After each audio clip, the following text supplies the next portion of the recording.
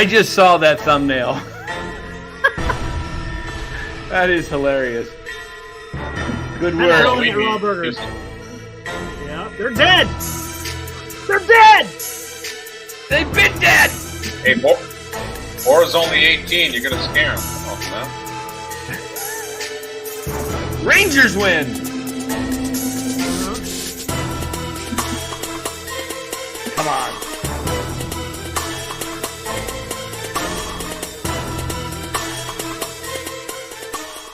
Put that thumbnail up. Put that thumbnail up. I got to see that. Let me download it into here. And all right. Put it hey, welcome everybody to the NorCal Sports Network, the daily show of Giants lose. Another loss.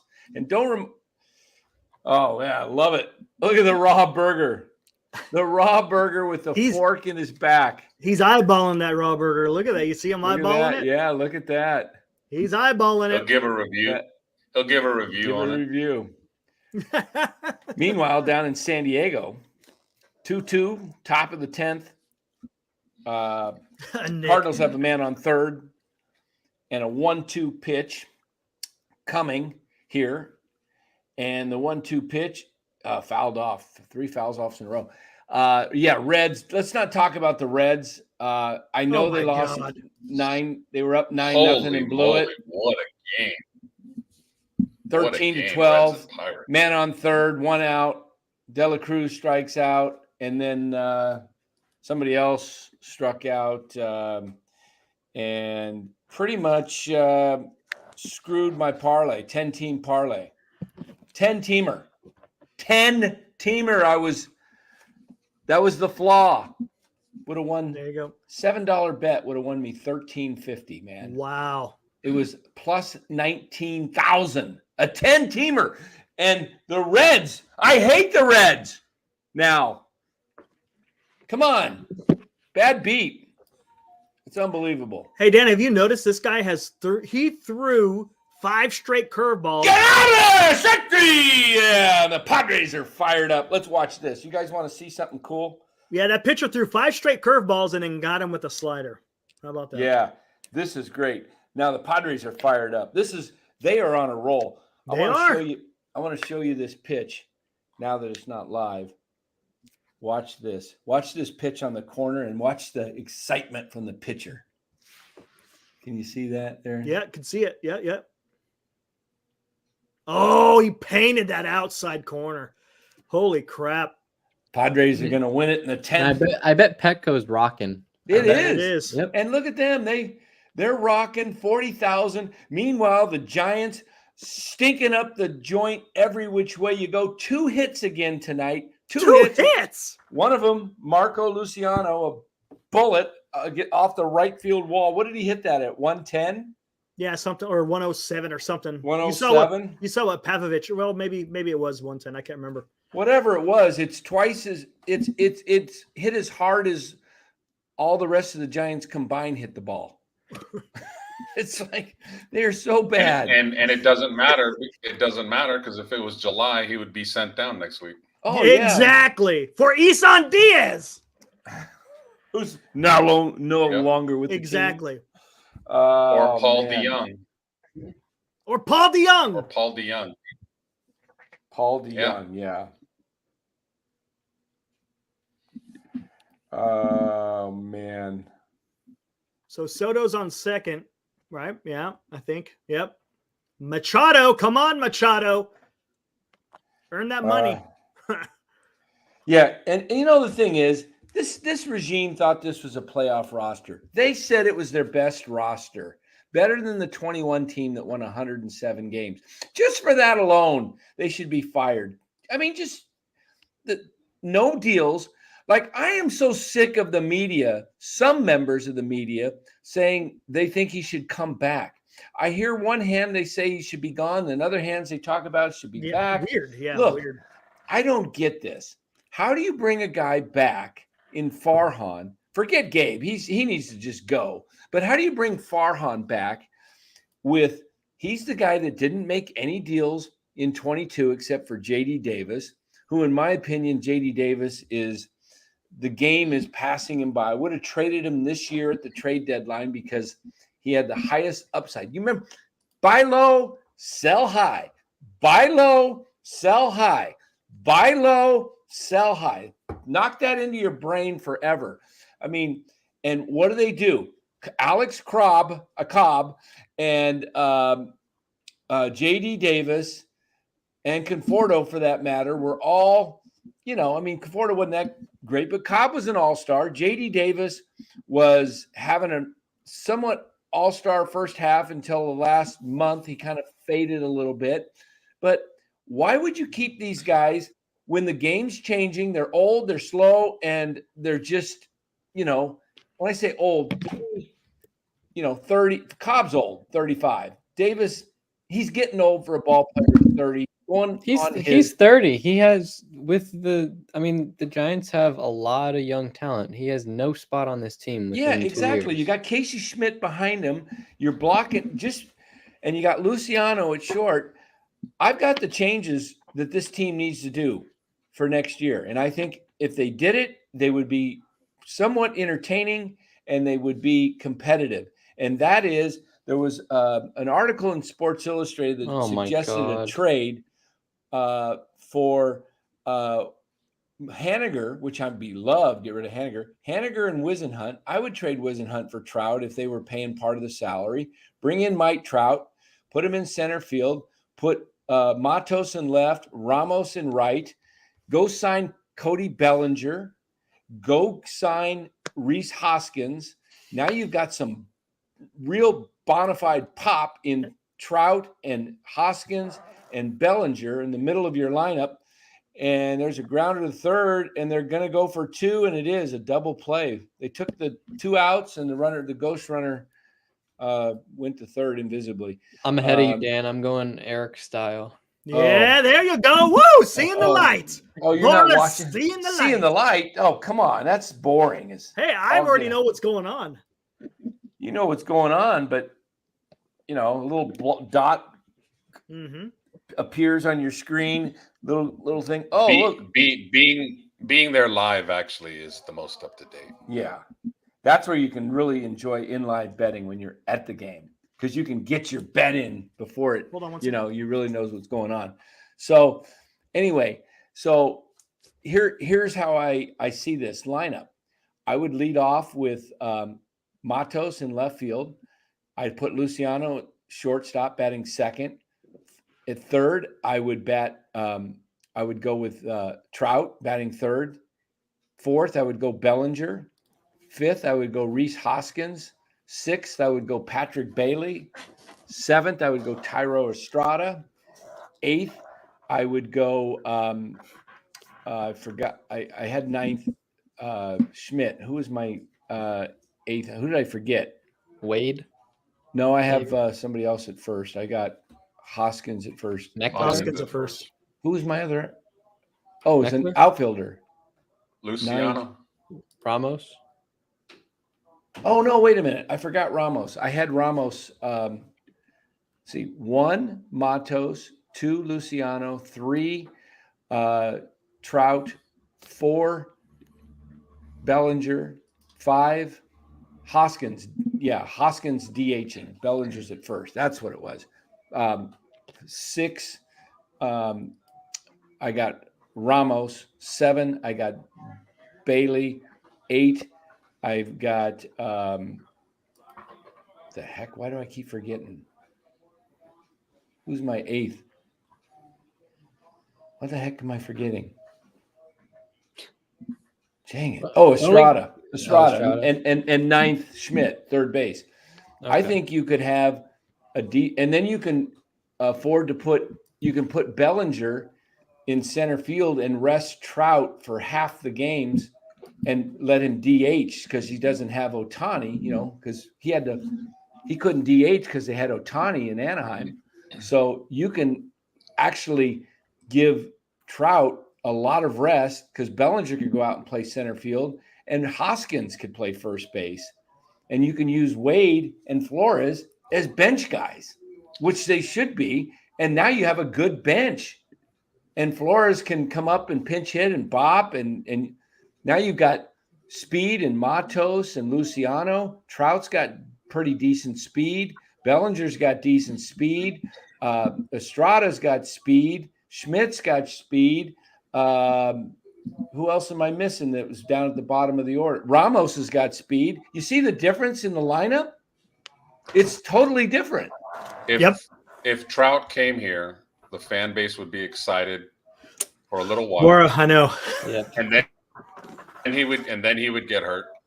And then the fans would complain. We got another older guy that gets hurt a lot. He has a track record, and he's one of the best hitters, best players of the last decade. But do the Giants want to do what they always do, which is get people past their best years, past their primes? The only way I wouldn't be opposed to be getting Trout is if Los Angeles pays at least half his salary. Well, that was part of. Well, here's the deal, though. When you have to pay part of the deal, you got to give up more prospects. All you had to give up was Wisenhunt in that deal. Wisenhunt and Haniger. Yeah. You may not have to give up any if you take it all, but I mean that's what Giants have. They got the damn money. And you know what? You may extend Trout's career, because I didn't even think about this. If you put him as a DH, you lengthen his career. You're not putting it straight on him with being out there in center field. But I don't know. Exactly. If he came as a DH and a spot player in the outfield, maybe that wouldn't be bad. Yeah, right. And Don't get me name. wrong. I love Trout, but much better than damn jock ass Peterson. I mean, it'd be a team instantly. Instant contenders if you do that. And then on you got paper, at least. Yeah, on paper. No. Of course. they need a lot more than that. They need a lot more than Mike Trout. Okay, no, of course. But if you get Mike Trout, if you get Cody Bellinger, if you get Reese Hoskins, yeah, you get all three of those, yeah. And you bring back Yaz, Slater, Wade, and Flores as your bench bats primarily. But then you're blocking Ramos and Matos, if those guys. You can only have so many outfielders. Right. Okay. What makes us think that we can get Bellinger realistically and Hoskins here when we've I don't think all year on the show. Yeah, we've said I don't all think year you on probably the show, can. This regime can't get these type of players to come. That's here, the problem. I mean, that's what I would. But that's just a dream scenario. That is a dream scenario. No, don't get me wrong. If I was a GM, that's what I would try to do. Yeah. Yeah. I mean, I didn't mention Ohtani because he's not coming. No. They don't have a shot. You can trade for Trout. Now, if you made a trade for Trout early, and then you said, Bellinger, I've got, now you might be able to attract somebody, but you're not going to, I mean, I don't know. Let's focus on, like, realistically, like I've said for months, go after one or two of the Japanese ball players. Mm-hmm. They're not going to cost that much. They are talented, and see what you got. I just don't know who's going to be posted for them for this year. Next year, I know you got some big guys. I don't know about this year. Don't think you're going to get the next Ohtani, but if you can get something a little close, hey, you know what? And it's not going to cost you $20 to $25 million. You could build around that. And please. Well, the first thing that has to happen is we got to get a damn front office who knows what the hell they're doing. And would you agree? Everything is pointing to them coming back. It is, and it's sick. Everything. So like our pipe dream, like, okay, let's hope that they don't make the playoffs and that'll force them to get fired. That's not going to happen.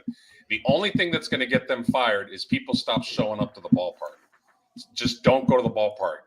This Dodger series coming up, I said it a few days ago. Been saying it. If it's 80% Dodger fans out there, ownership's going to be like, holy crap. But, at the same time, they're going to be embarrassed. But, hey, Dodger fans pay for tickets too. So, cha-ching, they're still making their money. When fans don't show up, when the Dodgers go out of town, I mean, we're running out of time, that'll send a message. I don't know who are they finishing up with? Dodgers. The last series? Dodgers. Padres? Dodgers. Oh, they got the Padres Monday night. It's going to be a ghost town. Going to be a ghost town. Yeah. Monday let's see, and Tuesday and Wednesday night, there will be nobody there. Giants will be almost officially eliminated. I think they could be officially eliminated by Monday. Let's see 12,000 people show up against the Padres. Dan, did you get that Right. article that John Shea put out? The Giants should I was do. trying to open it. I don't know how. Couldn't get it open. Here, I'm gonna ask you guys a question, and you don't have to answer it right now, but sort of think on it. Do your research and then answer it at the end of the show. Give me one free agent signing, realistic, that you can see the Giants signing. Not that you want the Giants to sign, but that you think the Giants would sign with Farhan in charge.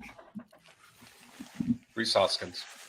That's your guy? He's yeah. Well, I mean, he's not necessarily like my first choice, but that's a Farhan signing. A guy that got hurt, a guy that you can get cheap, a guy that you can get for 1 year or 2 year with an option.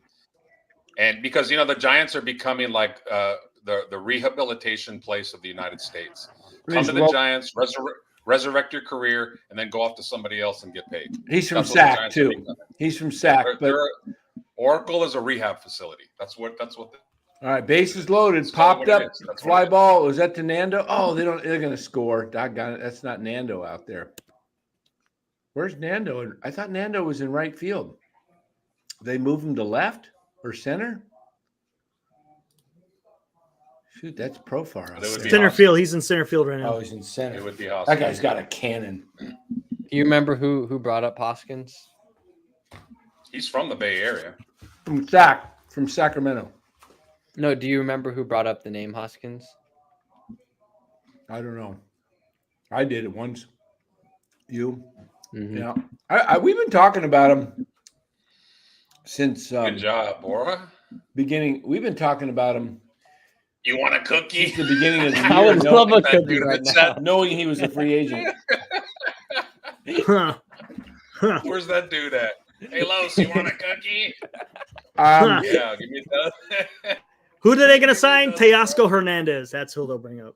Yeah, probably. That's a Giants signing right there. Give him a If 2 years. if it's still Farhan, it will be Teoscar. Here, I got a better idea. Sign a GM and a manager. How about that? I'd be happy with that. Yep. Before we get any players, sign a GM and a manager. Robert And while we're at Rothberg. it, Uh-oh. 3 for 3. 4-2 Cardinals now. Yeah, Padres are going to lose. Dang it. I just want him to catch the Robert is Giants. very agitated.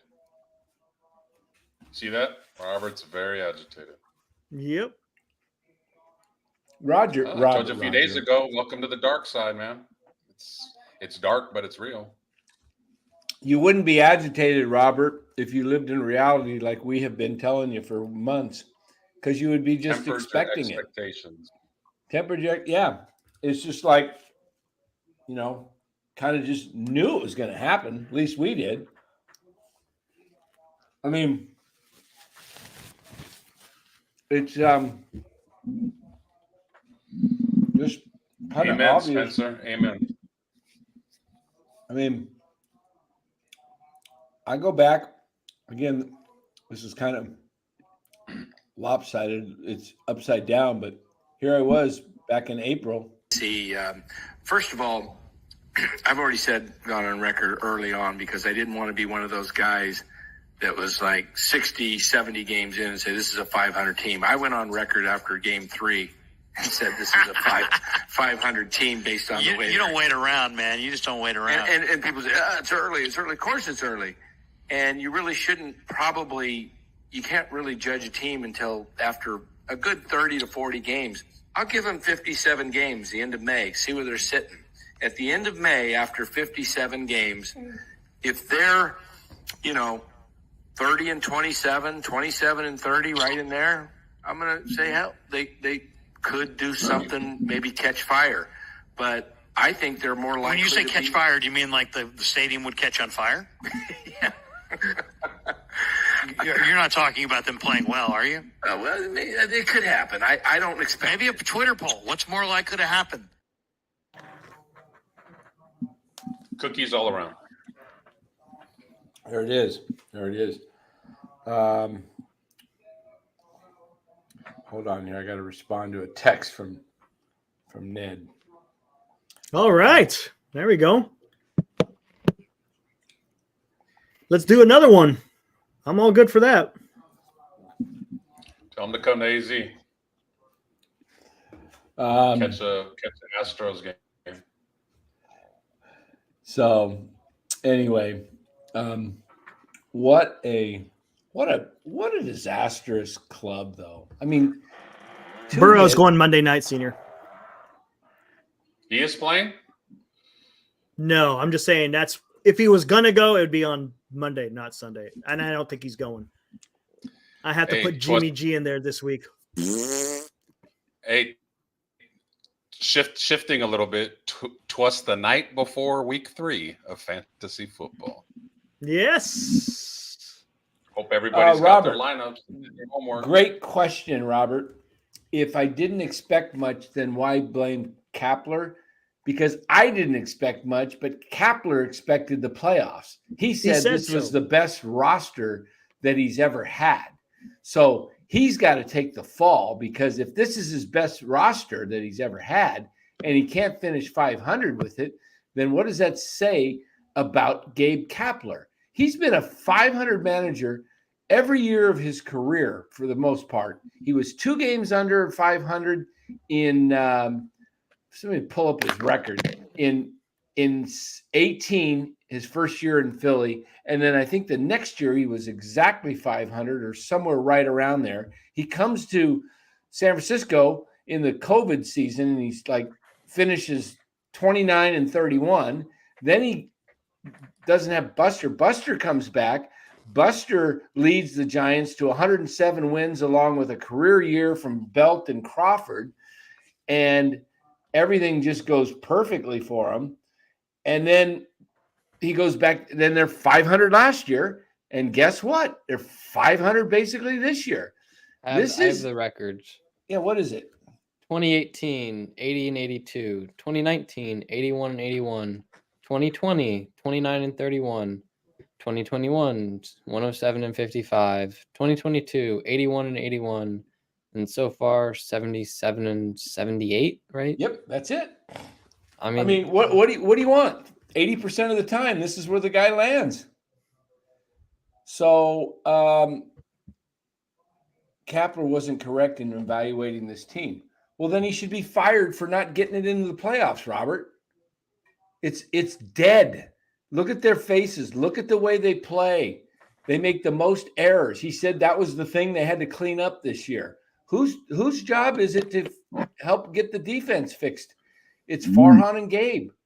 You know, and the defense, as long as they're platooning, the defense isn't going to be fixed. No, if these guys don't have consistent playing time, they're not going to get a consistent feel for the outfield, and they're not going to be able to make plays. So if they're being consistently platooned, they're going to be making errors. That's just how it is. If you want a team to improve, you got to play them every day. Yep. Good point there, Paul. For a numbers-driven organization, they sure make a lot of miscalculations. Good point. If they had a end of the season post conference, Gabe and Farhan sitting down up at the podium, and I'm there, I'm a part of the media, and I asked them, "Hey, Gabe and Farhan, it seems like Ramos made some strides this year and did exactly what you wanted him to do as far as his approach to the plate. Do you really not give him a chance because he was drafted by another regime?" What would they say? They skate around it? Next question, please. That's a direct question I would ask. You know, direct question I would ask. That'd be one of them. I'd have a lot. I'd probably get kicked out after 3 questions because, like, I'd ask the East Coast type of questions, like hard questions that you put people on the spot and hold them accountable, not skating around it and saying, "Hey, Gabe, how was the Philly cheesesteak in Philadelphia?" F that. I would ask. Questions. What would you ask for? Be held accountable. No, I would ask, "Hey, Gabe, let's go around the table and see what would you ask." In the beginning of the season, you said this was one of your best rosters you've ever had. Would you say that was a fair judgment and assessment of your team, or was that completely miscalculated? Good one. I would ask, of course, this as an owner sitting across Farhan individually and then Gabe. Tell me why I should bring you back.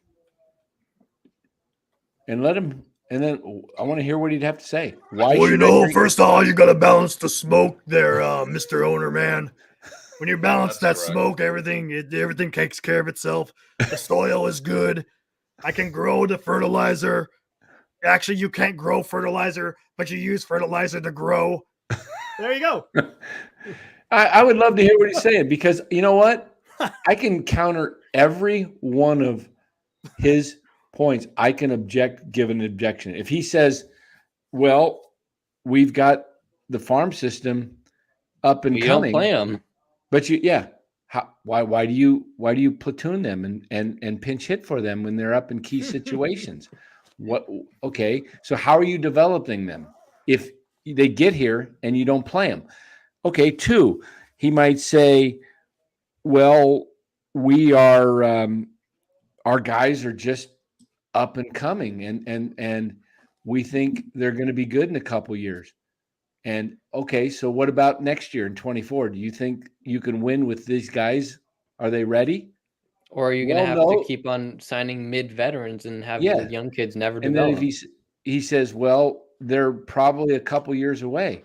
Well, so you're going to be on I'm going to bring you back on a 1-year contract, and all I'm going to hear is the media talking about the hanging over our club and our organization is going to be this constant talk of you being let go. I mean, it's just ludicrous, asinine, insane to bring these guys back on lame duck contracts. Right. Because you either bring them back and sign them for 3 years so that they can finish what they did, or you just move on right now. Because if you're going to evaluate them based on what they're going to do next year, there's no way this club, as it pertains to, as it is, they can't win with this club. They just can't. The Mets and the Padres have been down this year. We're down. The Mets stink now. They've given up. But the Padres are going to come back. Arizona's going to be better. Everybody's going to get better. So whatever. If Larry Bear was up there, he would definitely get the. You have said for basically 2 decades that you refuse to, as an organization, to rebuild because you don't want to give the fan the wrong message, and that you're afraid of attendance. Larry, your attendance is down 26% right now with doing it your way. Can you please answer that? I want to hear it. Yeah. I want them all to be put on the spot. I want them to feel uncomfortable. Because by not making them feel uncomfortable, you're basically saying, hey, come on back. Kumbaya. It's okay. We like being 500. Our fans have very low expectations. They're excited to be 500. Do you know the last time they won a playoff series was the World Series against Kansas City? 9 years ago. And they're top 5 in revenue. Top 5. They have a stadium that's owned free and clear. There's no excuse. 9 full seasons. You're making that much money, and you're spending it poorly the way you are and the way you have been. 9 seasons to go, no playoff victories. 2 playoff appearances in 9 seasons. This is not the Kansas City Royals market, the Pittsburgh Pirates market. This is, I mean, gosh, even Tampa Bay does better, and it's like, it's just crazy that you can't get a team. This team should be in the playoffs with 6 teams, probably every 66%, 2 out of every 3 years minimum. That should be the standard. That's the standard. 2 outs, and the Padres are going to lose. Shoot, they're down 5-2. If Mr. Johnson did pass away, would his son become controlling? He's doing it now. His son's running the show now, Greg Johnson. Yeah. So, just looking back on it, and this is all in hindsight, but Farhan was hired in 2019, right? If they had just full on committed to the rebuild, yeah, they would be like a World Series contender right now, theoretically, like the Orioles. Exactly. That's what happened. Sometimes you just got to break it all down, sacrifice a few years, and rebuild. But oh no, we're in San Francisco. We're a big market team. It's no, you're not. You're getting barely 20,000 people a day. That's not a big market team. A big market team is San Diego. They're under 500 and they're consistently drawing 40,000 people. That's a big market team. What does that tell you Padres that the just Rockies can draw what they draw? The Rockies have been like the cellar dwellers for a long time. And I would bet if I looked at the attendance for the year, I think the Rockies are outdrawing them. And they don't have as nice a ballpark. And they haven't won. And the Rockies outdraw them. Are you able to pull up attendance somewhere? Verducci talked about it in that article. But what's the overall attendance of Colorado right now? I'd be shocked if the Giants were ahead of Colorado. Let me look. Maybe here. they are. They're probably not, because they said but Giants are one of what only a few teams that have gone backwards in attendance than up. Um, Damn, where's Ralph Barbieri when you need him? Whew, he would. Yeah. If Barbieri would be interviewing Larry Bear or Farhan right now, if he was alive on KNBR, oh my God, he would ask the tough questions. I respected that about that man. He brought it. Rest in peace. all right, let's see. Okay, the Dodgers are tops at 3,736,000. They're showing Yep, the 79. Rockies are out attending them.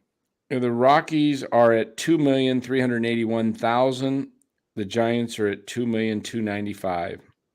So even Milwaukee's, in another small market. Giants are 10 out of 15 NL teams. Rockies are 8. And they're the worst team in the National League, and yet they're getting What are you 8. looking at? What are you looking at? Baseball Reference, their ranked is 10th out of 15 National League teams. Oh, National League. Yeah, because they're overall, so they're 17th, the Giants, in attendance.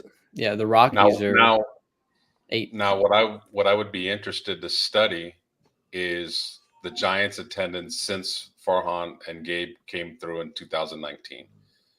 Now, 2021, it's going to be high because they were the best team in baseball in the regular season. And it wasn't even that high because they were still COVID stuff. They were still at COVID restrictions in the beginning. Let people in.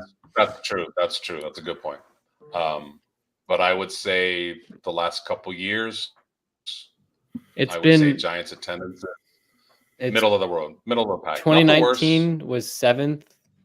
2020 was 13th. 2021 and 2022 was 8th, and then this year it's 10th. Before that, it was 4th, 3rd, 2nd. So tomorrow's the Dodgers. Bora, you said home game. You said the last 3 years, Bora, were 8, 8, and 10. Yep. That's not enough to move the needle to make this ownership like sweat. For them to sweat, they would have to be under 15. They would have to be 15 or higher. That would. You're talking about for overall attendance? This is National League, though. I don't know. National League. Well, I don't know how to do the overall. I got it right here for the. That's the only way. That's the only way to make them think that they're right here. I can do it. Last year, the Giants were overall. The Giants were 12th last year in all of baseball. This year, they're 17th. Middle of the pack. In 21, the Giants drew 1.679 million. They were 12th in 21. Last year, they drew in 22. They drew 2.482 million. So this year, they're actually going to be higher in attendance for some reason. So I don't know how it's down. Well, 2.2. No, they will be down. They'll probably end up about the same because they've got 6 games left. They'll probably draw, 100,000 for the LA series, which will put them at 2.395, 2.4. They'll end up at about 2.4.5, about exactly where they were. Then in 19, the Giants were, where were they in baseball? They were number 11 at 2.7. It started fading in 17. In 2018, the Giants were fourth in attendance, 3,156,000. Still coming off the World Series years. 17 was a down year. So they were fourth. In 17, they were third, 3.3 million. In 16, they were 3.365. They were fourth. I'll bet you in 14. Let me go to or 15, right after the third World Series. They were third. They're never going to get past LA, but they were 3.375, same as 16 because all sellouts. 14, probably the same. Yep, 14.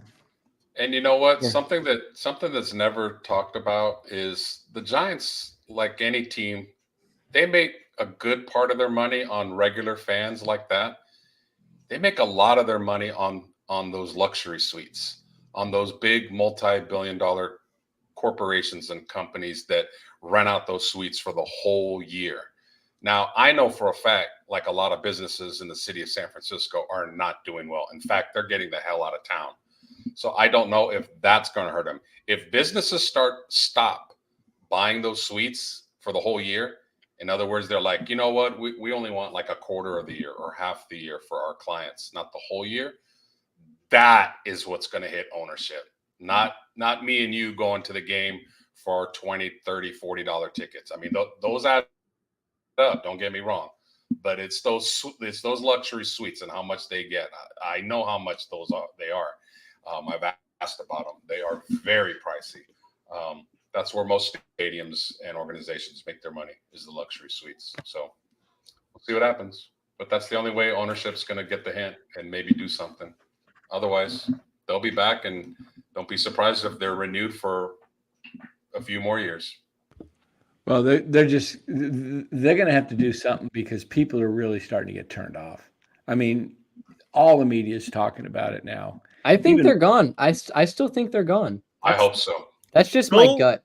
Listen to Marty and Bruce this afternoon. Bruce it's Jenkins. Pretty good. Yes. Not Daniel. Yeah, but you know what?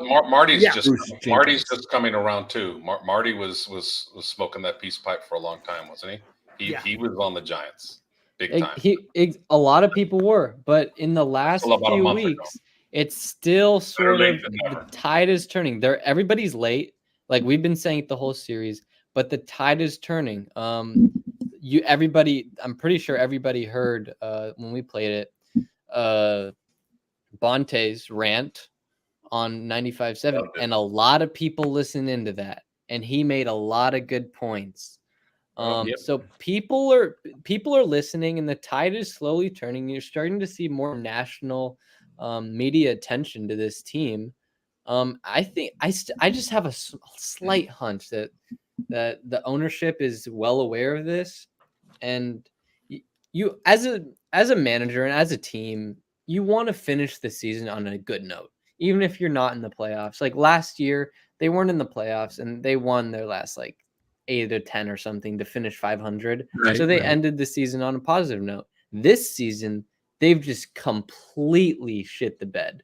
Like the last 3 months have been in a downward spiral, and they haven't surfaced. Blame NorCal Sports Network. They wanted this to happen. Exactly. Sorry.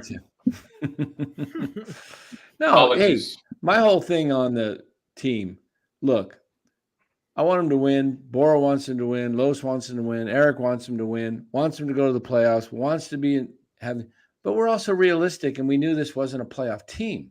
So we're not saying, "Oh crap, we don't want them to make the playoff." We know they're not a playoff team. So therefore, we want them to fall on their face so that they make a move. Because if they bring these clowns back again, what do you think is going to happen again? Why do we want to continue to just keep circling the whole, playing the doggone circus?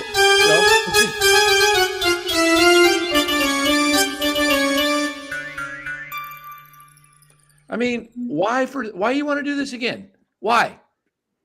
I mean, I'd rather have him crap the bed with a bunch of young guys and a manager that is, something that's good for the future, But look, I heard Bruce Jenkins and Marty Lurie, they were talking about Kapler. They said he's just a weird dude as well.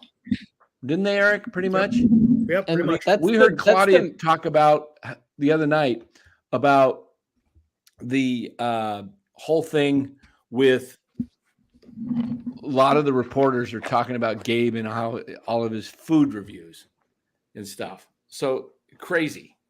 That's the main argument, I think, against Kapler.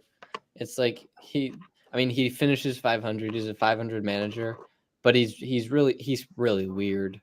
And I mean, all these like Twitter weirdos are defending that. It's like, yeah, you have your own right to be your own person, but at the same time, it's pretty weird to see you on side quests reviewing food when your team is not doing good. And it's just like your whole just personality and everything just gives off such a weird vibe. And it's like no wonder your team isn't doing too good. You're the leader of the team, basically. The manager is the leader of the team, and by exuding that type of energy, that's what people see on the outside, and that's who you are. As weird as he is, as we know that he is, as quirky as he is, if the Giants were winning, it would be accepted. Sadly, that's the truth. Mm-hmm. I brought this up to Dan the other night, just one-on-one. I said, do you guys remember Phil Jackson, coach of the Bulls? That dude was weird. That dude had a different book for each of his players. I remember seeing the documentary, and his players were like, what? He took over for, I forget who was the coach. And he's all into Zen, and he's all into these different kinds of ways in meditation. He was doing things outside the box.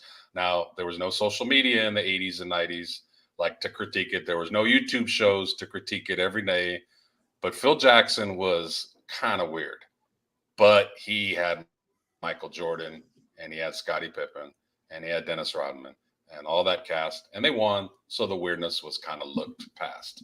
So I'm just saying, like, if Gabe Kapler had won a World Series in 2021, after that 107 win season, we'd still be talking about him weird. We'd be like, damn, what the hell do you got that tattoo on your hand? Why are you giving food winning cures everything? But he would be accepted. And I would accept him too. The Everything. fact of the matter is, though, he's a 500 manager without Buster Posey. Agreed. Without Buster That's why he Posey doesn't and get that. career years from Brandon Belt and Brandon Crawford, he's a 500 manager. And that's the fact of the matter. Like, that's the main thing. He's a 500 manager. He's not a winner. He's just an average manager at best. But on top of that, he's weird. Like, weird is fine. There's nothing wrong with it. Be your own person. But you're not a winner. You're a mid manager, and it just makes the weirdness sort of stick out a little more. Good point, Matt. Kapler is not authentic. Yeah, he's definitely a fake guy. No doubt about it. A lot of that stuff he puts on is just a persona. I think in going back and watching Ned last night, and I told Danny I hated missing that show, but I had an obligation because I love when Ned's on and picking his brain. But Ned said the first thing that a general manager or vice president of operations, whatever title you want to give, is know your players. Does Farhan know his players? No. Does he really know his players? I don't think so. I don't know if Gabe really knows his players. They know what the stats say, but you got to treat people like human beings as well. There's some players that maybe you can platoon and it's no big deal, and others are going to get pissed off on it. So I think that's kind of what's missing in this is just the whole human element. I mean, look at the way they did Correa at the last minute. I mean, there's just a coldness about them that if you don't win is going to turn off a lot of players. You don't have to be buddy-buddy with your manager and your general manager, but you got to be treated like a professional and treated with respect. And I don't know if they do that all that well. Do you think I could be Kapler wrong. has that relationship with his players? Because I know Kapler has his like relationships with Jock Peterson. They share a shot of whiskey after every win. But do you think Kapler has a manager type relationship with all his players? I don't think so. I think he I don't think relates so. to I some think he's a players leader. better than others. Mhm. I don't think he relates to the young guys. I think he Nope, relates and- only to the veterans, and that's why the young guys maybe don't play. It's because there's less patience for them. If Yaz goes 0 for 16, he'll be in there. If he goes 0 for 4 straight games and goes 0 for 16, if it's a righty, he's in there. But if Ramos or Matos goes 0 for 16, they're sitting for a week or they're getting sent down. That's the hypocrisy of management, is they treat the veterans differently than they treat the young guys, and they have all year. And I don't know if fault. you guys listened to Deion Sanders' interview. I'm gonna try to pull it up so I can play it. It was great. About hitting a baseball being the hardest thing. That one. Nope, it was a different Okay. one. Okay. When they were playing Colorado State, the guy who scored the winning touchdown, the receiver, apparently his dad is in prison, and earlier in the game he was dropping a couple balls, and Deion Sanders apparently went up to him and was like, "Listen, your dad's watching. Play your game.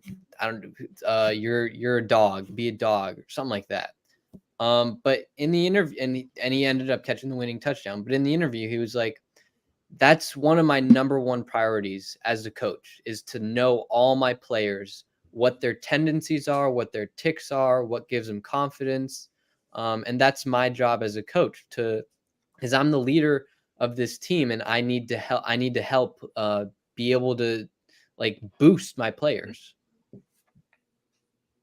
Yeah, it's a good point. You got to know your players. Like last night, we talked with Ned, and one of the key things that Ned did is he hired when he was with the Dodgers, he hired basically a psychologist that talked to the players.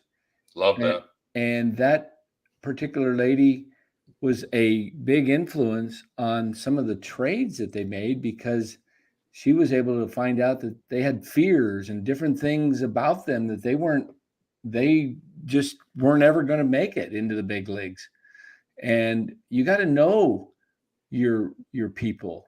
And if you have that knowledge of what's going on inside your players' heads, and other teams may not know that, but you have that knowledge, you can win some deals.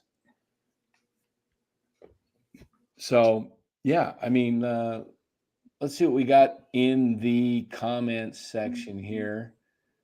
I got you guys. Yes, the private chat, if you want to check that out, guys, just so you're aware what's happening here shortly. And I did get the subs done. So we're hopeful to get a live update here shortly from Claudia Guestro, live from Dodger Stadium. She joined us after Thursday night's game. So she should be with us here momentarily, hopefully. Everybody be nice, be respectful. Be on your best behavior. Be respectful. And no wise cracks. Or Mark, if he's in here. Mark in here? Yeah, we're watching you guys. Is my man Mark Graves in here? I haven't seen him. Chardal's not in here, is he? I don't know. Mark will get him if he's in. I'm not sure if Mark's here with us tonight. Haven't seen him. Anyway, Eric L. is here. He'll smack him. Oh, he is. Mark's here. Okay. Be on guard, Mark. Just whack anybody they've been warned. No wise, unprofessional comments in the chat. All right. So, Eddie K. Hey guys, I won her heart last time. She loves me. Yeah, it's fine. Just be respectful. Anyway, I'll throw off the whole chat if I have a conversation with her in Spanish for about 10 minutes. I won't though. I'll just greet her in Spanish. Yeah, I want to find out if she got a hold of Luciano.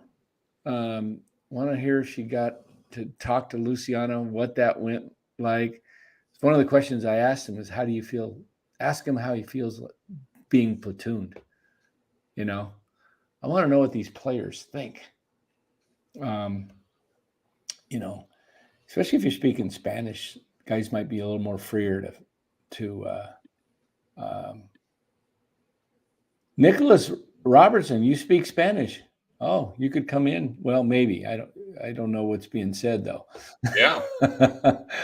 Or did you take Spanish in school? Say that again. Did you take Spanish in school? Yeah, I know. Hola. I can count to 10. Okay. 10. I can count to 10 since I was 5 years old. Wait. 1, 2, 3, 4, 5, 6, 7, 8, 9 días. Time out. Okay, Bora, real quick. Let me give you just a quick Spanish lesson. Don't say it so gringo like. Don't say hola. Say hola. Hola. There you go. How is my counting, Los? You say that to Claudia, and she'll be cool. Hola. I know what I'm gonna say. I'm gonna say hola. Hola. Me llamo Bora. Yeah, what's that mean? There you go. My name is Bora. My name is Bora. Hola. Me llamo Nama Dan. Whatever you say. Yeah, when you speak Spanish, you gotta. It's a romantic language, so you have to. You can't just say hola. It's not like you're saying Coca-Cola. You gotta say hola. What's your mouth going? You How about? How do you say stripling in Spanish? Or I don't know. I can't say it in English.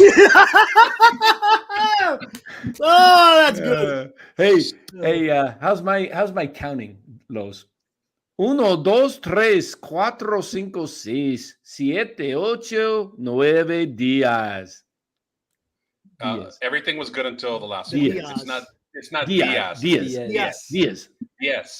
Días. Not 8, 9 días. Yes. That's better. Yes. Not Diaz. Yes. You're 1, 2, 3, 4, 5, 6, 8, 9 Isan. Isan Diaz. And tonight on NorCal Sports Network, we have Spanish 101 taught by Professor De La Fuente. Hey man, when I was a kid, my best friends, we grew up together, went to school together. They had 3 boys. We had my 2 brothers and I, and we were always playing sports together. And they were Mexican, and their backyard, we had an unbelievable wiffle ball field. It was called Tamale Park. We had foul poles. We had a pitcher's mound. We had bases. We had signs down the left field line. I remember right down the third baseline, it was 63 feet, 77 feet to the left center, 70 feet to straightaway center. And, it was just, they had a true mound that they used to play, Little League, 45 feet, and used to pitch hardball. And right behind the home plate was the bathroom window. And that thing, man, with hardballs was going through the glass. Crazy. All right. Let's get an intro. Can we get a cheer here, Eric? You ready? Hold on. No. We got to get to the board. Here. Live from Dodger Stadium, Claudia Gestro. Is it pronounced right? Is it Gestro? Yes, you got it right. Correct. Yes. All right. Look at Dan. Got it right. All right. Well, welcome to another edition of NorCal Sports. The Dodgers cleaned the Giants' clocks tonight, 7-0. Did you get any interviews inside the Giants locker room yesterday or today? Unfortunately, I did not. But Oh, I did talk to Marco. oh, we're gonna have to let you go, Claudia. No, I'm kidding. Jan. Well, listen, when you have Kershaw, what do? I mean, Yeah. let's be honest. Exactly. Kershaw was pitching, and this must possibly be his last game as a Dodger. Yeah, at home. So, Yeah, huh? Meaning on the regular season, Right. But, I mean, you have to run over there, and that was my duty. But, I did talk to Marco today. Oh, you did. That's what. Yeah. Yeah. Okay. What did you get a chance to? What was the interview like, or your conversation? It was about, obviously coming up for the first time. I asked him about what we discussed. Not exactly your question, but just getting the opportunity, let him in the other player's name, Fitzgerald. Fitzgerald. Yeah.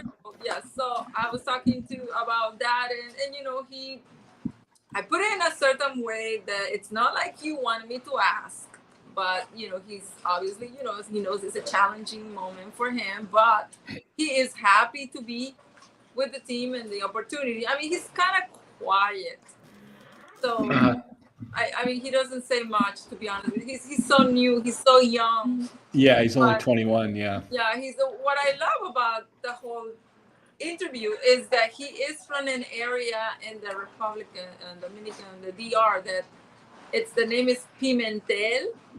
In my country, I am from Peru. Actually, there is a place called Pimentel, So, So I was like, we had something in common. I was like, oh my God, I can't believe it. That's the name of a town in my country. Also, it was such a that's cool. Coincidence. So, Machu Picchu.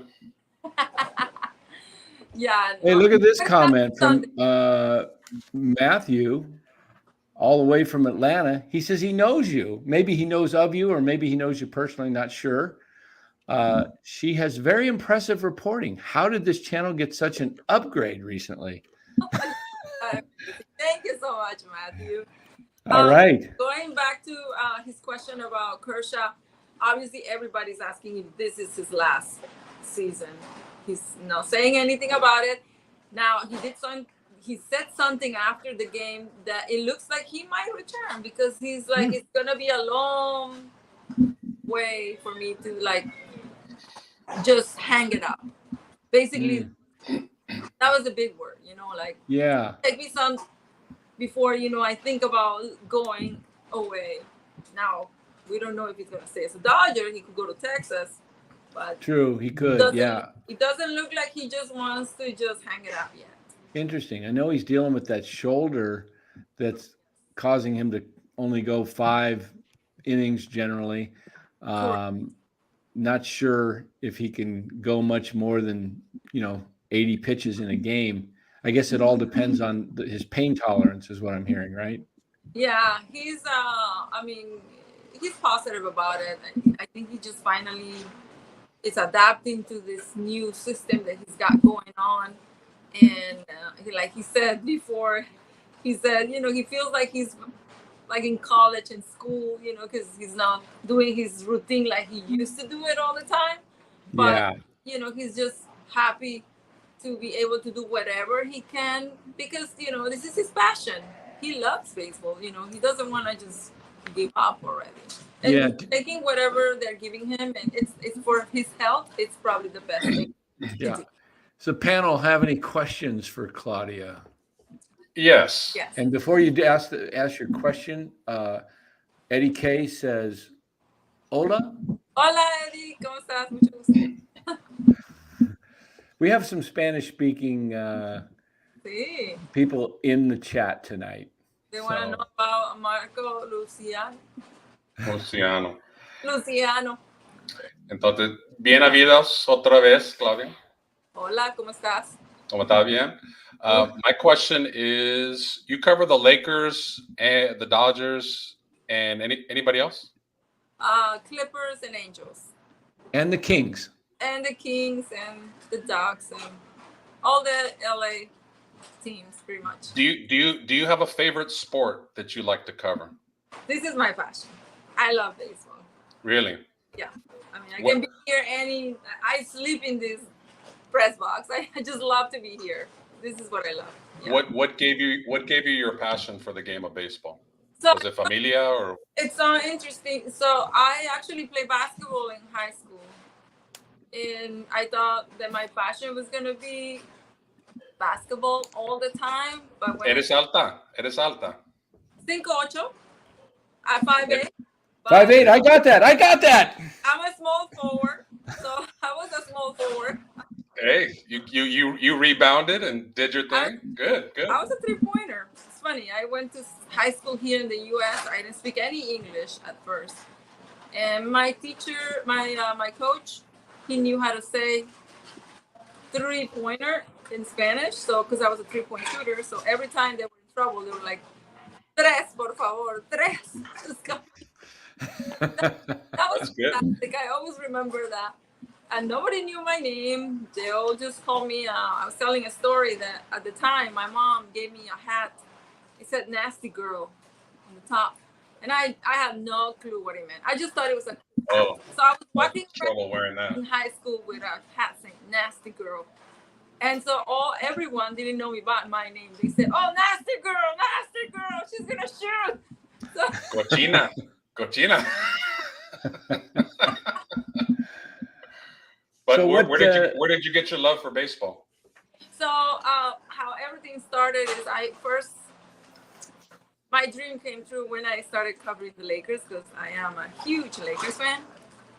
And I was covering the Lakers, but then later on I had the opportunity to come to the Dodgers, and I was kind of curious. I just wanted to know, because everyone was like, "Oh, the Dodger game." And I had no clue about baseball, zero, nothing. So I finally wanted to explore, and I did. I was working at the time with a radio station here in LA. I wasn't doing reporting, but I was working with them, and I just kind of said, "Hey, let's just do something for baseball." And I cover the Lakers. Would you guys let me go in Dodgers and just do some reporting and just advertise our radio station and stuff like that? Like I was taking pictures of the players holding the microphone with the logo, just small little things like that. And so that's how I started, basically, until I decided to go to the All-Star game in 2013. And I ran into a group of Venezuelans. And as you know, what's going on in Venezuela, there's a lot of issues, political issues. They can actually fly. A lot of reporters can come into the United States. It's not really easy. It's super expensive. And they need content. So I stayed in touch with them. Later that year, I lost my job. Some haters, and they wanted me out at the radio station. So I was let go. And that was a good thing, actually, because then at that time, I remember I talked to the Venezuelan station, and they said, "We need someone to help. Can you help us for content?" And that's how I literally started working. Just, have my own affiliation, and I started working with different outlets, whoever needs content. And that's basically how I started. But yeah, it was a grind. When I first started, I tell people I was literally never in the press. I was never in the press box. They never gave me a press box pass. I had only field level, field like down. That's it. And after that, I had to go home. Like I just get whatever I can get and then leave. And but I had to put a lot of work on it. Just keep doing my interviews, keep doing every day.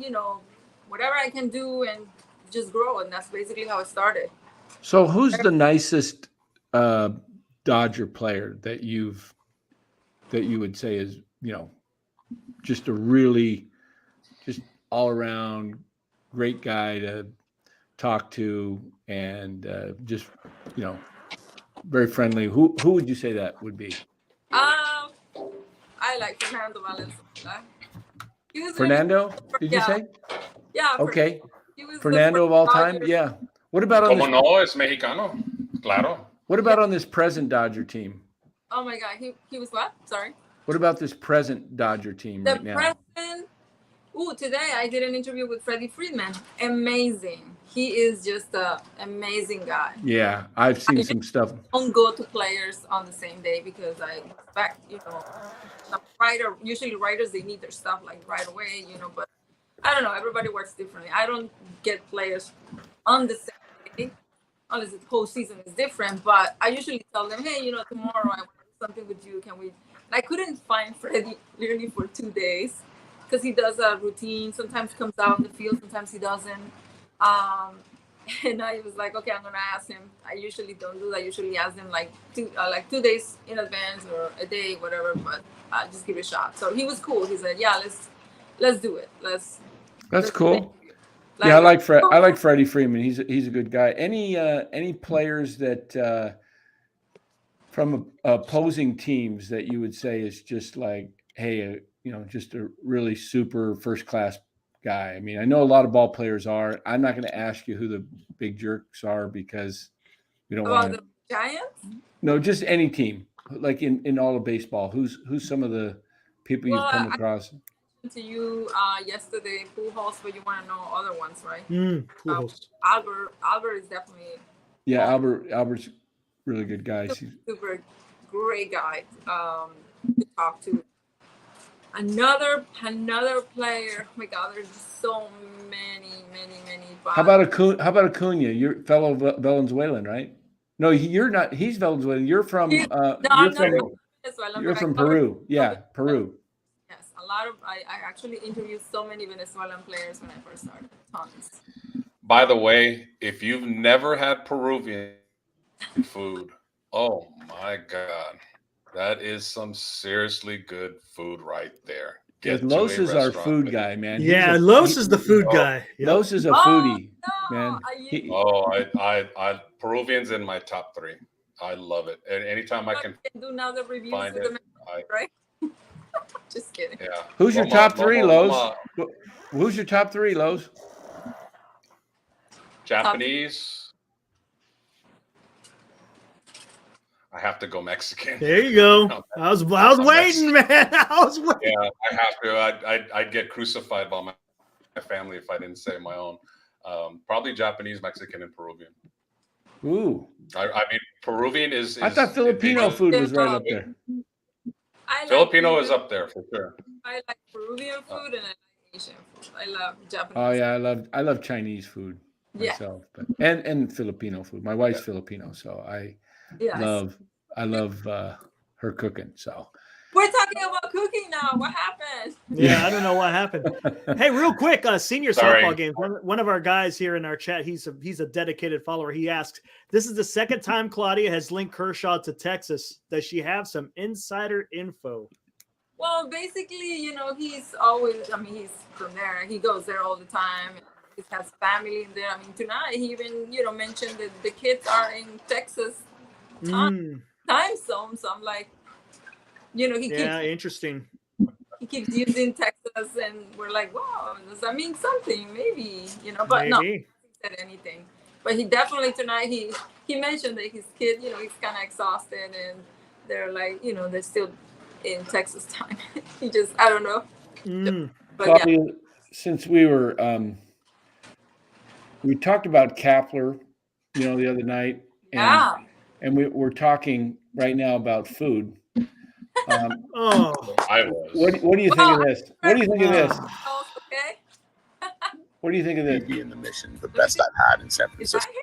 Literally dripping with flavor. The soft shell crab tacos packed real. It's got music on. Number 2, straight toe to toe with the burger. Jalapeno chips, the perfect spicy complement, and that's a smoky Scotch cocktail with just the right amount of maple syrup to balance the smoke. A+ vibes and service. Highly recommend. Sneaky good. Own show. He needs his own show, like Hell Kitchen, like his own TV show. That's our manager. Would Dave Roberts do that at all?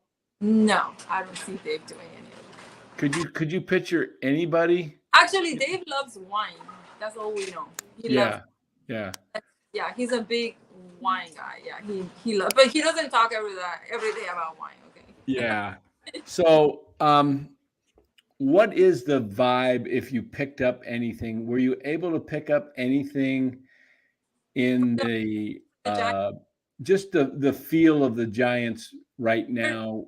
Are you picking up anything in the press box, down on the field, in the clubhouse? Anything? Are you picking up a feeling of still still fighting, or do you sense like a sense of defeat from the They're players? pretty chilled. I think they know it's pretty much over, and they're just they're just playing just to play, because they love, like I said, playing because they love the game, but they're not playing to win. As there's no like passion in there right now. Can you sense? I mean, is there talk among other reporters of any? Are you picking up anything? I don't want to point at reporters, but I did hear that just the Kapler isn't really likable, and I don't know exactly why. I didn't go in details, but that's what I heard. I heard that he's not likable. I think everybody wants a change. Interesting. It seems like it's overall like, and I haven't been watching much what the Giants are doing, but for the little bit, I did hear this, and hopefully there's some changes. That's next season, but that's all I heard. So he isn't like interesting. Yeah, there's a lot of banter going on right now, and it seems to be picking up in intensity. A lot of media outlets in the Bay Area are picking it up. We've been talking about it for a long time. The national media is starting to talk about the Giants. Yes. And yet, some people still believe he'll be back. Which to me would be possibly they already said that he'll be back, right? But right. If there's a possibility, like obviously, whatever they do next week, if it's really, really bad, then there's a possibility they can change their mind, I think. Yeah, I mean that would be good that's kind of what, as followers of the team and fans, we're hoping. We just don't feel like it's a true, a great fit for the organization, the players. We've heard what was that, Eric? We heard or an article somewhere about Yaz. Yeah, said something about something going on in the clubhouse. That is. I think I heard it because I was asking sort of, and I guess there was some kind of talk in the clubhouse between players and the GM, but the only one that haven't spoke was actually the manager. He didn't address anyone. Yeah, it's really where there's smoke, there's fire. Where there's smoke, there's fire. Yep. Never know. Yeah. Claudia, I have a basketball question for you. Uh-oh. Are you ready? Let's see. Okay. Is this finally the year that the Clippers finally are better than the Lakers? Because the Clippers, I don't know why they moved to Los Angeles. I know they did it for business purposes, but that is a Lakers town. It will always be a Lakers town. Not only did they move into the same city, but they share the same building. My God. Well, not long. I mean, they're building their own arena. When is it gonna be ready? I think pretty soon. I don't have I can't remember the year. I'm so sorry about that. But I think it should be like in maybe 2 years or a year. But it's moving fast.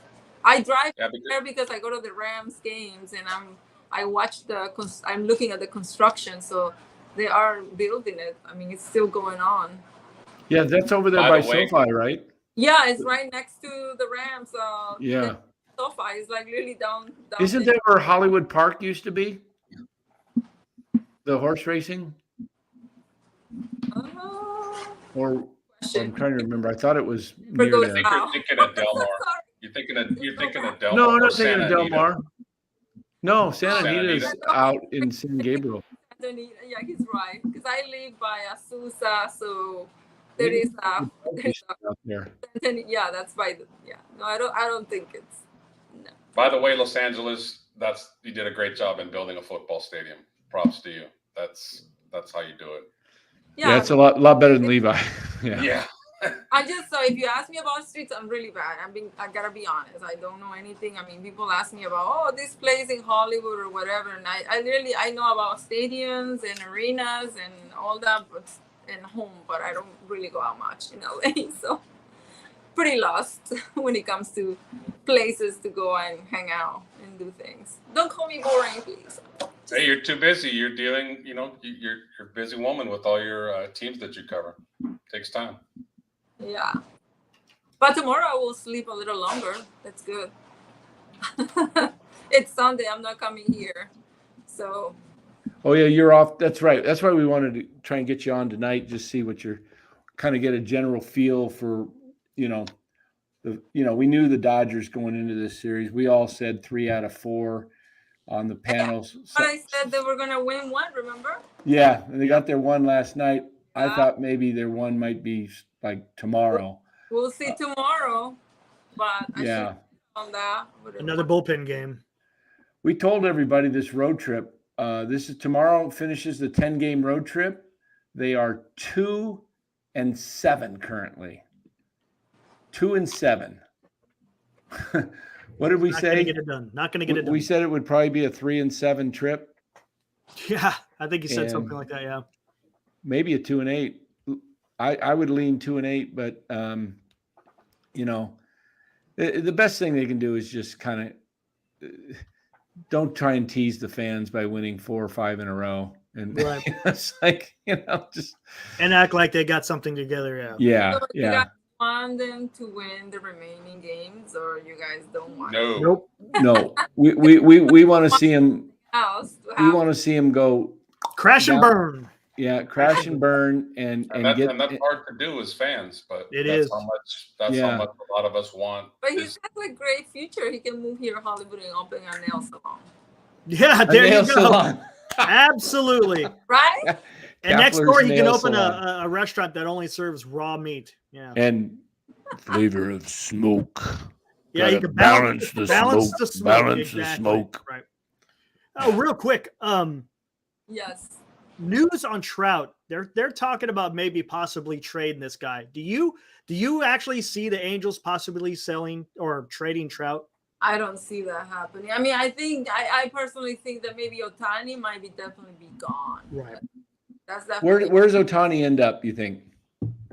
Oof. So at the end of last season, I was hearing rumors that he possibly might be going to the Padres, but I don't know. The Padres spent so much money in the offseason, and it was bad for them. But I just don't know. I mean, he's going to be expensive no matter what. Ohtani is going to be super expensive. Now I'm hearing possibly Seattle. Wow. Seattle. That's what I said. I said Seattle. Yeah, I'm hearing possibly Seattle. And obviously the Dodgers are going to need another arm too. But he's not going to be pitching next season. No. Right. So, Right. I mean, if I was the Dodgers, I wouldn't spend all that much money to bring someone next season. You can even use him as a pitcher. You already got a lot of power in that lineup. Why do you need another bat? Right?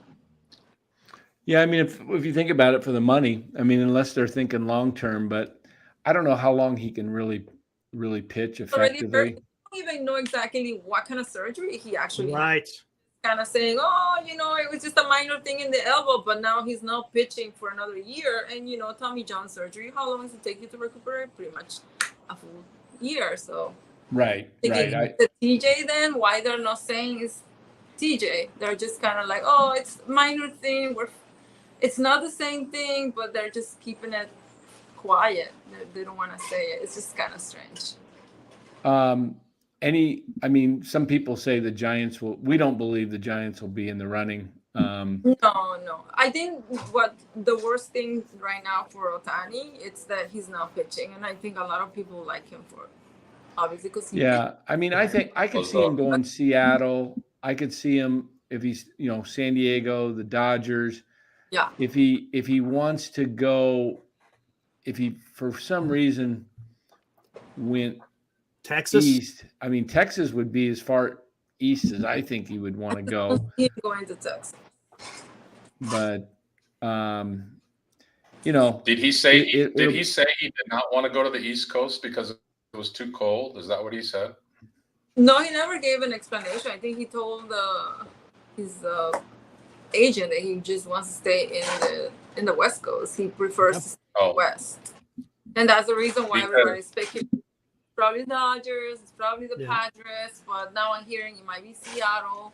I just think that now the cost, I don't think it's gonna be over 500 million like everybody thought. It probably is gonna be less than that because of the injury. That's the worst thing Yeah. that. Well, For he can say that he wants to stay on the West Coast all he wants, but the Yankees are finishing in 4th place. That's a very proud organization, and they have very That's deep pockets. So That's don't be another- surprised if they offer him a big deal and he says, "Oh, okay, I don't need to stay in California. I'll take the money." Yeah. What about what are you Probably a long hearing? shot. What are you hearing from the Dodgers? Any talk of a reconciliation with Cody Bellinger? Has there been any talk about the Dodgers wanting Bellinger back? I don't think so. I don't see that happening. Okay. Did he leave on bad terms? I don't know bad terms. Actually, the one I think the other, what's his name? God, I'm trying to forget. I'm forgetting now his name. He went to Philadelphia. I think he. Oh, Trey Turner. Trey Turner. Sorry about that. I'm blinking. Yeah, I think that was probably a bad in between them because he kind of mentioned that they didn't offer him anything. I don't think the Bellinger situation. I think they're just moving on. He got hurt. He never got that swing back again. And it was not the same player ever again. So they just kind of moved on. You know, they tried to fix his issue for like right reasons, but it just didn't work out. So yeah, I don't see him back here. It could happen, but it's kind of rare. Yeah.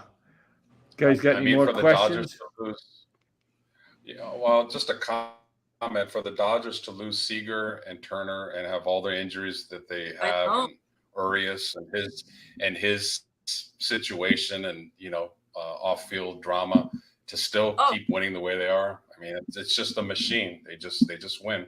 So you don't got to like them, but we definitely respect them for how they handle their business. The whole deal with Urias, it was very dramatic, and very. I like how the team is holding. With that whole situation, they're actually doing a good job to keep going. That didn't bother them. I think they lost maybe a couple of games, and we were freaking out because we're like, oh my God, this is it. They're gonna go down because of this whole incident. But no, they just went back up, and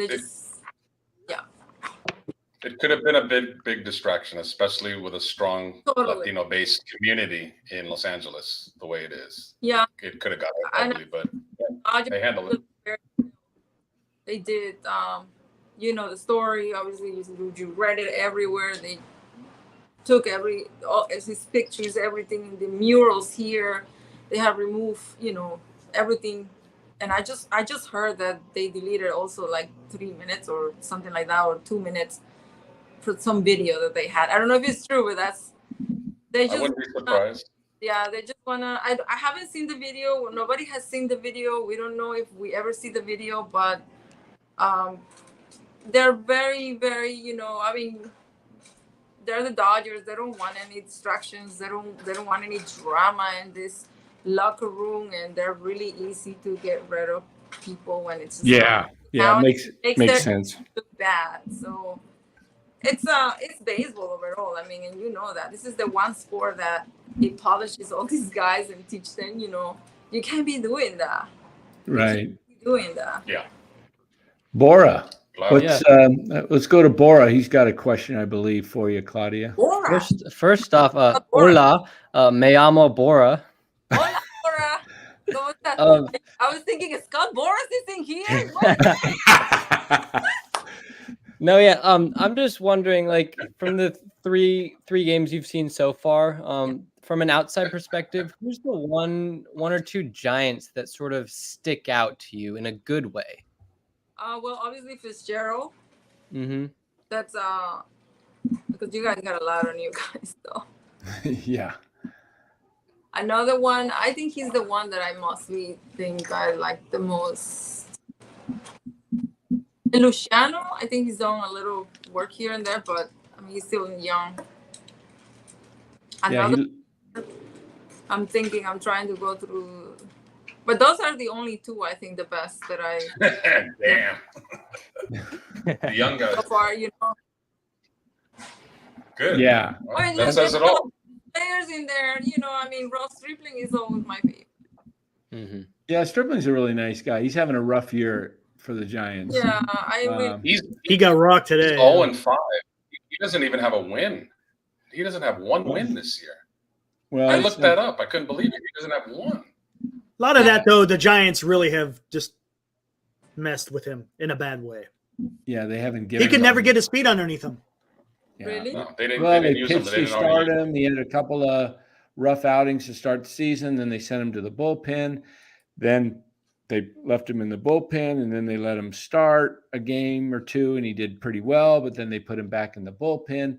The Yeah. Giants have just been a complete crap show because they have not had any continuity with the pitching staff. The pitchers are frustrated, all of them. I believe even Logan Webb has been frustrated. I haven't seen Ross here. I don't know. Usually he comes out, but I haven't seen him. It's so strange. But yeah, we're missing here. He's just one of our favorite Dodger ever. He was always nice to everyone. Has a good attitude, has, even though things go rough, he's always happy. He always. I wonder if he would, with the pitching woes that the Dodgers have, as far as, talked about Urias, you got Dustin May, who's had another Tommy John. Yeah, correct. So he's out probably for next year. You got Kershaw maybe coming back, but he's going to be 37-ish or something like that. And then you've got Walker Buehler coming back, and a couple of younger pitchers. What's his name? Emmett Sheehan, and then Bobby Miller. Is it? Bobby Miller. Yeah. Bobby Miller. And so is there a possibility that they look for a veteran like Stripling, maybe? Because Stripling can opt out. He said he's going to opt in and come back to the Giants because he hasn't pitched well enough. But I wouldn't be surprised if he had talks in the offseason, with some Dodger players that could, I'm sure there's a way to connect that the Dodgers have interest. And needs a lot of help for sure. Yeah. We had some rough games, and I was mentioned to you yesterday that with Emmett, they're gonna move him to the bullpen because they know they can rely on him. He can go 4 innings, 3 or 4. I mean, he's good. The kid is really good. They know they can get something out of him because they need some reinforcement in that bullpen. It's shaky sometimes. Wow. What's the deal with Dustin May? Did he have another Tommy John surgery? Yes. And then is he going to be projected as a starter again, or are they going to move him to the bullpen? Well,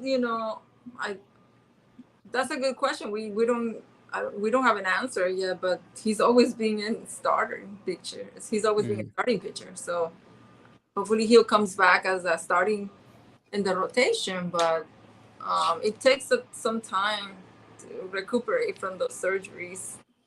I mean, Walker didn't even want to come back. Yeah, they decided that because I'm sure they were not going to give him a starting in the rotation. We don't know, but I think it's smart to not push him. He's already had 2. That's his second Tommy John. Yes. No reason to rush him back. No, and that's what they did with May. They rushed. Right. That's what. When May went down, I said, "There's no reason why would they bring him back?" Oh, and then you lost Gonsolin. What was Gonsolin's injury? Did he have Tommy John too? He had Tommy John, I think. Oh my goodness.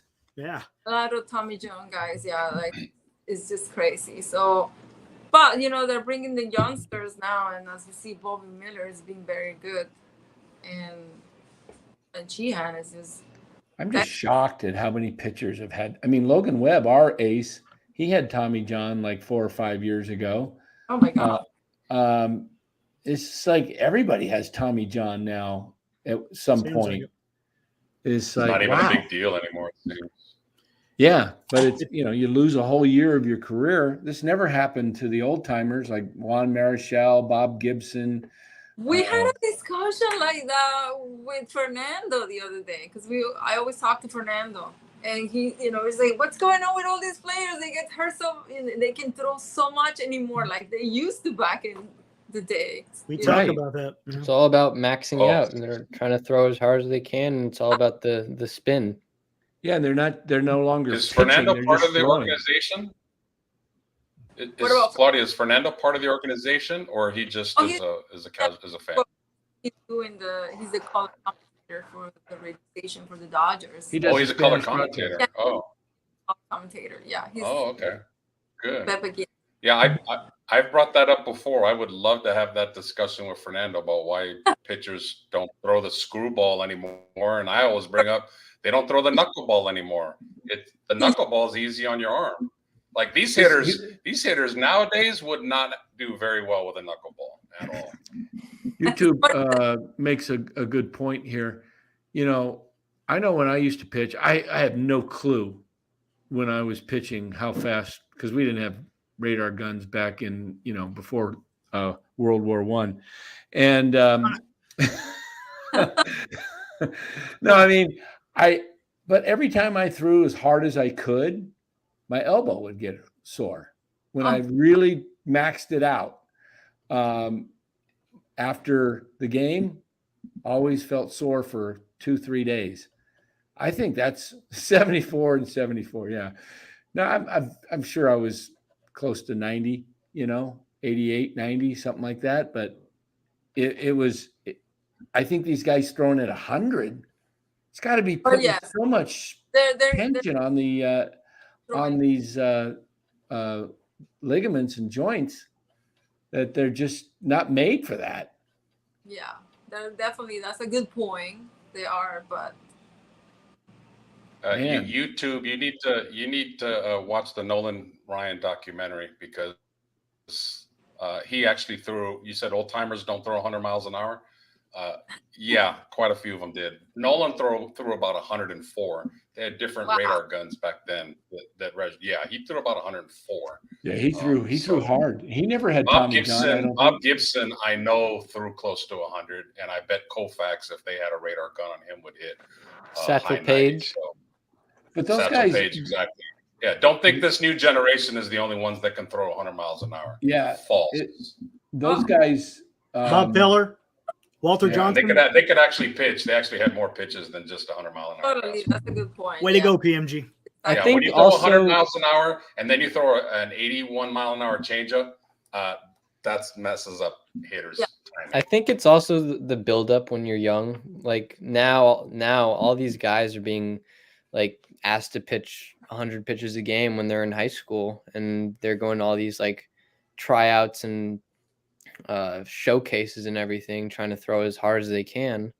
They're probably throwing right, but just a throw takes a toll on your elbow, and the constant throwing from a young kid all the way to the majors. Yeah, no, that I heard that too. Totally, they use them way too much. So, Claudia, the Dodgers have not retired Fernando's number 34. They did just not long ago. Oh, this year. Okay, yeah. I was wondering. I saw that something. long. It took that long. Wow, they finally did it. That's amazing. What was that number? Yeah, 34. Huge celebration. 34. Yeah, he was unbelievable. I think he was 19 his first year. I remember he was just like 8-0 or something, and he was just like that screwball. He was. Yeah. Dan, those were some classic games when he came to pitch at Candlestick. Oh yeah. And he was warming up down the line. All the Latinos would go over there and start messing with him and talking to him in Spanish. Dame la pelota. Entonces dame tu hermana. I mean, this is crazy stuff. Those are some of my best memories when Fernando and Lasky would always hook up. Yeah, Mark Gray's right. J.R. Richard, before he had that stroke, which was sad. He could really throw it. Hard. Yeah. So, Eric, did you have any questions or? I already asked a few earlier. Oh, you did? Oh, okay. Let Bora go again. He's only asked one. So he didn't think, going back to Fernando, he didn't think that they were going to retire his number. But it was actually a surprise for him. He was very good. Well deserved. Totally. He's just you know, it was like a shocker for him. It was like, oh my God, you know, he received the phone call and he's like, wow, you know, what an amazing moment for him and for Mexico and for all the fans, you know, who have been watching him for so many years and hoping to happen. So, Bora, you got any more questions for Claudia? for you, Boris. I'm gonna call him Boris. Boris, Scott Boris. Oh, I think he has one question, or Eric had a question. Should he start Joe Burrow Monday night in fantasy football, or should he go with Garoppolo? I have to go with Garoppolo. Burrow's hurt, man. Do you play fantasy football at all? Do you play fantasy football, Claudia? No, I don't play fantasy football. No fantasy football? No. I mean, who you talking about? They're playing. Well, it's just players against players. So you you just try and get the guys have the best performances. He always gets hurt. Not who? No, Garoppolo. He's always hurt. Yeah, Garoppolo always gets hurt. Even she knows. Yeah, exactly. There you go. I think Eric wanted to ask you about Gamecast or something. Did you, Eric? Yeah, no. These guys get on me because I like watching the baseball game through game day. There's a lot of knowledge on game day. You can see where the pitch is going. You see exactly where it's pinpointed. It tells me what the guy hits. I mean, what else do I need, right? Don't have to pay $100 a month for cable that, you know, I watch 2 channels. Why not get on game day? Why not? Right? Yes. There you go. Do you agree with Eric's philosophy, or better just to watch it with your eyes? I actually like watching it with my eyes. Of course. Boom. I do. It's just the best thing ever. You have to watch it with your own eyes. It is. There is nothing like going to the ballpark. Los and I went last Tuesday at the Diamondbacks when the Giants were in town.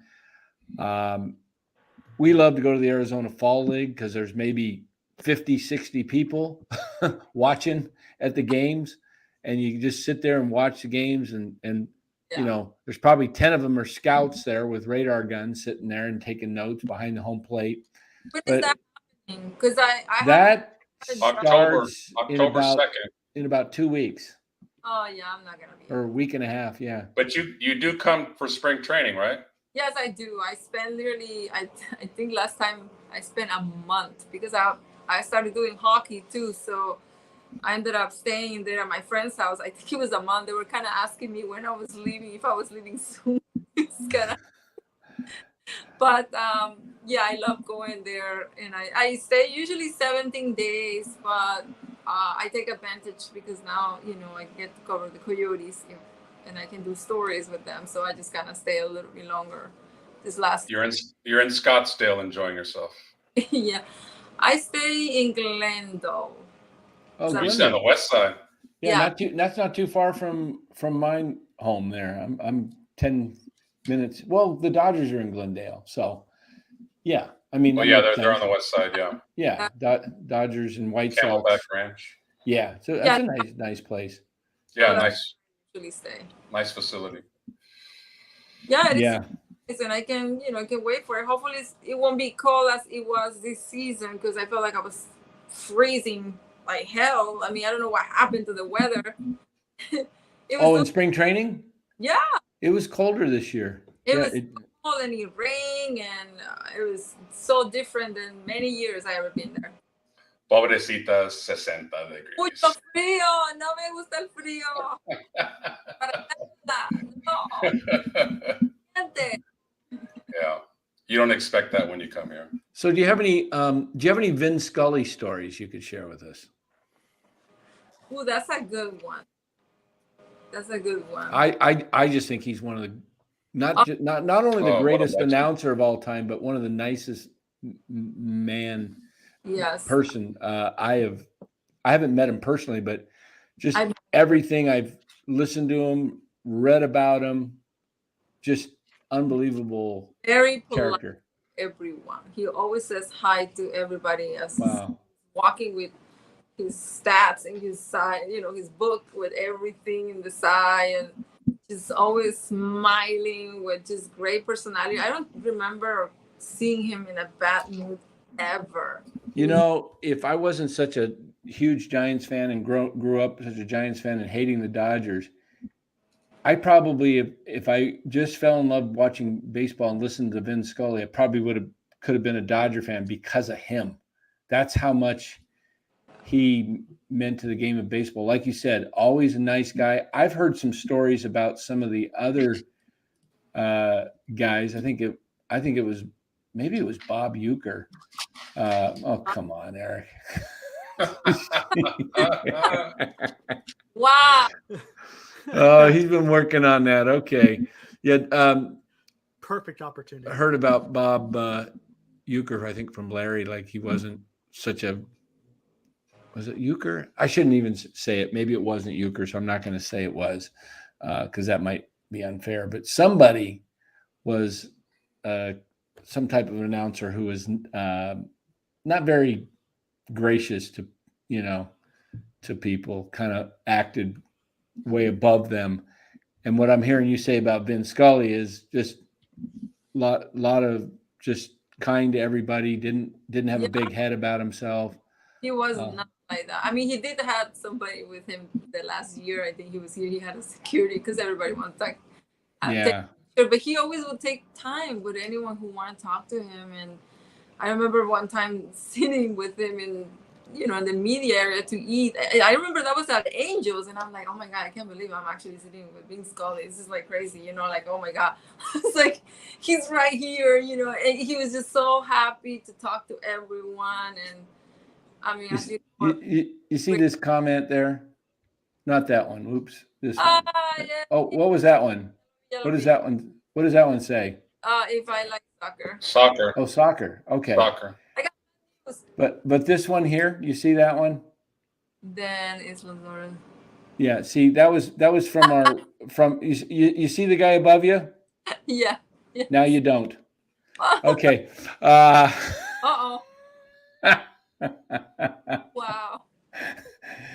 Yeah, that's our little fun. We just you guys joke around. Yeah, we like to joke around. No, unfortunately, I'm not a soccer. You want to see our What? No, we probably shouldn't show. You want to show her the Kapler No. That's I'm not do not. I'm not going to bring up the Kapler one. That is Kapler. Do not that is Gabe show. Kapler. Do not show the other one. No, that is I'm Gabe not. Kapler. He imposed my head. Yeah. Yeah. So no, I don't want to. You after the end of this season. That's yeah. You might see Gabe down at the beach, or like you said, opening up his nail salon business. He could have himself on the all over the walls inside his business. Yeah. Wow. What happened? Scott Boras left us. Wait a minute. Where did you go? He'll come back. He might have to go do something. Break. Call him Scott when he comes back. Hey, Scott, where'd you go? Scott Boras. There. He's doing business. Claudia's letting the LA traffic die down a little bit before she goes home. Oh yeah. Now, I bet they are. When you the KMBR callers are pissed off, according to Niner Empire 101. He must. I should have called in. Welcome to the bandwagon. That's the Giants' flagship station. Oh, what are they mad about? What happened? They're just the game. Ownership. The Giants. They're just upset. The manager. Yeah. Well, I'm in their NBC. This is the Bay NBC. Oh, NBC Sports Bay Area. Yeah. This is it. Yeah. I'm in here. I'm using their spot. Oh yeah, that's where John Miller was then. Yes. No, that's John Miller. You were with NBC Sports Bay Area. Okay, that would be. This is their space. Alex Pavlovich. Have you met any of the Giants beat writers? Twilight die. Have you met any of the Giants reporters?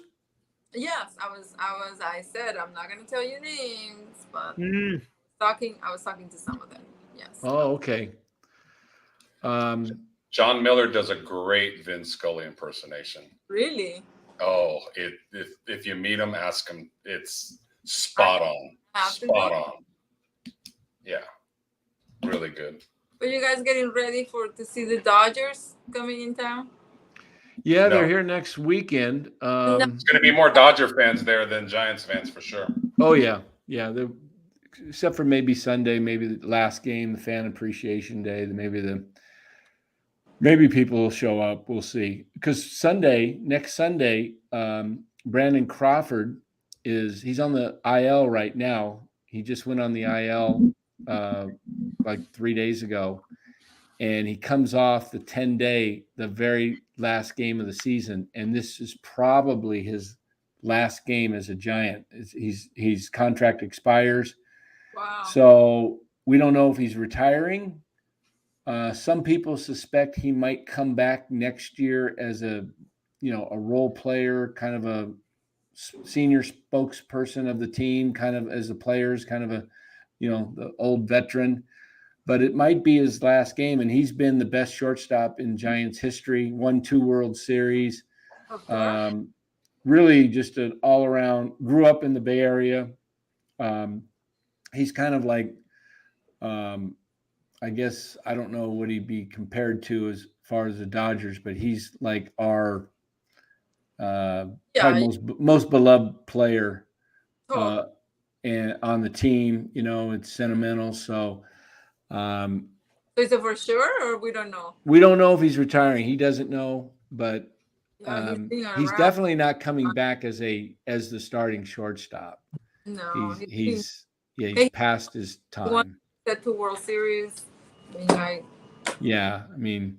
he holds, all-time records for the Giants at shortstop. What's that? He gave a lot of headaches at his time to the Dodgers. Oh yeah. He was really, he was. We think he's been a great Giant.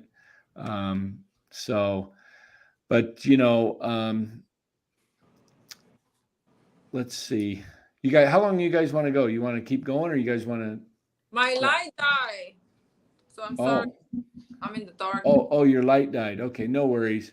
You guys want to keep going, Eric, Los, or you guys want to end here, or? You guys want to talk about Bochy coming next week? You have any questions for Bochy next week? I'm gonna try talking to him. Oh, is Texas come? Guys on Monday. They're coming at Angels. Oh, that's right, Angels. I was thinking they didn't play the Dodgers. Yeah, so. Oh man, we'd love to hear what. Yeah, I'm gonna try to. I'm not for sure, but I'm gonna try to find if I can. Because I've been trying to get him. Obviously, I didn't see him. I don't know if they came here earlier during the season, but I did go to spring training, and it's just so crazy. So before I left Arizona, I said, I do need to go to Texas. I need to go see Bochy because I have a feeling they're gonna make it to the postseason. That's all I said.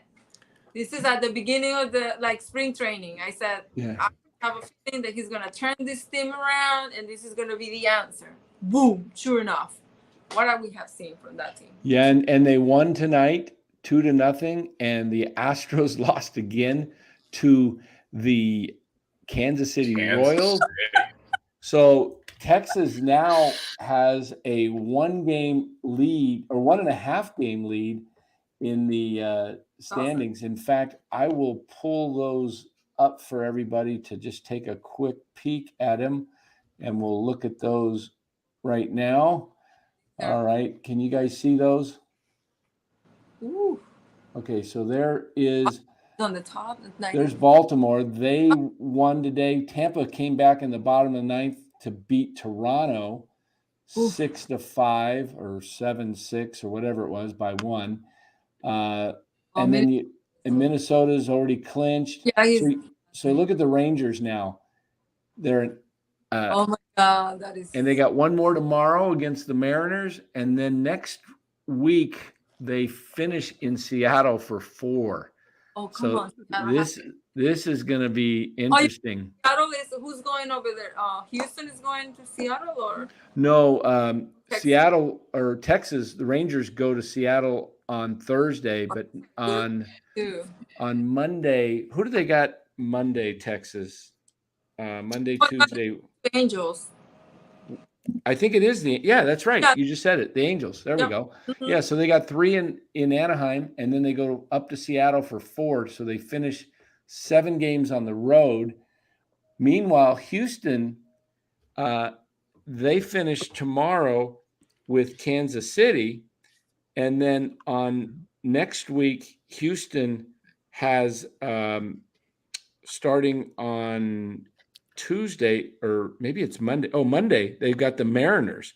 So this is crazy. Oh, The this is Mariners got 7 games next week, 3 with Houston, and then 4 with Texas, all at home. So it's going to be a wild finish. And guess what? Houston finishes after they go to Seattle for 3. They finish with 3 in Arizona. So, and then if you look at the National League, Arizona in the wild card is. with them. Let me go to the wild card They're- here.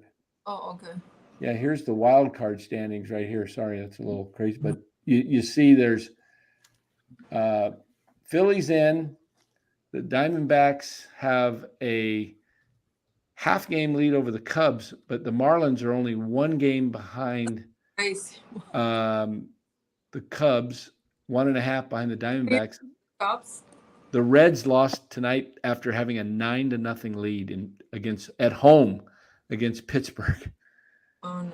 And then the Giants are 4 back. They can only win 84 games, which we don't think they'll win more than 80. That's at this point, they've got 7 games left, 4 with the Dodgers, 3 with the Padres. So that's your standings, how they look. And then if you looked at the On Monday somehow. I'm going to Vegas after that, so I'm gonna miss the other 2 games. I have to go to Vegas for hockey, but I definitely going to see him before I drive away, because that's exactly what I did last time when I was in Arizona. And yeah. I enjoy talking to him. He's really awesome. I do miss him a lot. He's cool. Well, we don't want to keep you too long. I know your light went out, and it's almost 10:45 there, and when you walk out of the stadium, is there people around or? No, I walk out of here by myself. You know, I've been here sometimes till like 2 in the morning. Of course, nobody. Oh wow! Are you? They give you a media pass parking area though, right? Yes. So it's all behind a gate. Right now, still working. I'm sure there's still. Yeah. Well, we don't want to have you walking out there in the dark. So. Oh, I appreciate it. Yeah. So we'll let you go, but maybe we'll check in with you from Anaheim for if you get an interview with Bochy. Yeah. Ask him it's kind of hard to get I don't know if you can get a real answer out of these guys. Like, I just wonder if he just. What do you want to know? They're going to be in the thick of you want to know getting ready for the postseason. Yeah. I just want to know if he felt like if he felt forced out of San Francisco, or he ain't going to say nothing. Yeah, he probably won't answer that though. So, yeah. Not on camera. You won't. Not on. Analytics, huh? Is that why you guys are wondering? Because he's literally like an original manager. He doesn't. Well, he was the best. I mean, the Giants won 3 world championships with him and their general manager, and they're both gone. It's like, why would? What are you thinking? Now, if it's broke, don't fix it. If it's not broke, don't fix it. So, but anyway, we'll check in with you later, and sounds good, guys. Thank you so much for inviting me. Yes, Claudia. Have a great night. Have a safe night, and we will catch up with you again. Bye, Claudia Gestro. Thanks, Claudia. Take care. Bye. Bye, Claudia. Bye. All right. All right. So that was great. We got good information. Interesting what's going on with Kershaw. Maybe he wants to go to Texas. Yeah. I was going to ask if you guys wanted to end because I was going to talk to her in the green room. I wanted to hear who that reporter was. Oh, she may not say though. No, she should tell me. Maybe. Yeah. I'm not going to report it. I'm not going to break the code. Right. Break the code. Yeah. So, any hey, college real quick, I want to bring this up. That article with John Shea. Oh yeah, the 10 things or whatever. 10 things. Yeah, how about this? Yeah, it's stuff that's pretty common sense. But here it is. This is from John Shea. Came out today. Here are the 10 things the Giants need to do to bring fans back to 3rd and King. Increase the payroll. I'm not gonna I'll just hit the some of the points. But he says we're not saying to spend money. We're saying to spend money to acquire better players without finishing runners-up in every top-end sweepstakes. How about that? Number 2, give hitters a chance. When a hot prospect is called up, don't platoon him. Don't stereotype him.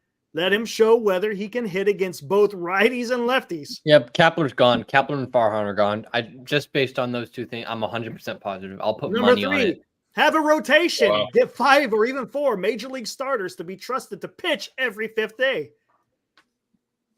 Number 4, announcing pitching plans. Believe it or not, some fans do follow games based on starting pitchers.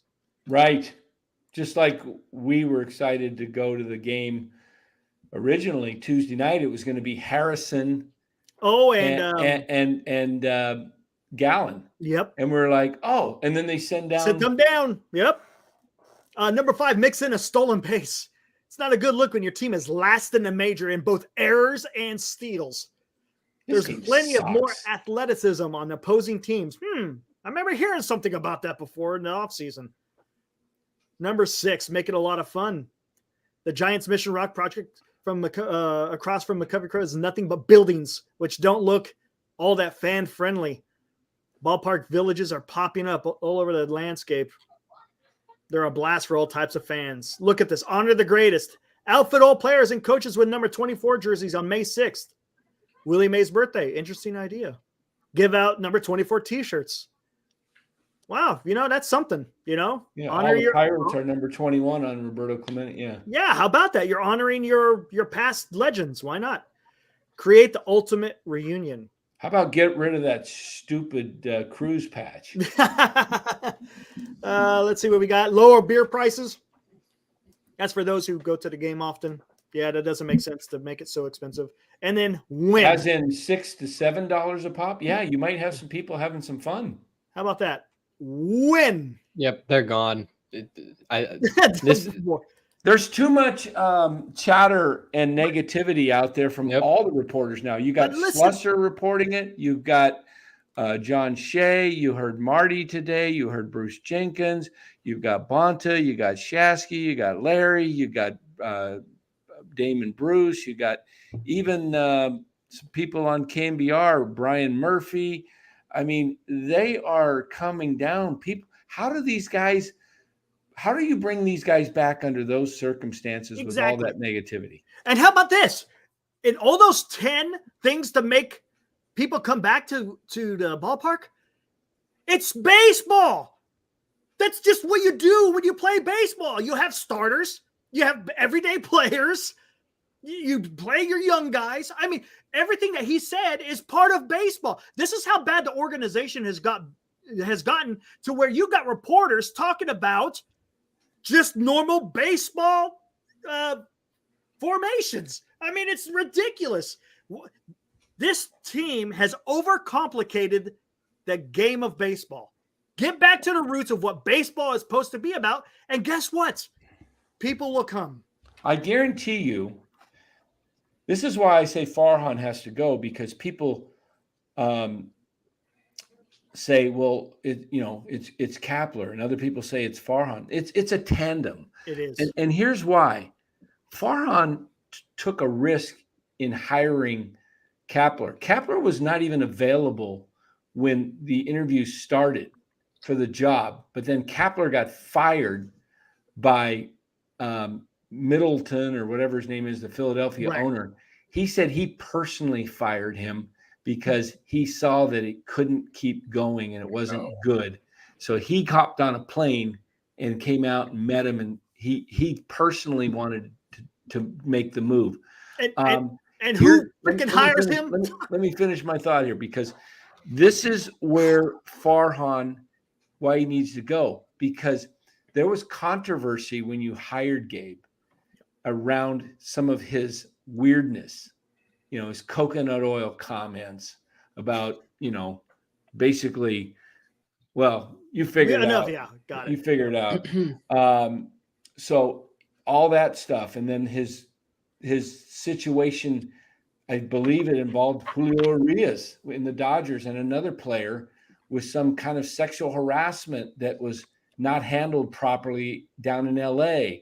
And so all this stuff comes up, and he hires him anyway. So he should take the fall for hiring him, because you put your neck out on the line for this guy, and people didn't like the hire, and it's been proven. Forget 107 and 21. That I don't want to keep hearing about. Well, he had a great year. So does that go on in just ongoing? He gets a pass for 10 years. It's not like the Masters, where you win a tournament, you get a lifetime membership to the Masters Club because you won one tournament, and please. So I just don't think Farhan is a guy that has done enough to warrant staying. Yes, you take some of the good he does. That happens in every organization. Every organization is going to leave you with some good and some bad, every regime, front office. But in totality, he has done nothing to make the Giants a winning team year after year after 5 years. You bring this team back the way it is next year and the year after, you got 2 more years of no playoff appearances. Guaranteed. Let's not lose sight of one thing, though, guys. You know how much I personally want Kapler and Farhan gone. But even if they are gone and they bring in a new regime, and I've talked about this since May, if they don't do something with this scouting department, who just miss and miss and miss way more than they hit, then the new regime is going to continue to draft players that don't amount to nothing. I mean, other than 2008, 2009, when they hit on Posey and Bumgarner, and Kane and Lincecum, that was their run. And when they hit, they got 3 titles because of that core. Yep. This is the same damn organization that has not drafted a all-star outfielder since Chili Davis, 1982. That's 41 years. I don't know how that's even possible. possible. You know what, though? We talk about this all the time. Kapler, Farhan. They need to go. They do. But damn, they need to get scouts that know what talent is. The former regime actually did recruit a good outfielder, and they traded him away in Brian Reynolds. So they had it, but they traded him away. But here's the deal: when you get 1 in 40 years. Yeah, exactly. Sad. Yeah, I hear you. No, I hear you. When you hire a new front office, they're going to determine whether they want to keep the old scouts or not. That's up to the GM or the baseball president operator, whatever the title it is. That's their duty to, okay, do I want to keep these guys or do I want to bring in my own guys? That's the whole. So. That's why it's got to start at the top, because hopefully the guy who's at the top is going to make the right decisions moving forward. I'm tired. Just like Dan said, these decisions that Farhan has made, number one, hiring Kapler as your damn manager, which was just ludicrous. I mean, it's like, what are you doing? Well, the manager has to be, he doesn't have to be the nicest guy, but he should be likable. He should be somewhat cordial, likable, able to communicate. Kapler doesn't even have meetings with the team. The last 2 team meetings that I've heard were run by Ron Wotus and Farhan himself. Yep. What the heck is that? What is that? Because he can't relate to his players. He doesn't have that relatability because he's really weird. He's just different. He's weird socially. He's weird. He is, and I think him and Farhan sort of have that. They're sort of socially awkward. Yes, Farhan is very socially awkward. I mean, just hearing Kapler. I mean, I remember when I was a couple years ago when I wasn't really into analyzing the team too much. I just thought the interviews were kind of weird. They felt like kind of forced. It didn't really feel like it was pretty smooth. It wasn't the type of interview I wanted to hear from a manager. Almost like an analytical type of guy. That was the type of interview I felt like it was. Yeah, that was pretty crazy. I heard that on Marty Lurie. Kyle, I've been advocating that for a while now. We know which organizations like hit more than others on players.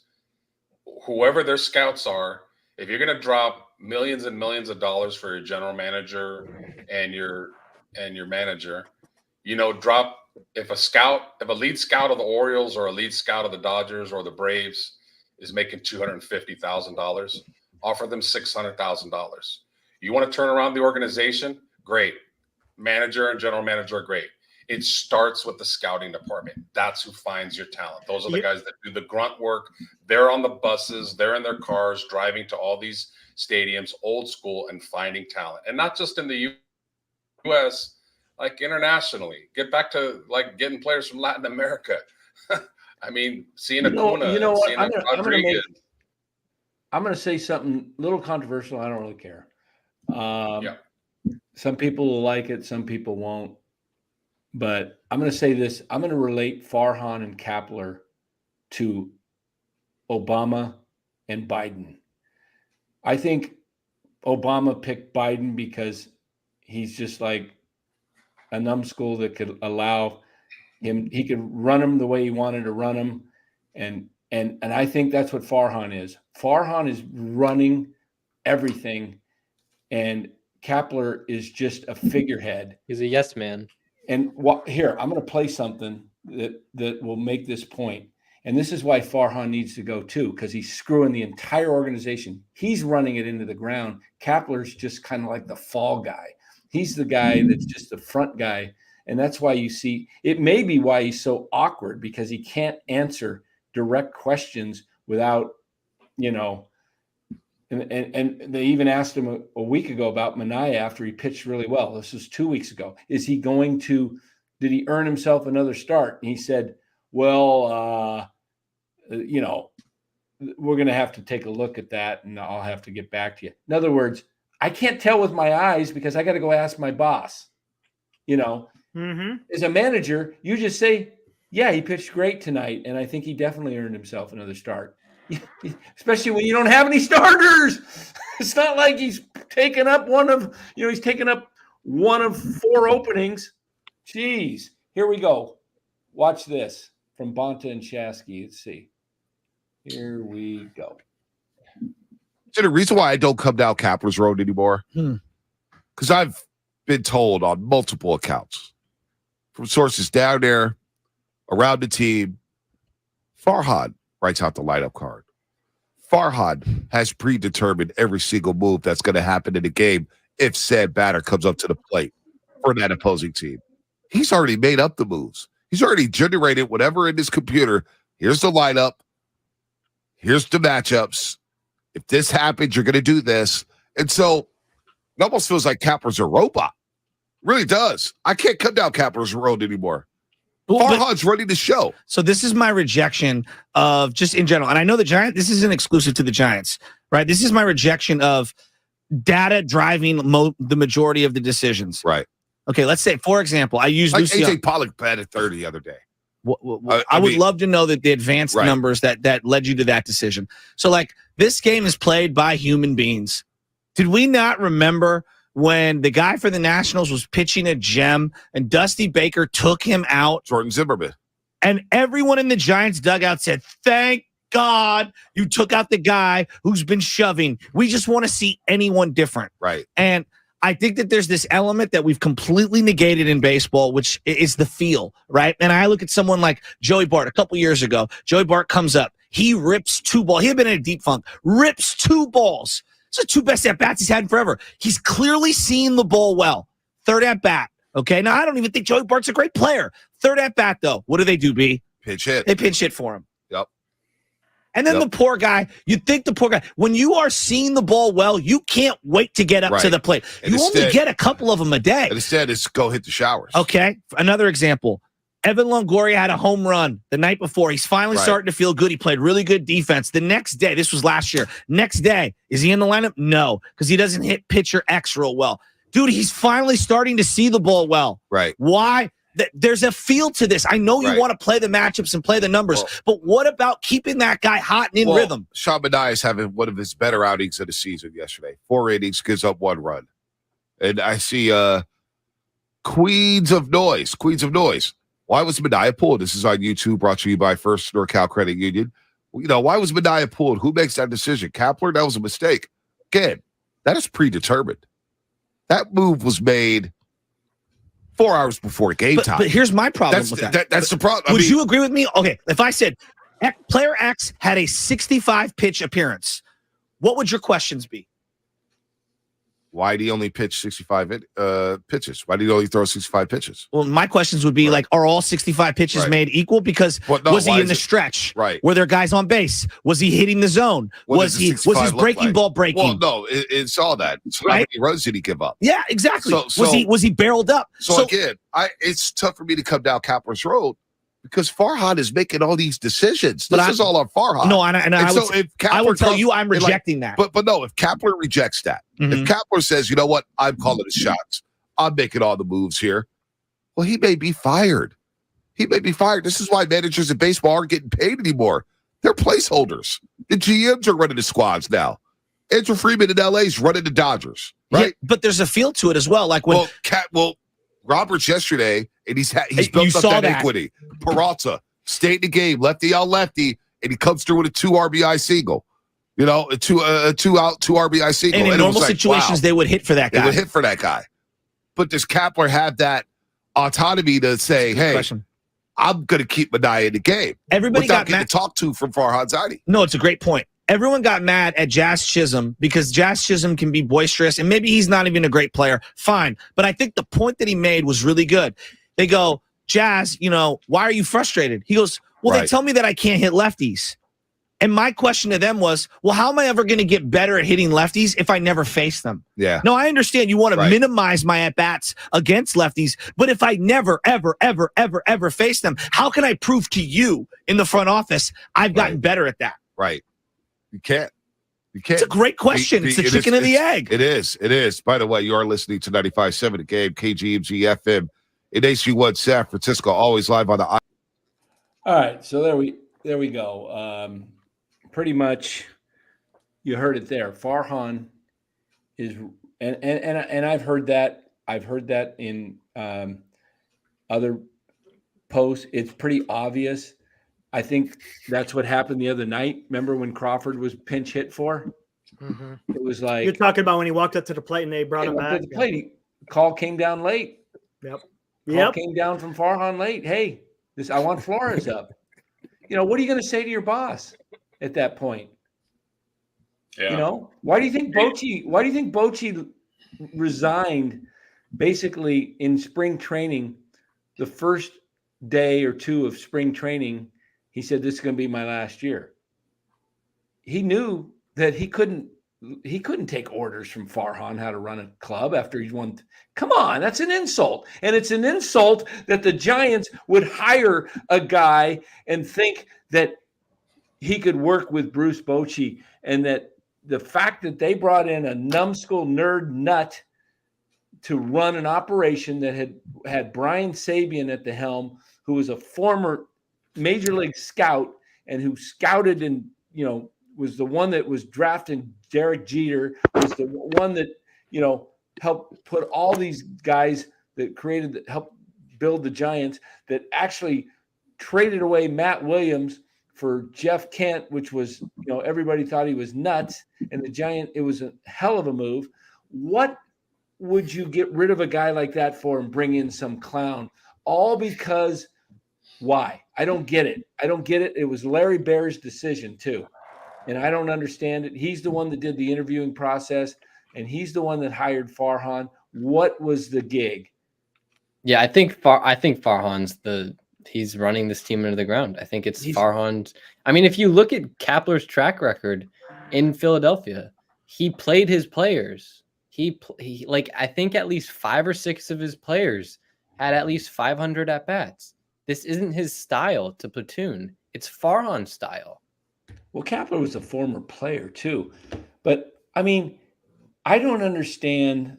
I guess maybe you take the job if you think it gives you enough money and gives you a platform to make a different move in Major League Baseball.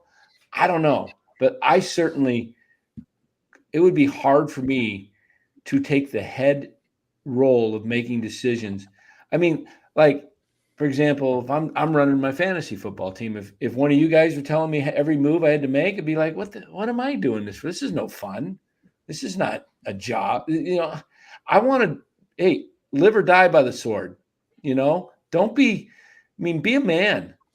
Taking these major league jobs and being a puppet to a general manager because he's some guru, geek.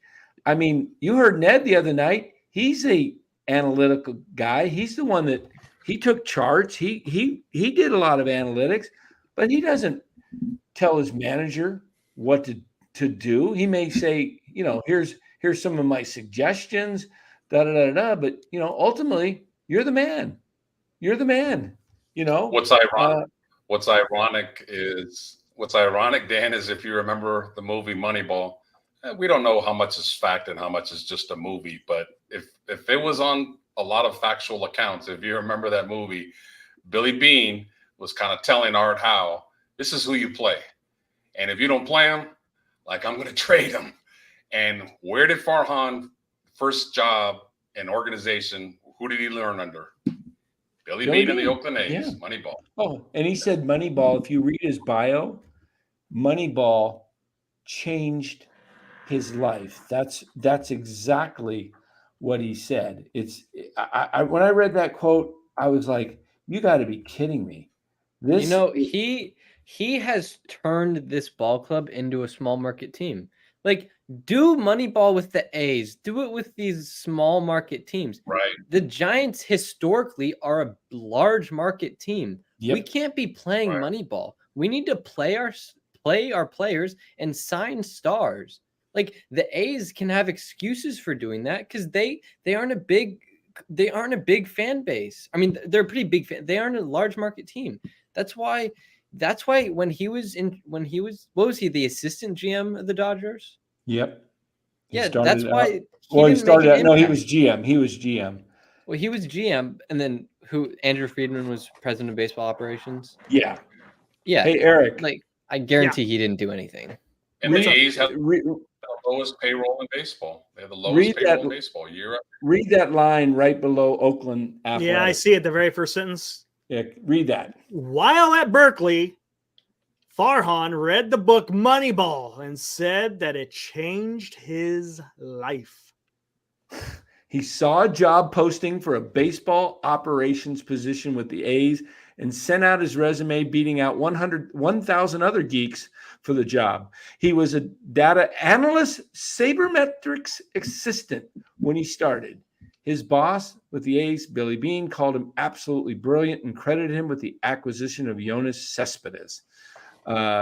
So this is what this guy was. I saw a thing on, I wish I could find it, but I saw a thing on a local channel in the Bay Area. I think it was Channel 5 or something like that. But they interviewed Farhan when he was really, really young. He was not even the GM or anything. He was telling what his job was. And it was basically sitting and charting every pitch, where every position, where every ball was hit and the tendencies, and he plugged it all into a software system. That's what you hired. So Farhan is basically Jonah Hill's character. Yeah. The nerd that was with the Indians, that just was a stat freak and just studied this and studied that. Yeah. Beane brought him over and he did all the analytics, and we're going to get these three guys to what? Get on base. What? Get on base. What? Get on base. Point at them. So, hey, there it is. There's Farhan. Jonah Hill starring as Farhan Zaidi. Hey, do Los. they'll do a sequel called Moneyball 2, and it'll be about Farhan Zaidi and the Giants. Hey, Los, Yes. to go back to your scouting thing, you know what? Listening to all this, it just made me think is maybe it's not the scouts that's the problem. Maybe it's Farhan. Maybe when he's getting information from the scouts, he doesn't care about what maybe the scouts have to say per se. Maybe it's just all driven on 100% analytics. So maybe he's not listening to what his scouts are saying. And now we're kind of throwing the scouts under the bus when we may be not directing it in the right way. Maybe that's a great and valid point for sure. But the only thing I'll say that is even before the Farhan got here, it's not like the Giant scouts were drafting great players. They still were missing a lot. Like I said, 2008, 2009, Posey, Bumgarner, all those guys. Other than that, name me a superstar player the Giants have drafted. Name me one in the last 30 years. Yep. Name me one. Come on, Giants fans. Name me a superstar draft player. You got to go back 40 years to Will Clark. 1986. Superstar? Oh, no. I want to go there. I mean, Buster Posey. Yeah, well, I said Posey. They hit on Posey. You're talking about in that time frame from like 2014 all the way to maybe like 2018. Any time before 2008 or after 2011. That 3-year window when they hit on those 4 monsters that got them their 3 world championships. Before that and after that, what superstar has the Giants drafted? That's a long time, guys. It is. So your theory is actually real good, and it could very well be true. Is it the scouts, or I think it's a little bit of the scouts, a little bit of the GM, but I think a lot of it is the developmental program and the people in the developmental, like. But they take direction from Farhan, though. He's the guy. Of course, yeah. But I think Farhan has this influence, but I don't think he's going to be managing the whole farm system as well as the club. I think he has his little spots that he likes to push into, but I think Los, you were talking about like get these scouts from the other teams. Like I completely agree. But I think also it's not just one guy. It's not just one scout and one scouting department. It's the whole thing. Yeah. And if you can have like the great scout, and if he picks this handpicked guy who's going to be a superstar, that's great. That's his job.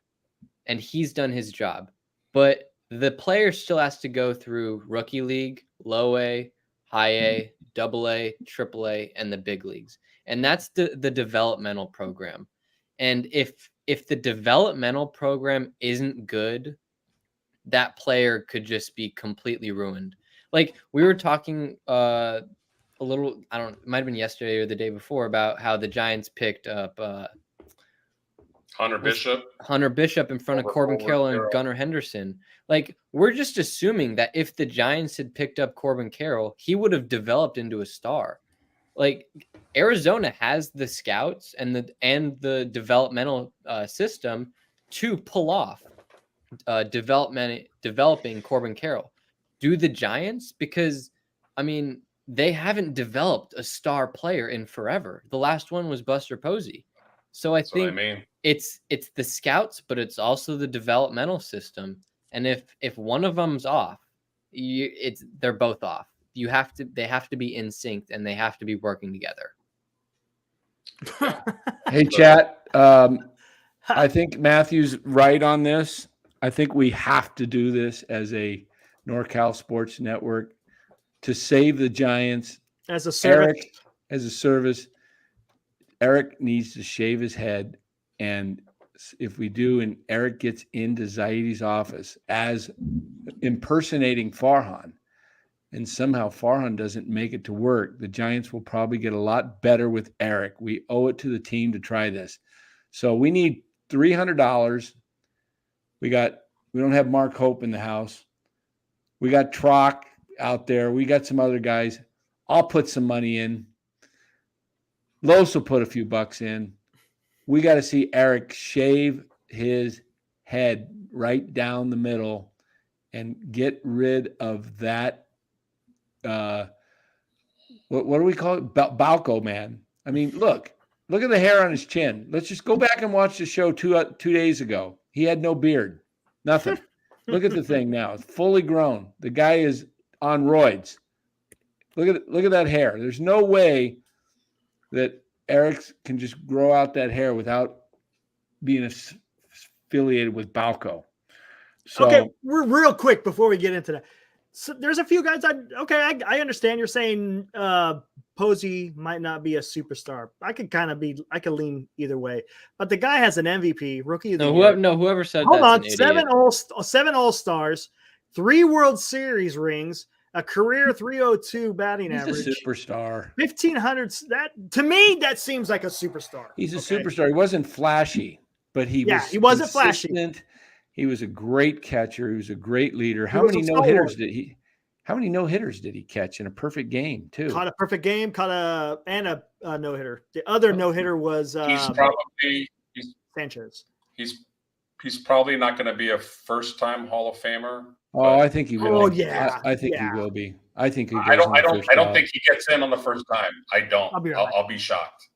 I don't. I think after the Barry Bonds, I think he gets in first ballot. I'll bet he gets in first ballot. I'll bet you on that, Los. I'll bet that. How much? Name your price. A Locomoto dinner or whatever you call it.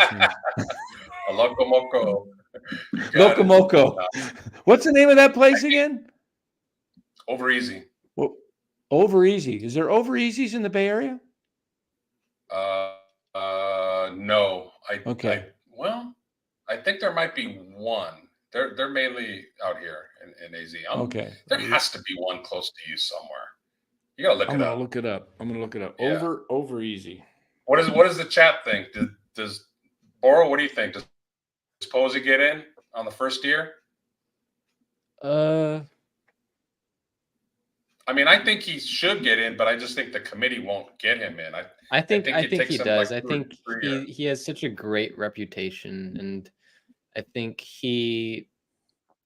I think people value offense, and his offensive numbers, especially for a catcher, were elite. Ah, there is one out here, Eric. I mean, Los, Over Easy. So I think he gets in. Nice. Yeah. There's one from me. What's that? Let me put the Glendale? directions in. No surprise. Let's see. 12 minutes. 12 minutes. I know where you're going tomorrow morning. 26th Drive. Over Easy may be closed by the time you arrive. There we go. At 2 or 3 p.m.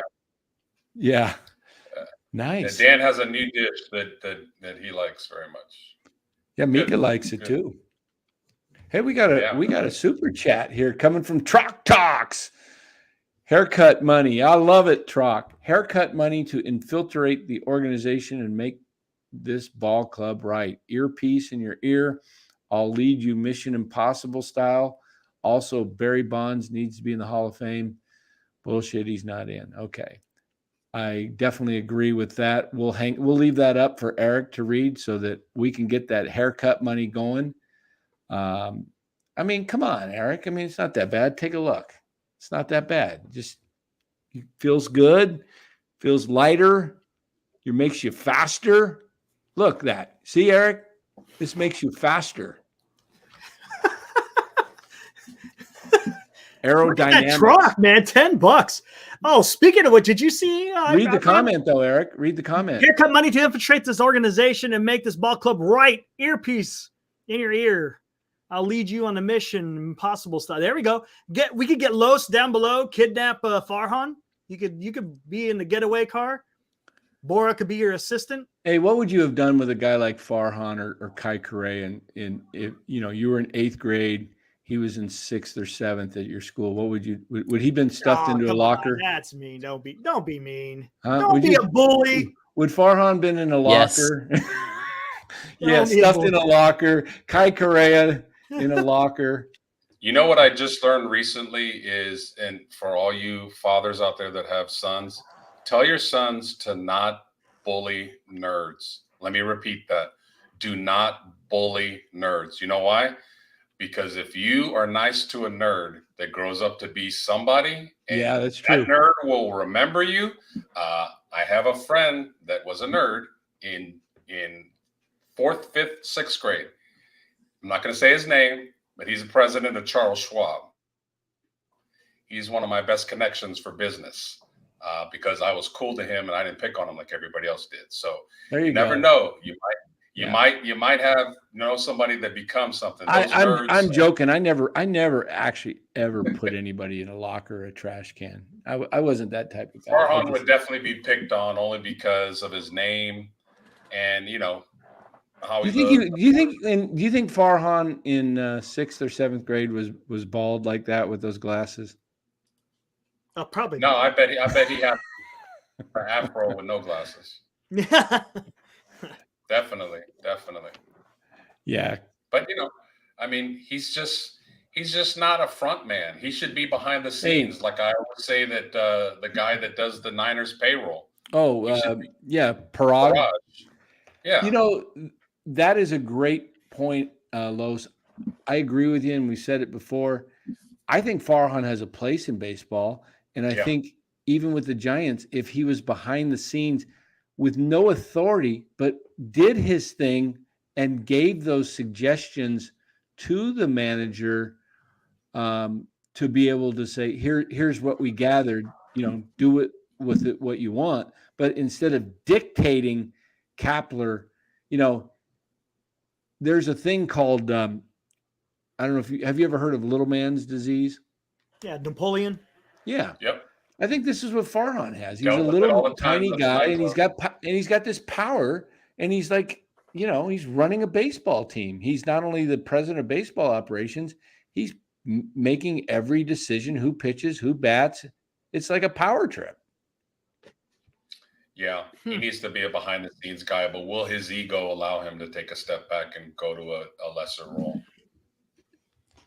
I don't know. I know he's very smart, and he's got a Ivy League background, Berkeley. He's probably MIT. MIT. He's probably a genius. He's probably got the mind of like an engineer. But those type of people never took that away from him. Very smart guy. Very smart. Not think about leaving.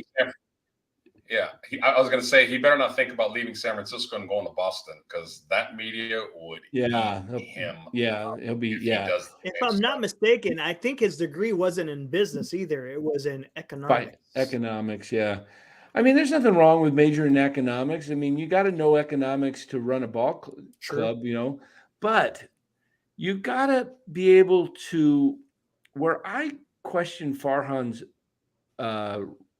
rightness for the job is he's not a very good communicator, and he acts a little nervous around the media.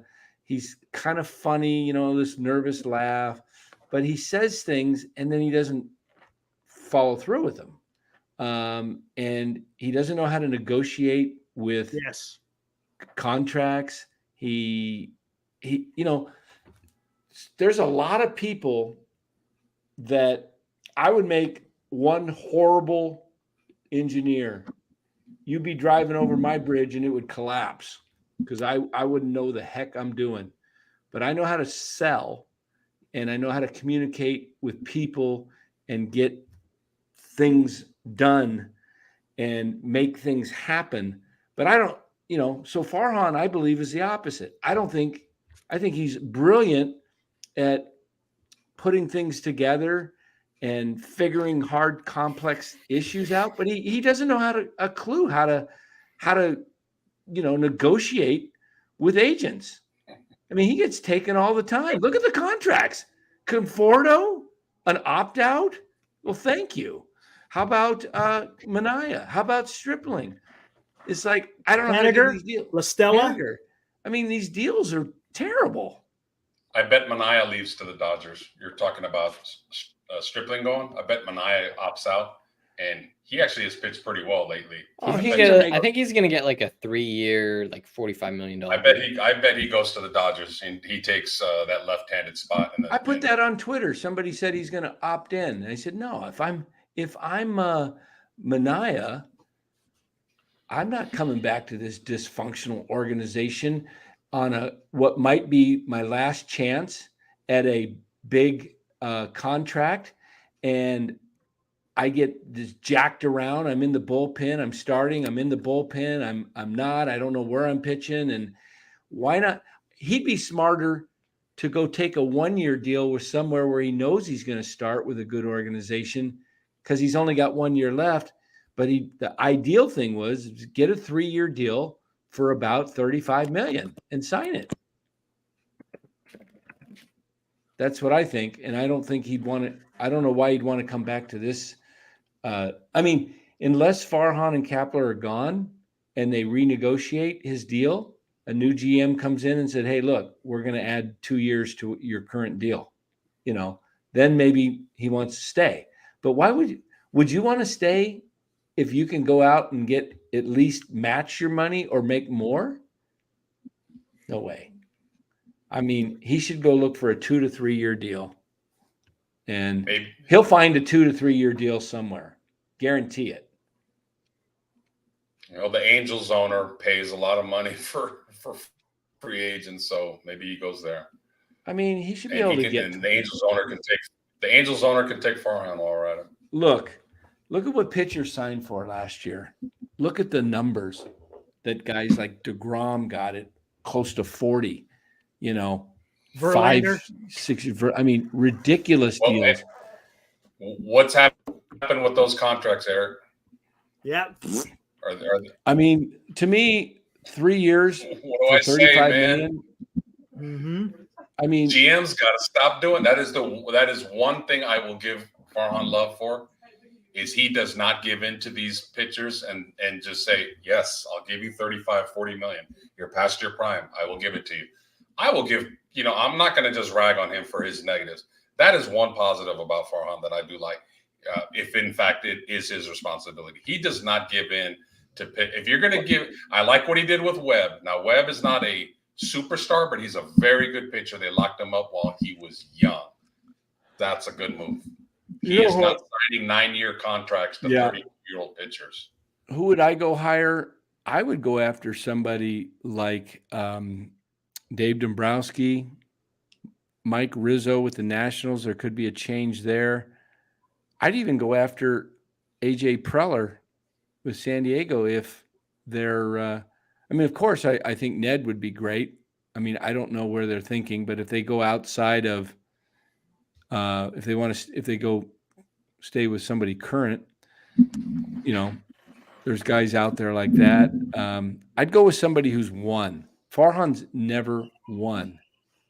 Dombrowski's won. Rizzo's won.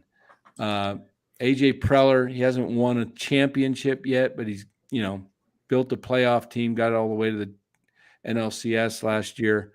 Could you see a reunion with Sabian?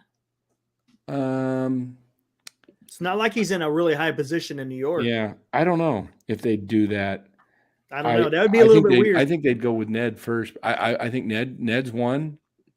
I mean, I would love to see just, maybe why not go round 2 with Sabes and Ned together? I mean, they could work together. I still why not have Ned do the whole president of baseball ops, have Posey as your GM. Yeah. Have Ned take Posey underneath his wing.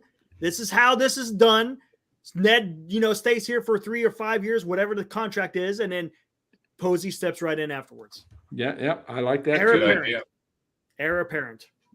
It's a great idea. Hey, guys, I'm gonna have to take off, guys. I'm getting pretty tired. All right, take it easy. All right, see you guys. See ya. See you, Bora. Who's Bora? Oh, I forgot. Who's Bora playing tomorrow? Oh, I'm not sure. Yeah, I'm not sure on the matchups. His matchup. No, that's a really good idea. I mean, because Ned probably will do it for a few years. He'll love being, back. He says it. You can hear it in his voice how genuine it is. He loves San Francisco. He would love to come back and build the organization back up to where it was at one point. I think so too. The funny thing is, Did you see what he said about Posey yesterday? Did you watch the show? Yeah, I watched. So he Well, thinks he's more than I didn't go qualified. 3 hours and 40 minutes. I just went to the part where Ned was this morning. Yeah, I went rogue there for the last hour and a half. That was actually kind of fun. But what he said about Posey was pretty damn cool. You know, it seems like he's got all the tangibles or intangibles to be a GM. He just doesn't know if he has the time committed to do it because it takes a lot of time. Hey, Morcana, I did tweet it out. I responded to Larry when he brought out his ideas. You need to highlight Willie Frisco. Like, we need to respond to that. Like, Ned is one of the smartest baseball men that is out there. There's no obsession and there's no kissing up because he comes on the show. No. He has a proven track record. You know, he has his teams win. Now, if you're going to be one of those guys that says, how many rings does he have? I mean, that's shallow. Ned knows how to communicate with players. He knows how to bridge ownership with the players. And from what I've seen, he recognizes talent pretty good. He talked about locking in on Seager. Now, that's one thing the Giants also don't do a lot of in the last few years, and maybe that's why they haven't hit so much. They prefer college players. They prefer guys that go into college. They don't take these superstar high school players and take chances on him.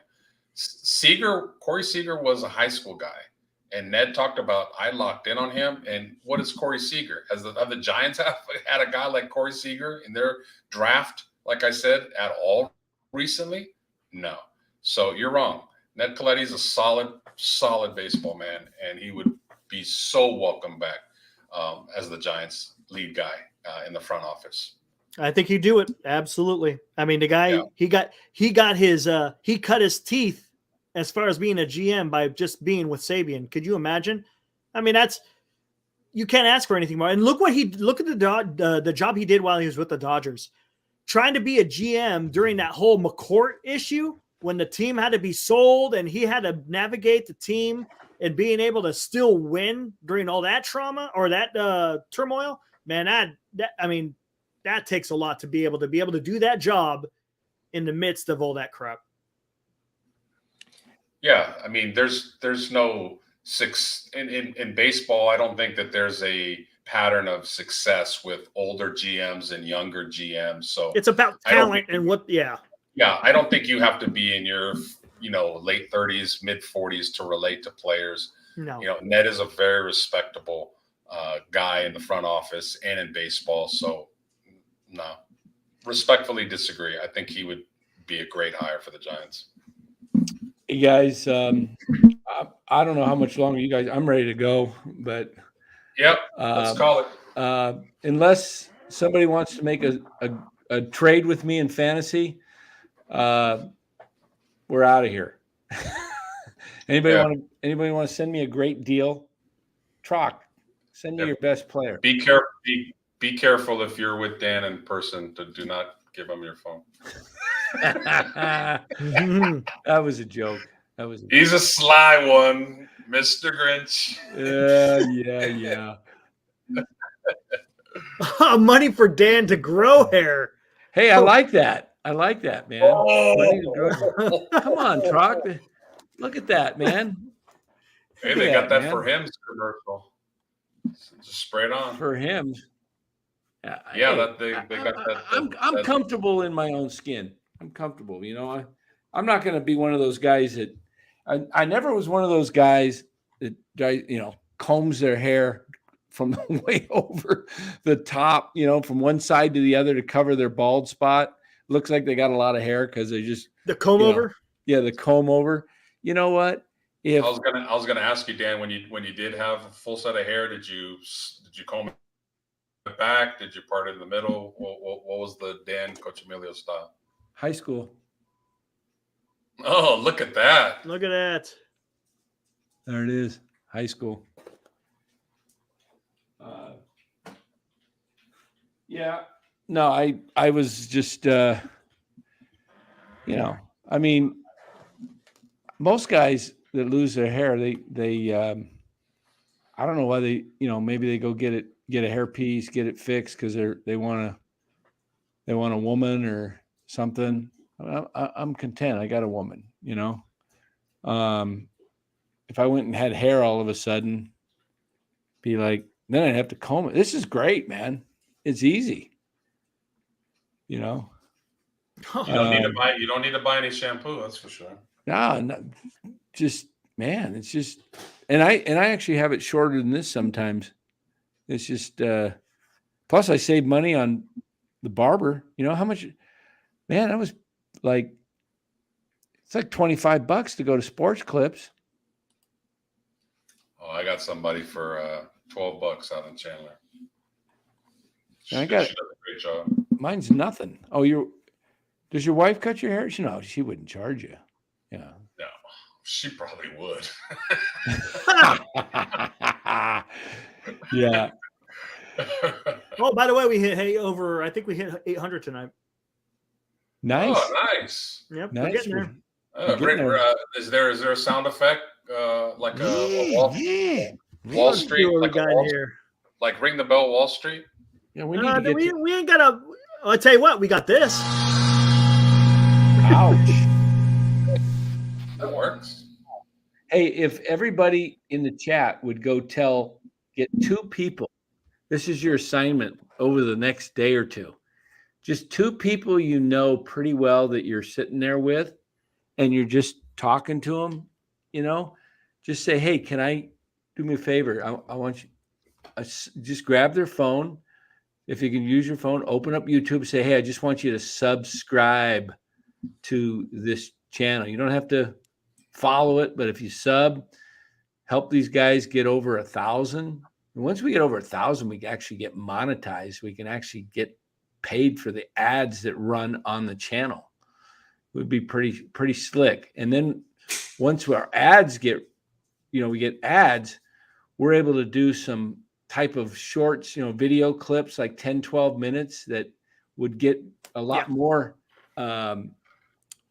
viewers and more subs to the channel. You guys all see YouTube. You see something that looks interesting, like I got one down here. It's called Rattlesnake Solutions. And I was like, oh, these guys go out in Arizona and they catch rattlesnakes in people's yards. And then they, I've always kind of fascinated with that. So I sub, and every now and then I'll watch it, and then, so if you could get 2 to 3 people, everybody, we'll be up to 1,000 here in no time.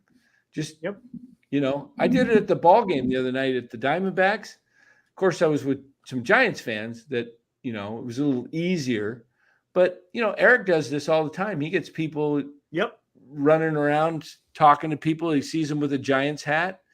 Hey, you a Giants fan? Hey, we're on after every Giants game. Every time. And they subscribe. And, so just help us out if you could that way. You don't, we love your donations and continue to donate. But if you can't donate, help us out in a way that just grows our channel. Because once we get over 1,000, there's a whole different level of algorithms that you get. And I'm guessing that YouTube will probably push it out a lot more because they get the money too with the advertising, Yeah. Yeah, exactly. And you see, we talk more than Giants. We talk 49ers. We'll be talking Warriors. Yeah, if you were here last night, we even got into some good stuff into the history. Eric goes political, and we're gonna have Eric do Eric's show starts in 17 minutes on the NorCal Sports Network. I brought in a $20 super chat. I know.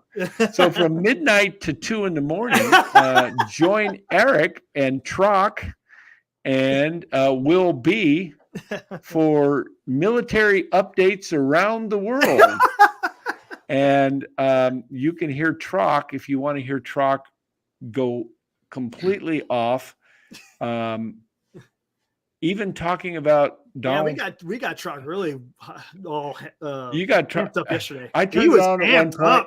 I turned it on at one point and I'm hearing about Trump grabbing crotch and I'm like, oh my goodness. I was like, oh boy. So we got a 29 doubleheader going on tonight.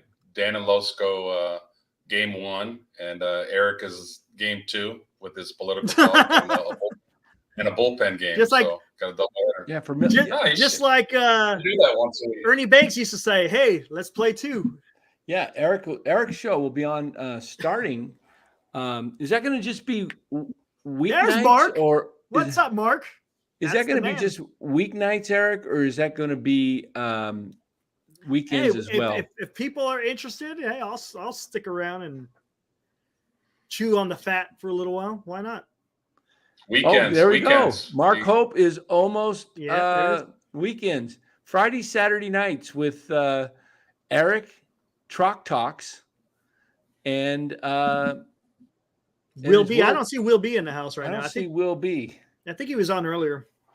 Will B was here earlier. He probably had to go fix his fantasy team, man.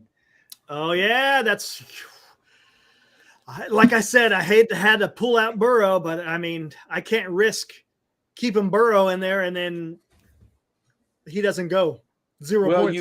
You could get Jake Browning. I think he's available on waivers, but I don't know if he's available to get before the game. Let me look. Jake Browning. I can snag him for you and trade him to you. I'll pass. I got Garoppolo in there. Yeah, Jake I feel for Heroku though, because he's got Chase that isn't going to be able to get anything done. Look at that. There's Will B. He's chowing down a wet burrito. Nice. Making hey, me Will, hungry, man. Are you guys joining Eric on his midnight show? Will and Trock? It's called American History. American Military History. Okay, hey, we could even get into world military pitch. I mean, we could, whatever goes, sort of. There we go. Well, I'll just let you hang on. I won't close out. We'll let Eric's show starts in 14 minutes. That's right. 14 minutes. That might not be a bad pickup for you.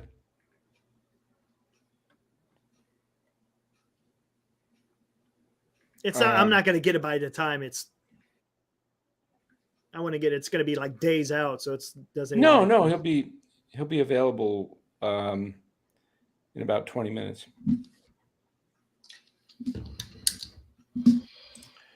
You Right, joining world American history, world history with I'm getting ready to. What's a No, 3 hours is good for me. Yeah, you know too. me. I like to keep it at about an hour and 15, hour and a half. Yeah, yeah. That guy. Look at Los, man. I will tune in. I will tune in, maybe, possibly. Yeah, tune in. We made from maybe. Hey, I was trying to figure it out last night. I almost sent in a super chat to yourself. Oh man, that's great. Week 3, everybody, get ready for your fantasy teams. Week 3. Yeah, let's see if I can. 10 hours win away. one. I got to bounce back. See if I can win. I got to bounce back. What do you got? Something new to post, Eric? You putting What's something up? No, I'm trying to see if I can win a game this week. How about? Oh. Or yeah, how about Playoffs? I'm just trying to win a Playoffs? game. We just want to win trying to win a game. Exactly. Playoffs. Hey, speaking of playoffs, though, let me end with this. Yeah, Matthew, I'll hang around for a while. The Giants are literally now They're 4 games. Yep. out with 7 to play. They are almost. Let me look. They yeah. I mean, they basically cannot lose and have to win out and hope that Arizona, Chicago, or Miami does not win more than 3 games. Yeah, they're so crazy. Damn, if I would have bet everybody in the chat in June about the Giants making the playoffs, I'd have made some money. You should have put a bet down. I should have, but I don't know who was going to pay and who doesn't. We all know. Well, no, you should have gone on like the betting websites or something. Yeah. Yeah. Sean Proctor, he put down 500 to win 800, and looks like he's going to cash out with that. Oh, I got to talk to him about what site that's on, because not every site has those future bets. Oh yeah, you go to FanDuel. I use FanDuel's pretty good. To make the playoffs? I thought it was mainly like to win the division, to win the National League, to win the World Series. There's some that'll make the playoffs. Yeah. They actually have one. Oh shit! Well, Yeah. if I had known that, yeah, I would have threw some money up on that. Damn. Giants' magic number to be eliminated is 3. Mark Graves says. Interesting. That's any combination of 3 wins or losses by teams ahead of them. Giants losses and other teams wins. So does Arizona have a doubleheader tomorrow against the Yankees? I believe they do. Yeah, because of that rain. That's tough. That's killing me. I need my stats from Carroll, and he's not playing. What do you mean he's not playing? Oh, he'll play tomorrow, though. Yeah, I didn't get nothing from him today. We'll see. Yeah. Plays Oh, I 2 see. games tomorrow. Yeah. Wow. Washington beat Cal tonight 59-32. That quarterback for Washington, Penix, is something else. He's going to be a stud. Oh, by the way, did anybody see that college football game with Ohio State? Oh, Notre Dame? I was like, the last play of the game, the touchdown Heck run of a by game. Ohio State. Yeah. Oh, that's old school football right Yeah. there. I loved it. Like a hard hitting, physical, defensive battle. Oh, Yeah. they let them play too. Yeah. I love those. So who's going? This arena going for football. who's going for the Giants tomorrow? Walker.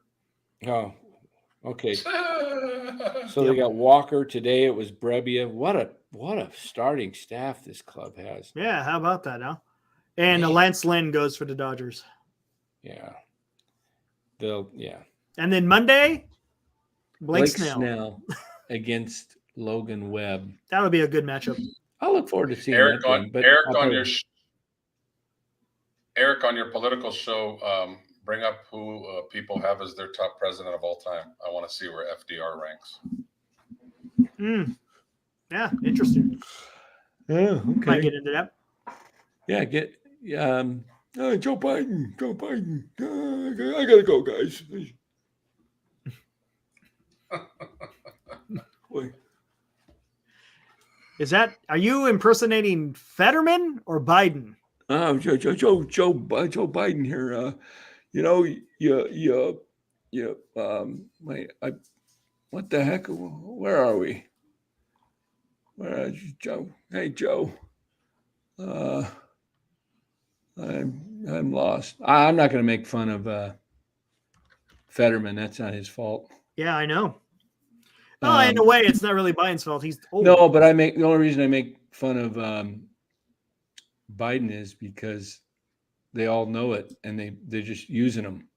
Even his wife. I mean, if I would hope I have a wife that loved me enough that if I was in a position that and it looked like that, she would say, Ooh. honey, it's time to step down. Arizona makeup game is on Monday. No doubleheader. That must have been a day off. So no day off then for Arizona. Well, they got today off. Yeah, true. So they called it early. It's good enough. Then they play. Yeah, but they got to fly back, don't they? To Arizona? they got to go to Chicago. Oh, that's not so bad then. So they'll probably have a day game on Monday. Get out of there early. Okay. Get to Chicago. Shouldn't be too bad. That's not bad. That's actually better. Yeah. Awesome. Hey, well, I'm gone. Stay tuned. All 60 of you in the chat. We'll see how long. I don't know if I'll go that long. I kind of went long yesterday. Handle it, Eric. Los and I are out of here for our show. Eric takes over from midnight to 3 a.m. on the NorCal. This ain't coast to coast. This is not coast to coast, man. This is Coast to Coast Live with NorCal Sports Network. And now we turn it over to our military division. Our military. We want wrestling. Yeah, we might have to get into wrestling. We'll see. Wrestling. Whoa. Take it over, Lieutenant. Woo. Take it easy, Los. All right. Hey, Dan, guys. we'll talk to you later. I'm out. We'll look for you on the other side. And we'll come back tomorrow night after probably come back What's Giants an play afternoon at game? 4:10 or 5:10. I think it's 4:10. Is it 4:10? I remember Marty saying they're going to come on for their show at 1 after the football game. Giants Dodgers 4:00 tomorrow, and then who's on Sunday Night Football? That's important to know. Sunday Night Football tomorrow night is Steelers Raiders. You might want to check that out with Garoppolo. Yeah, he's probably going to get freaking pummeled. Where are they playing at? In Pittsburgh? No, they're No, playing in Vegas. In Vegas. Oh, that So might that's be at a little 5:20. So why don't we plan on for maybe an 8:30 show tomorrow? 8:30 cover Cover the stuff. Giants, and then we'll just touch on a little bit of. Here's an idea, Dan. If like the axe falls on the organization, do you want to go like live shortly after, depending on what happens? Oh, you mean like if they say, like Kepler, you're gone. Farhan, you're gone. That would be a shock, but yeah, we'll go live. Yeah, we'd have to go live like soon after. That would be, that would be, if that were to happen, that would be like, what would that call for? Watch for Ian Rappaport. Man, I can't wait though, because Garoppolo's going tomorrow. And then if I keep Burrow in there and he doesn't play on Monday, then I got a big fat 0. Yeah. Thanks, Mark. He says I'll catch up. Great shows this week. Or just pick up. Oh yeah, thanks, Mark. Keep up at work when I can. Or you could pick up Jake Browning. I don't know if he's does better than Garoppolo. But hey, here's how it will go down. Special show. Ladies and gentlemen, we have a special show, and we started open. Farhan and Gabe have been let go by the San Francisco Giants.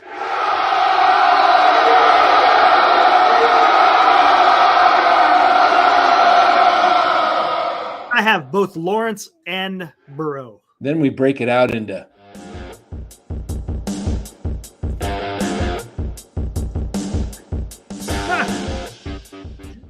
I'm going to have to start thinking of a good thumbnail to put together. Then we break it out into this.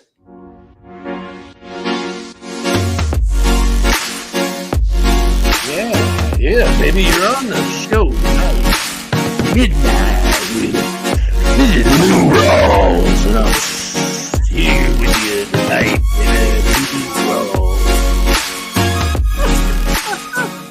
Midnight with New Rolls and Gabe Kapler. What am I, Wolfman Jack now or something? Hey, well, remember Wolfman Jack? Yeah, he is a Wolfman. Yeah. What is this one? I'm going through the sounds, everybody. What's this one? Winning Elevation. What's this sound like? Oh, that one's pretty good.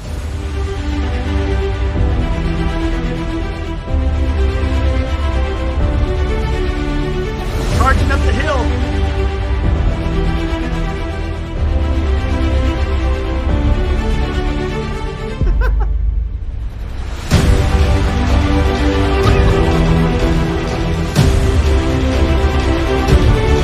Weeks after back surgery.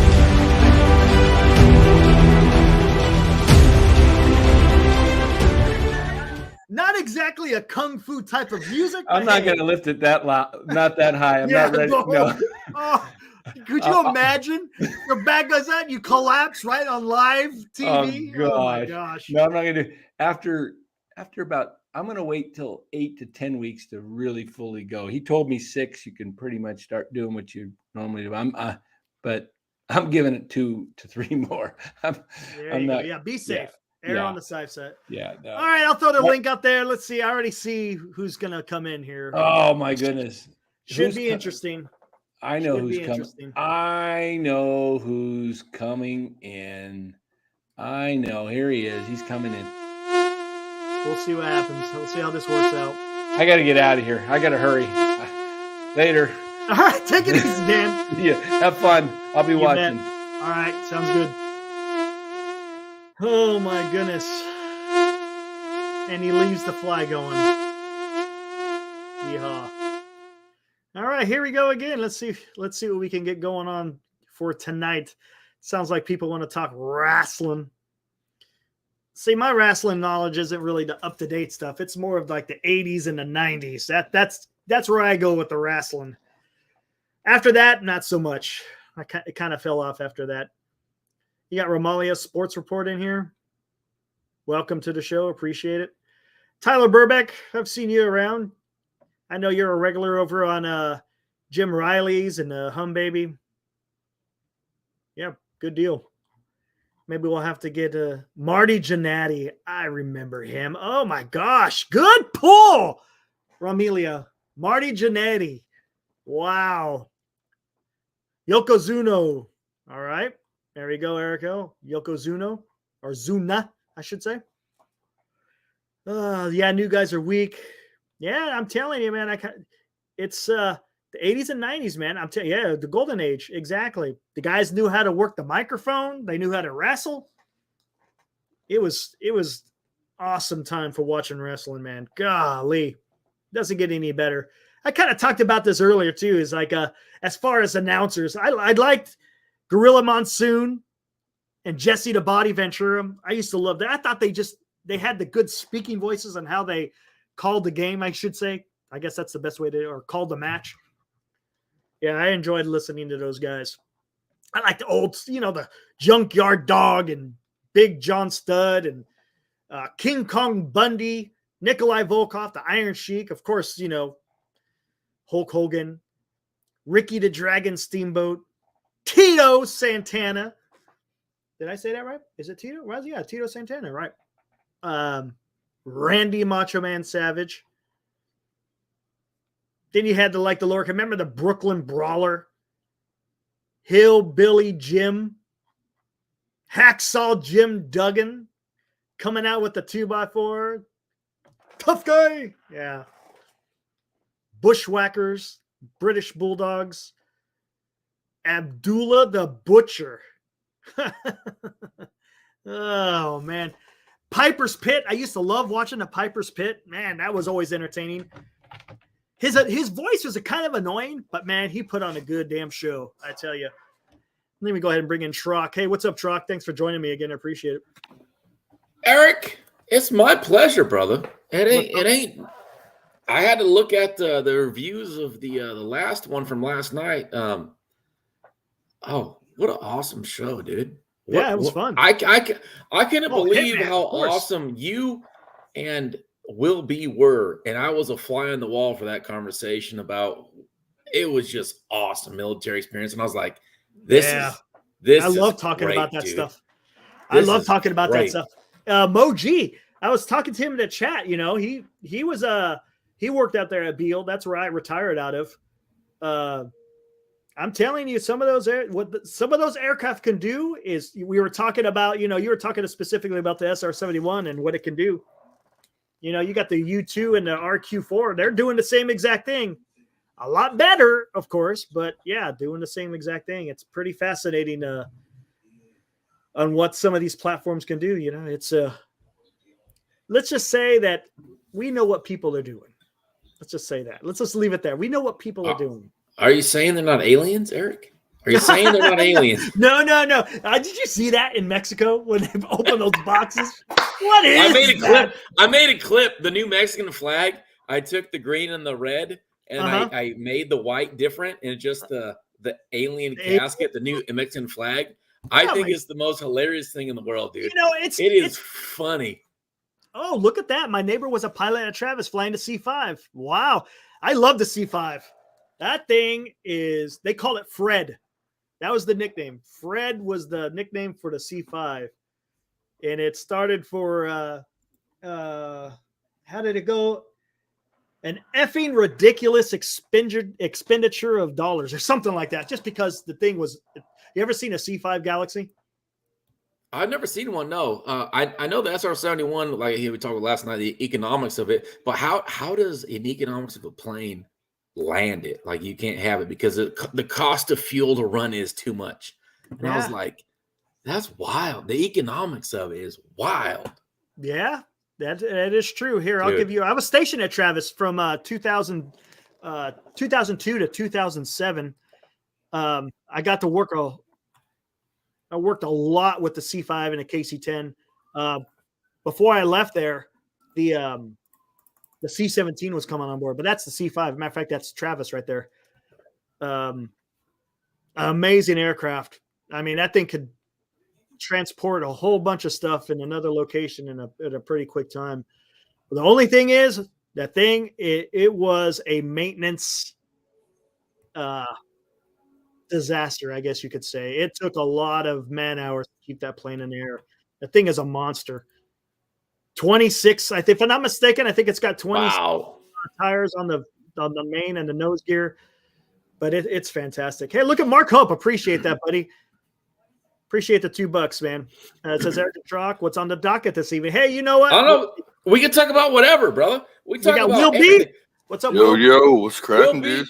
And we'll bring in Chardall. What's up, Chardall? Chardall. Hey, what's up? How you guys doing tonight? What's going on, man? Good. How you doing, Chardall? Hey, Truck. Chardall, how you doing, brother? It's good to see you, dude. Well, you usually have a hot take, and I love your hot takes. What do you get the hot take of the night? I'd love to hear it.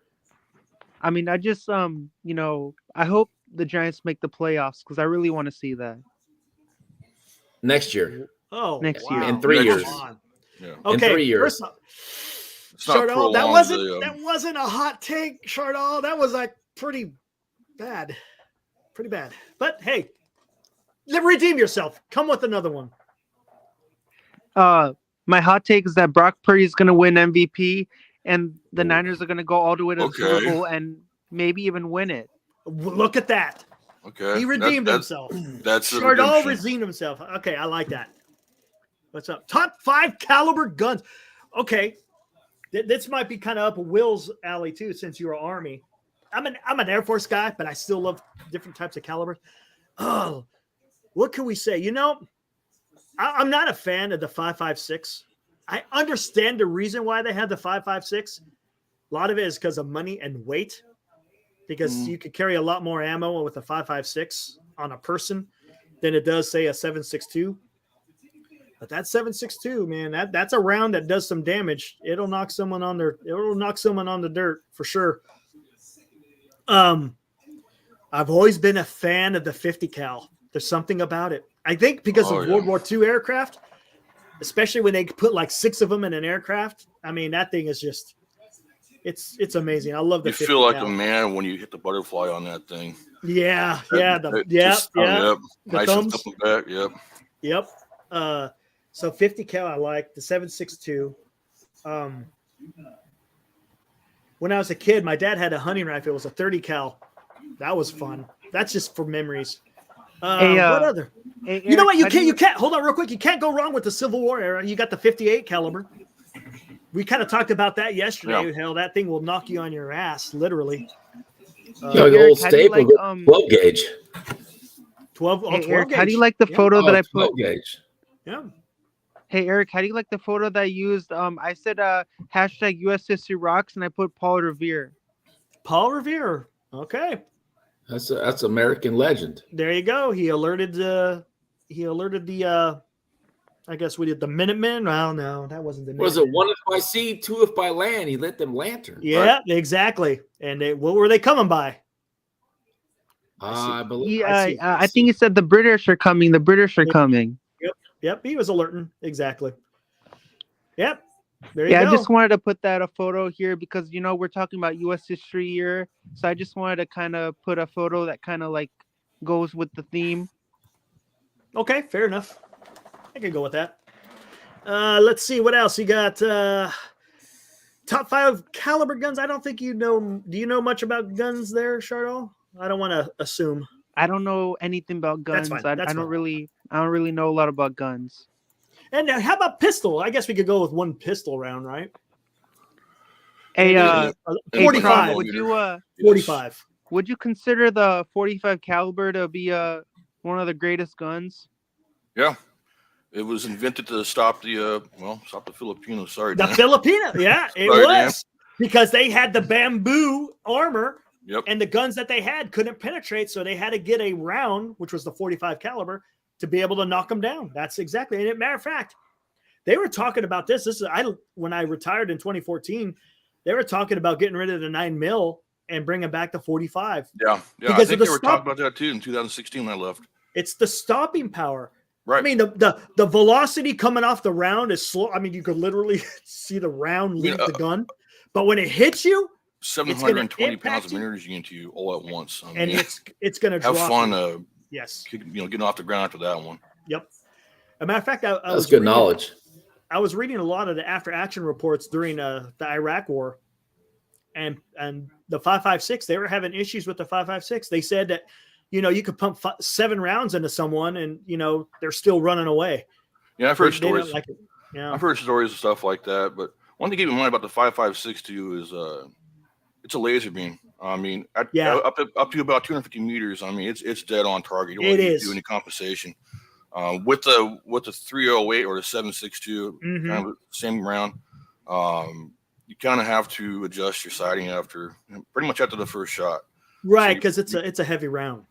And yeah, it's a little bit more potent than the old 5.56, but I like the 5.56. I actually like the long barrel of the M16 better than I like the M4. I thought I was, in fact, if I pulled my records up from my office somewhere, I could. But my marksmanship records, I always shot better with the M16 than M4. It's funny. I got expert on M16 and I got expert on 9mm because I was an SP augmentee, or security forces, I should say now. But I was an augmentee when I was stationed at Shepherd. Matter of fact, I was an augmentee when September 11th happened. That was Eric. crazy. Normally, when I come on the NorCal Sports Network, normally I have the in between of marksman and expert. It's been so long, I forget. Oh, there's marksman. There's oh my God, marksman is the middle, right? That's the lowest one you could get. Okay, that's like 32. That's like 32 targets. And there's expert, right? Yeah, expert's top one. Yeah, I can't remember the other one. Hey Eric, normally when I come on the NorCal Sports Network, normally I put a Giants logo, but it's kind of like different to put this logo because just what you're talking about, right? You're talking about American history, so I just want to kind of like. Yeah, you did good, man. I like that. Paul Revere. Kind of interesting because he's an American icon and American legend. Absolutely. Mark with another $5. Appreciate it. 58 Cal. Great call. Thanks. How about the 45 long Colt cowboy style? 45 the 50 Cal wins the day. By the way, I have a Glock 21 45 on my night. There you go.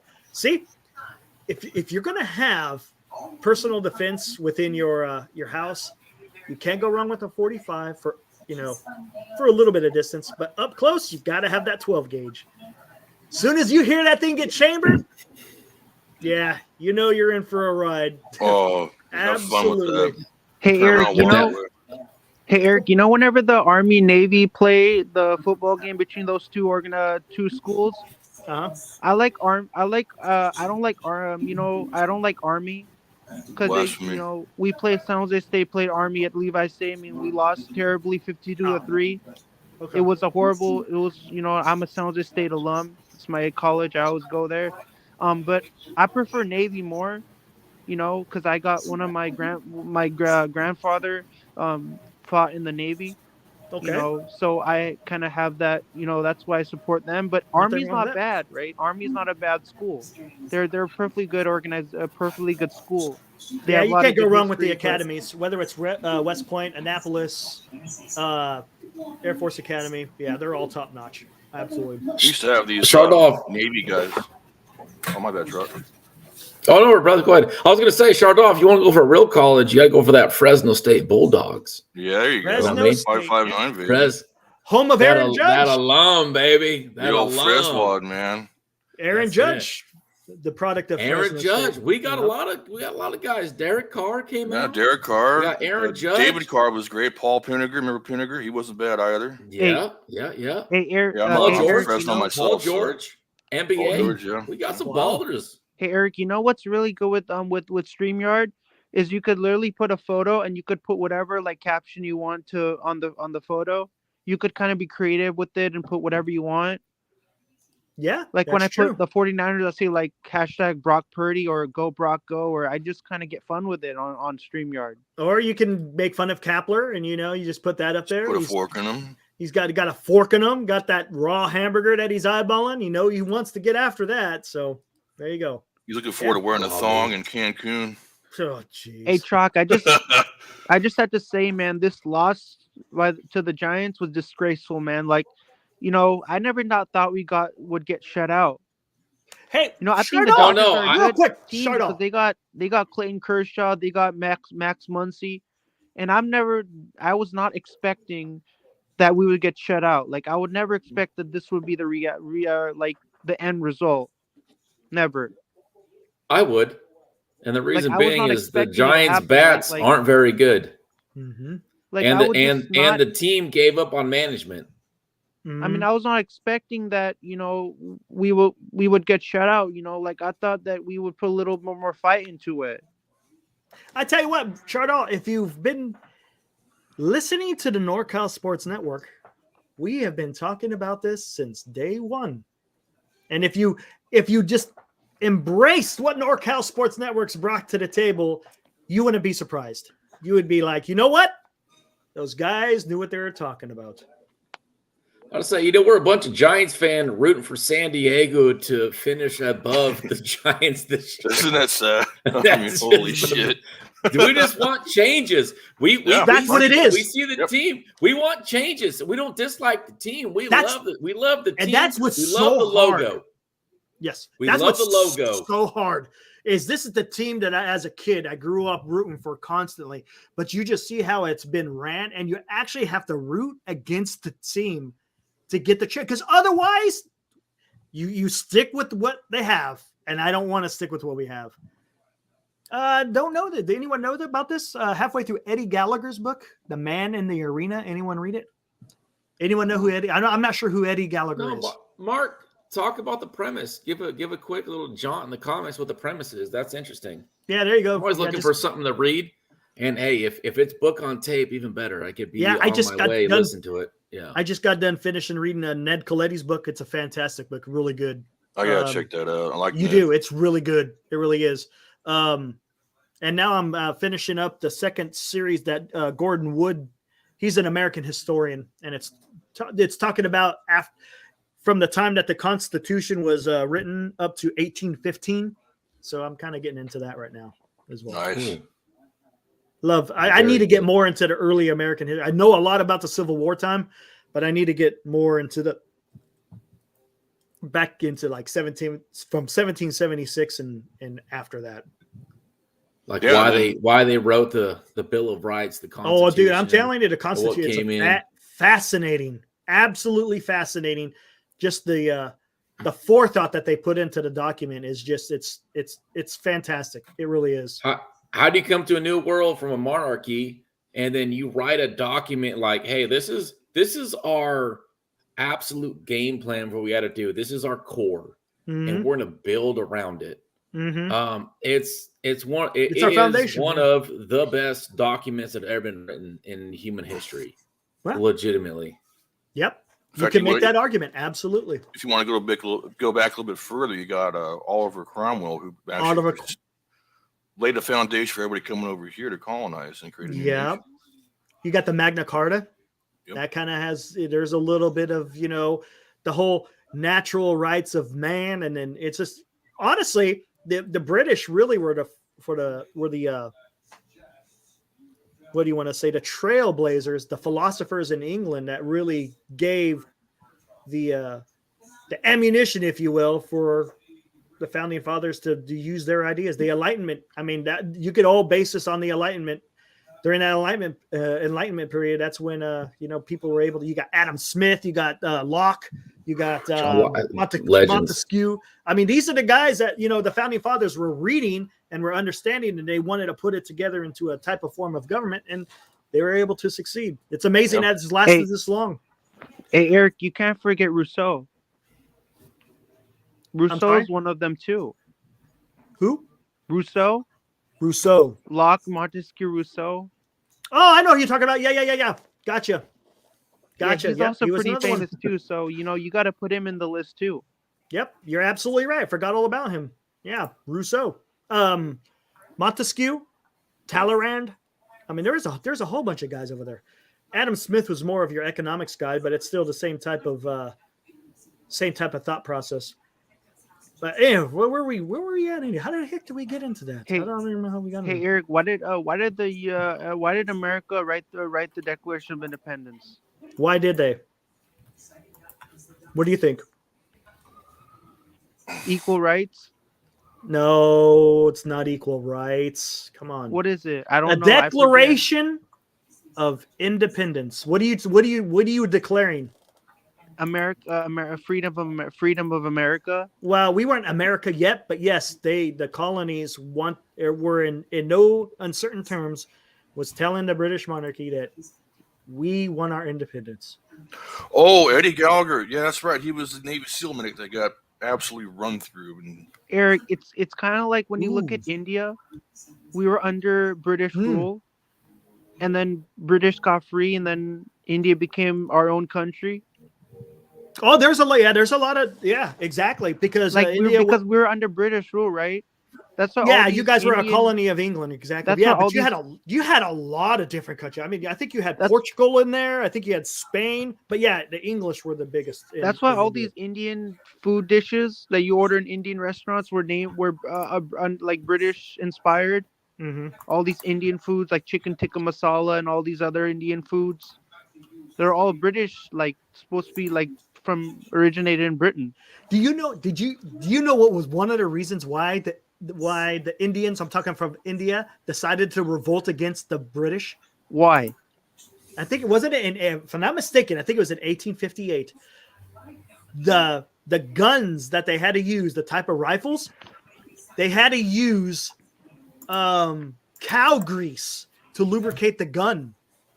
And because I think I took a history class on that. Yeah, and because the Indians revere the cow, they would not want to put their lips on anything that would have to do anything that derived from a cow, and it pissed them off, and that's what started the uprising. If I'm not mistaken, I think that has something to do with it. So I think that was like for our religion, cows are sacred. Yeah, right, exactly. So we don't kill the cow. We don't do anything with the cow. We don't do anything with it. It's kind of disrespectful because some animals are sacred. Right. Like to Muslim, the pig is sacred. Correct. Like they don't eat pork. They don't eat any products like that. It's kind of like against their religion to eat it. Like I eat everything. Like for me, I eat pork and I eat veggies and chicken and everything like that. But beef is a no for me. Like at work, somebody offered me a roast beef sandwich to have. They said that you want it, and I told them that I don't eat beef. Yeah. And then they didn't really know about that because they don't know my religion. They don't know what I don't eat, what I don't eat, and what things I'm allergic to. And when I told him I don't eat beef, he was like, "You don't eat beef? Like, why don't you eat beef?" And then I said, "That's because of religion. I don't eat it." I'll tell you what. There's something interesting with the Middle East. I tell you what. The issue with China getting involved with having the Saudis and the Iranians sign a treaty. Did you see that, Wilby, by chance? Yeah. I find that very interesting. Now you're getting the Chinese involved in the Middle East. And they're dipping their toes in Yemen too right now. So and there's a reason, especially if you think about it. I talked about this yesterday. If the Chinese take over the South China Sea and then you have them taking over, we lost everything. Exactly. Lost everything. Now, because you got the Fifth Fleet, I don't know how the Fifth Fleet is constructed right now, but they're responsible for the whole Gulf of Oman, the Persian Gulf. They get bullied. They get bullied just like they do with China. I mean, it's our scary. Navy is so why is it's scary. It really is. I mean, where is that going to lead? I don't know, but it can't be good when the Chinese are getting involved. Hey, Eric, I think it was called the Indian Rebellion of 1857, where cows, the bullets, pig fat, and the Hindus considered cows to be sacred, and then the Muslims considered pigs to be sacred. Mm-hmm. Correct. See, it's kind of so right. Yeah, I kind of because I learned about that in history class about the rebellion and how significant it was. Was that when the the leader of the Philippines dipped the bullets in pig's blood? Yeah, when and they said we rubbed dip all our bullets in pig's blood, so don't the bullets fuck with us. pig grease and then the bullets with I cow saw grease. Yeah, that's Yeah. what Eric was talking about. It's kind of I mean, good U.S. history, good world history lesson Eric has been teaching us here because he loves history. Yep. Eric is a big history buff here, so he can tell us a lot about history. I kind of tried. influence us and educate us on history. I'm not trying to influence. I'm just trying to. No, I'm not influence. I'm not saying influence. I'm saying like you know a lot about history, so you can tell us all of the different events in world U.S. history and world history. I try. You should be a teacher. I'm trying.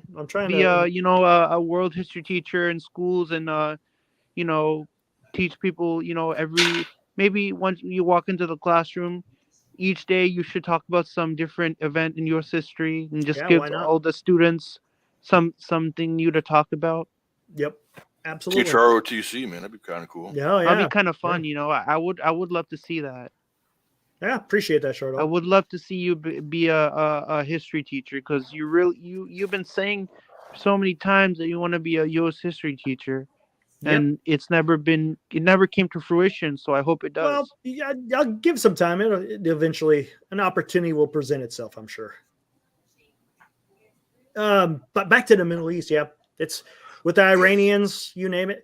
Iraq's kind of been, you really don't hear a lot what's going on in Iraq. There's not a lot. It's kind of been subtle. I've been noticing a lot more Western travel there lately too, which is interesting. Yep. I mean, you got issues. You got issues with Turkey. You got issues in Syria. Oh, dude. You always got issues in Israel. Iran, of course, is the. One of the things I was going to tell Mark when the first thing that popped up in my head when you asked me that question is, you have to think back to like the early 30s and 40s and whatnot. Dude. You have a bunch of boundaries that were a bunch of lines surrounding a bunch of countries that don't get along. These countries are filled with tribes that do not belong. I mean, they don't get along. They don't belong in the same country. Like the Kurds are a massive example of that. Yes, they had their own territory for years. Now you draw a border around them. Now they're getting they get massacred by the Iraqis. They get massacred by the Turks and the Syrians and whatnot. There's no cure for that unless they erase their borders, try that one all over again. But I think with that, you're always going to have strife there because of that. Correct. And that creates opportunities for countries like China to feed on that, pit one against the other, so on and so forth. And then more recently, have a good night, Mark. Later, Mark. And more recently, now you have a power vacuum there because we're no longer present. We don't have any presence over there anymore. Also, the same thing with the dissolution of the Soviet Union. Like I said, they had their satellites of nations that they controlled. We had our satellites of nations we controlled. It kept everything in place. It worked out for the better. Kept people in check. But now everybody's running roughshod. They're running roughshod over us. It's a more dangerous world than it was, like I said, during the Cold War. Don't get me wrong, Cold War, there was some crazy stuff going on. It's not like it wasn't peaceful. Hey, Eric, what are your top 5 terrible events in U.S. history in history? Ooh, man. Terrible events? Well, that's a little depressing, man. Yeah, it is a bit depressing. The number one, it's funny because I'm watching a National Geographic on it, is September 11th. Yeah. Number 1. What would be number 2? Oklahoma City bombings, and then Oklahoma City bombings. Bunch of kids, man. Yeah, Columbine's a big one too. Columbine, yep, that's a good one. Coming from school, was right there on the news. Like, what the hell is going on? I'm not going to put Pearl Harbor in there because it wasn't a U.S. state at the time. Yeah, our fleet got bombed and it was bad, but it wasn't like on. I'm going to stick with the lower 48. Wasn't necessarily. I mean, it sounds bad, guys, but it wasn't necessarily a civilian attacking. They killed some civilians on accident, but it was more for military purposes. Right. Speaking of Iran, that billions of dollars that Obama gave to Iran, that's a big disaster. He gave them money, and then we just unfroze a bunch of their money and gave it to them for 5 people. Yeah. I don't know about that. Hey, Eric, I have another one. What are your top 5 tragic and brutal events in history? Oh, man. Yeah. We're turning into a core channel, man. I know. What are you talking about, man? Oh, my gosh. Benghazi, such a Valley Kings. You'll get my blood boil at that one, dude. That was some bullshit, homie. Jesus. Yeah, that's gonna take a while there, Shardo. I just can't. Yeah, you gotta think about that one. Yeah, there's so many events out there just gnarly that rank up there. There is. I mean, goodness. The Chinese war on sparrows. Yeah, there you go. Yeah. I was just gonna get into that. Yeah. The way, and it's not like one event, but it's a history. Mao Zedong and Joseph Stalin, those two guys right there are responsible for about like 100 million people for dying. Oh, dude. Dying. Famine. They killed more people than anybody else in the freaking world, man. Exactly. And then right behind him, of course, Hitler. Yeah, Hitler. Communism is so great. Yeah, Joseph Hitler was Stalin bad. responsible for killing so many people. He sent them to the gulag. Joseph Stalin killed his own people. And he sent them to the gulag. Have you heard he about did. the gulag? It's like the most Gulag's worst bad. prison that somebody can get sent to. Yeah. Yeah. Hey, Shardo, check this out. Back when I was in high school, like 20 million years ago, I had I took German instead of Spanish in high school. I was one of That's those cool. guys. Yeah, it was cool, man. I enjoyed it. And I took it all 4 years of high school. And we had a substitute teacher one day, and he was actually a mechanic for the German Luftwaffe. And he was on the east. Yeah, he was on the Eastern Front. He worked on the Ju-87, so the Stukas. The Stukas. And he told me the day that he got captured by the Russians, and it was the worst day of his life. He spent the next 10 years of his life in the Russian. He's lucky he lived. Yeah, he was very lucky. They treated the Germans like absolutely.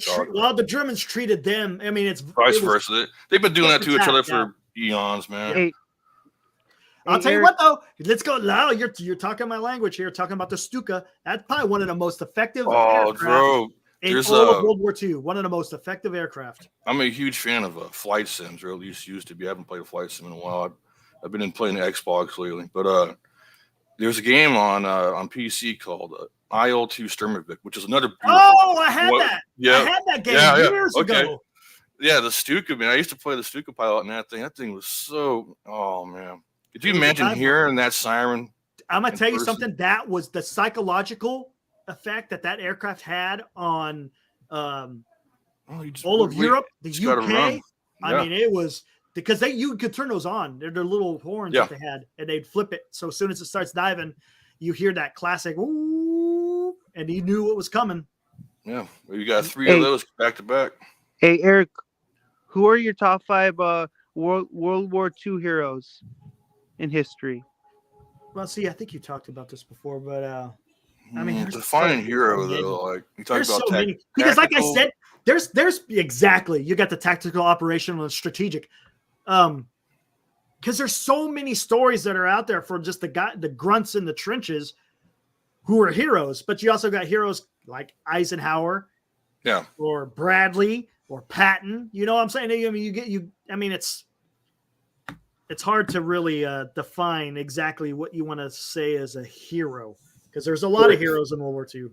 For me, that'd be easy just because I just say my grandfathers. That's just 100%. Yeah, that's deep. That's deep in me for what they've done, and you see a grown man tear up when you try to ask them about it, they won't talk about it. And I'm like, dude, that's a fucking deep shit.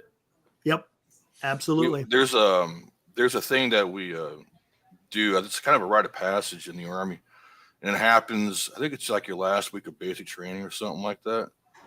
All right, I appreciate that, Mark. And right on, Mark. Go ahead, finish. I'll read the super chat. All right, yeah. So there's a little rite of passage we do, and it's a reminder of kind of what these guys did on Omaha Beach, as well as the guys in the trenches of World War I. And what we did, I was at Fort Sill for my basic training, and what we did over that's right up the road from Shepherd. There you go. Yeah, it is. We had a tornado coming through. I'm sure you guys got all the time. Yep. Yeah, man. Hated that. But we had to stand in front of this kind of like this little concrete wall, if you will, and there was ladders, and there's about 15 or so of us on a line. We were all geared up, helmets and everything, full battle rattles, what we call it, with the rifles. Yeah. And you can hear, they had the mortar sims, RD sims going off. You could hear the 50 cals over your head and whatnot.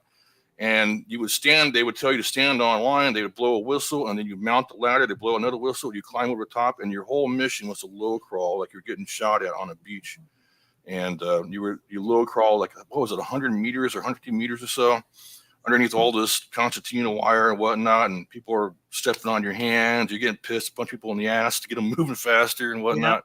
But I mean, it felt was kind of a proud moment doing that, because you kind of think back to what those guys had to face, and just how much how big their balls had to be to do something like that. It's just incredible.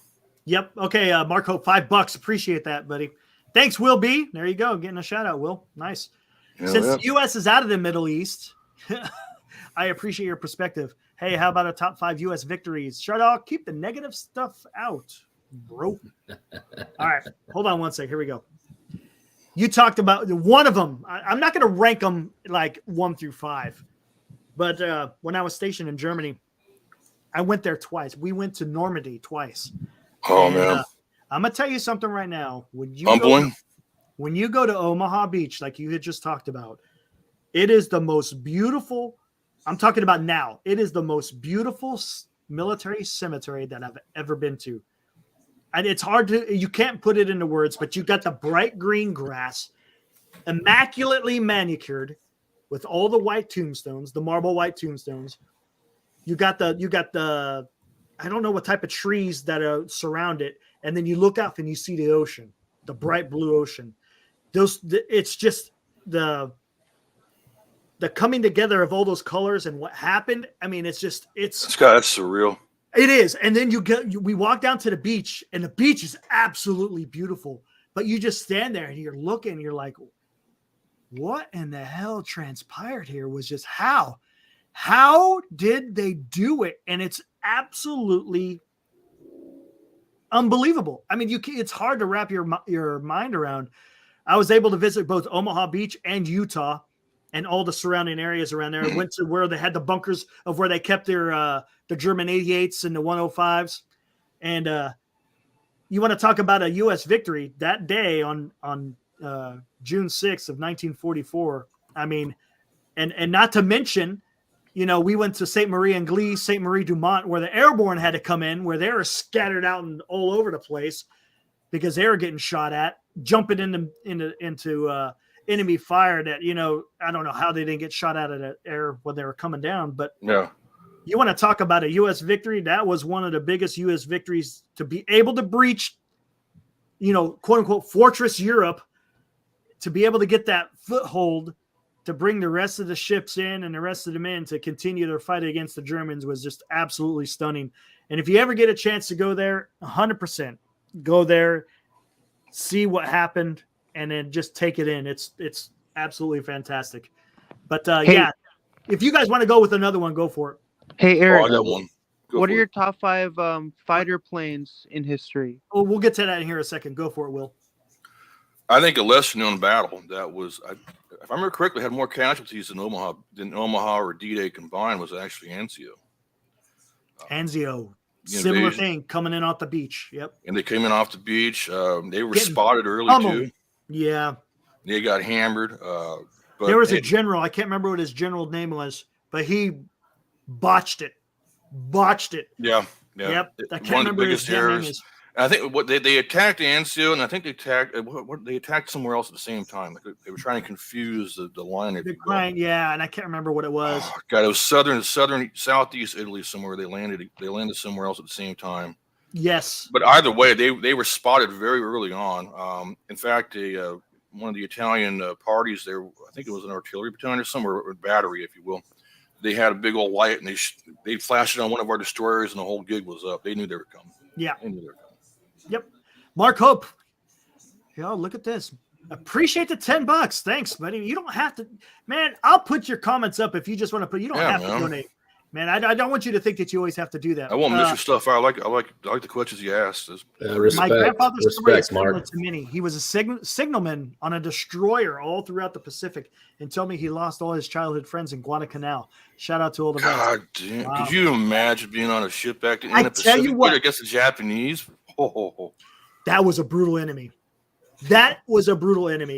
When they had to do the strategy of island hopping and trying to take these small islands with a tenacious enemy such as the Japanese, it was not easy. And you could, I'm talking about, Omaha Beach and Utah and all that, but I mean, Iwo Jima, yeah. Guadalcanal. I mean, those are all huge victories.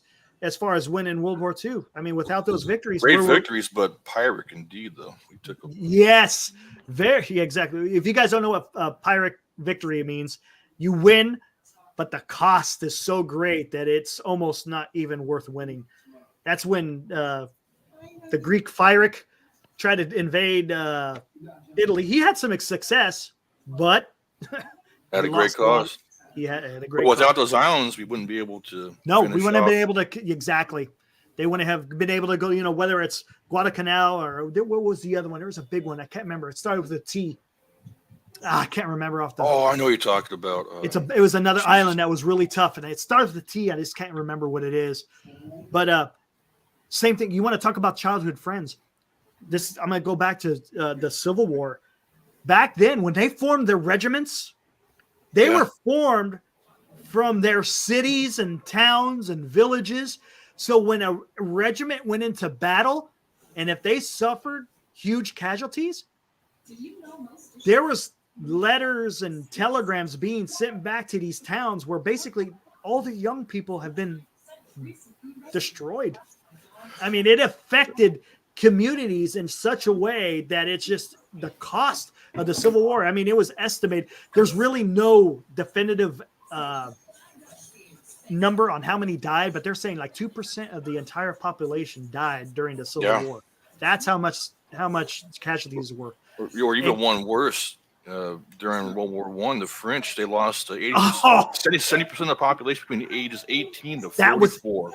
And that was one of the reasons why the French were so hesitant to get into World War II, and that's why they appeased the Germans because both the Brits and the French lost a generation basically because of World War I, and they didn't want to do anything that was going to create another situation to where they're going to lose another. One thing people don't remember either about that, or I guess it's not really talked about too much, is that the French government was still in place when they were deposed. They were still following the Nazis. They had moved down to Africa. What was it called? Vichy French. Vichy French. Yeah, they were the traitors. Yeah, those were the traitors. Mark, appreciate that, buddy. Love the show. Love supporting. I appreciate that. Really do. These aren't just words. We appreciate your support. And, everyone that's in the chat that supports. We really appreciate it. If it wasn't for you guys, we wouldn't be doing this. So, hey, Eric. So, what are your top 5 fighter planes in history? Fighter planes in history. Number 1, P-51. Number 2, the F-86 during the Korean conflict. Vietnam, I have to go with the tried and true, the F-4. God, that thing was a pig, but man, that thing was awesome. Later on, the F-15 was a badass. I like the E model, the air-to-ground variant. And then now you got the stuff today. F-22, I'm telling you, that machine. Have you ever seen it perform during an air show? Oh, I have. It does things that I've never seen an aircraft do before. I mean, it's damn near like a damn UFO. I mean, it's just absolutely incredible. And the Warhog, you can't go wrong with the Warhog. You can't go wrong with the Warhog. With the mission that it has to do, it's not glamorous. You would call a Warhog they're basically like your offensive line in a football game. It's not glorious, but it has an important job to do. Yep. Hey, Eric, I have another question for you. Who are your top 5 most notorious figures in U.S. history? Notorious? Well, that's a little vague, man. Oh, my gosh. You want to go, Will? I mean, I was going to say you could even call, Dillinger a notorious figure in human history. I mean, notorious, I'm thinking bad. That's what I'm thinking too. That's why I said Dillinger. Yeah. Capone. Benedict Arnold. Oh, that guy was. Yeah. Gosh, who else? You can name top 5 current politicians in Congress right now. They'll be my. The door was open and I was waiting for someone to take it. Yeah, there you go. Can't complain there, man. No. Can't complain there. Yeah, you put them in your order, do whatever you want, just name them. Yeah, yes. Yep. Yes. Hey, Eric.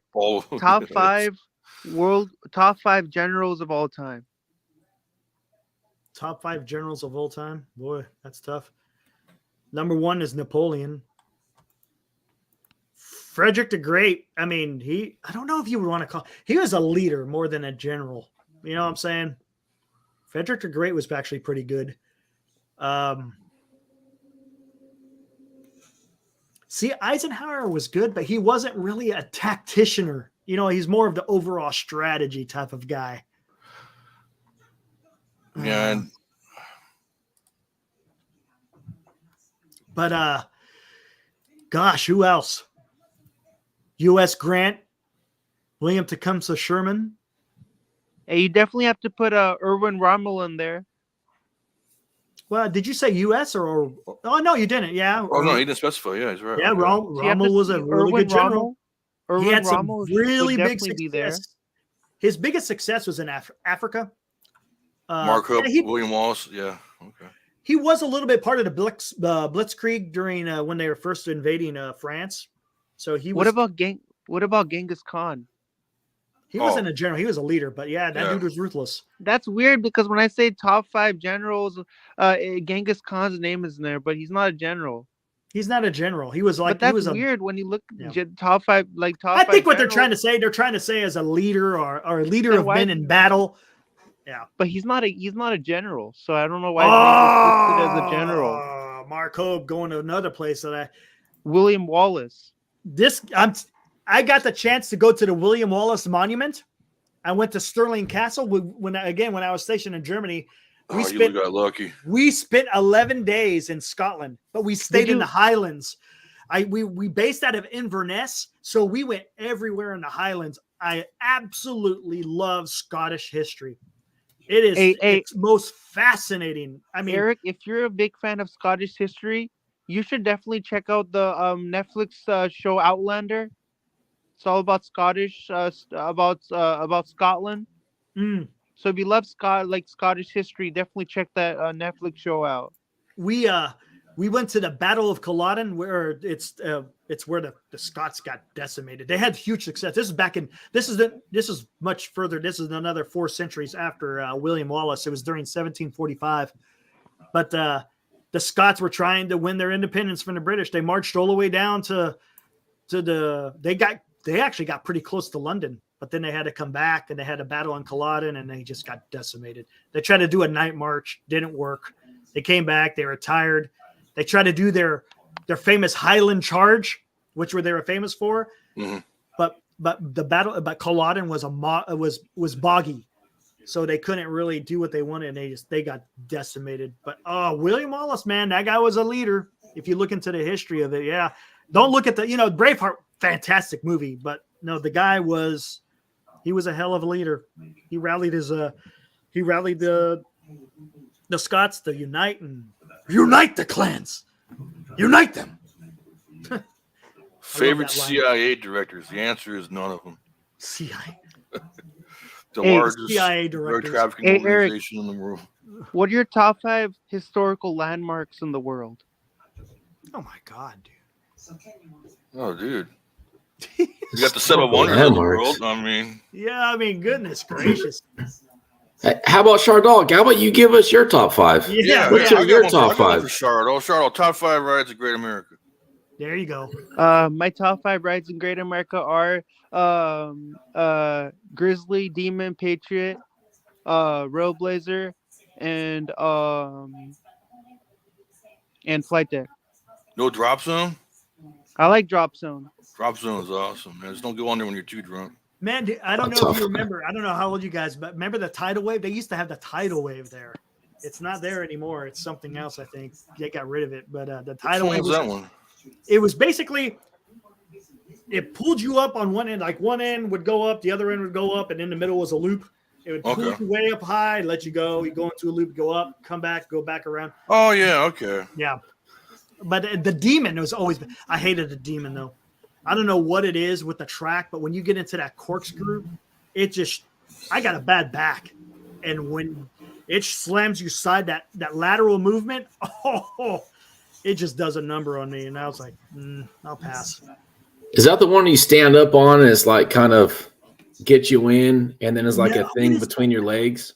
No, I can't remember what that one is. I smashed my fucking balls on that one. Oh, I was wearing boxers dude. that day. And then you stand up in it and you're like, you go around and you drive in, but like, depending how it is and you spin and you land, like wasn't very pleasant. Look who's chiming in. Top What's up, 5 Dan? U.S. sites. What do you think? There you go, Chardal. Dan's asking you a question. Top 5 U.S. sites.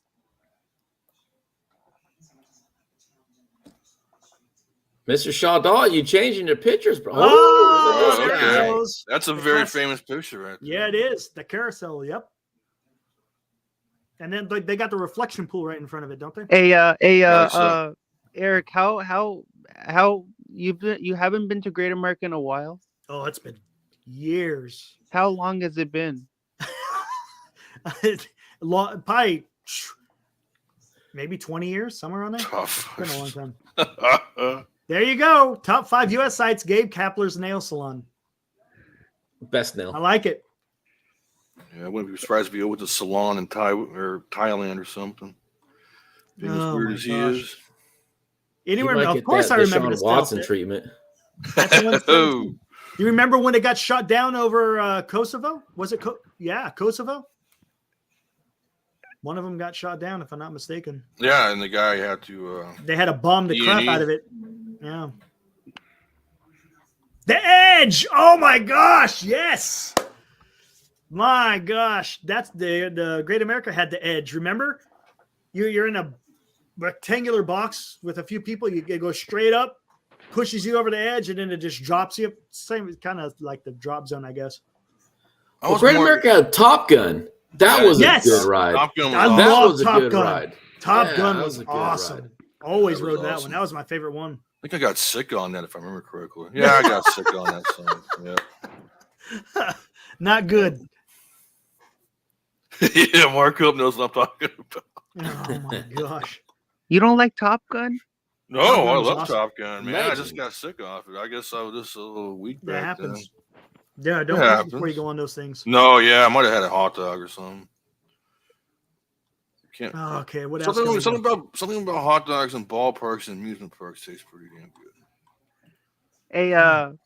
Hey, Eric, top 5 horror movie icons. Horror movie?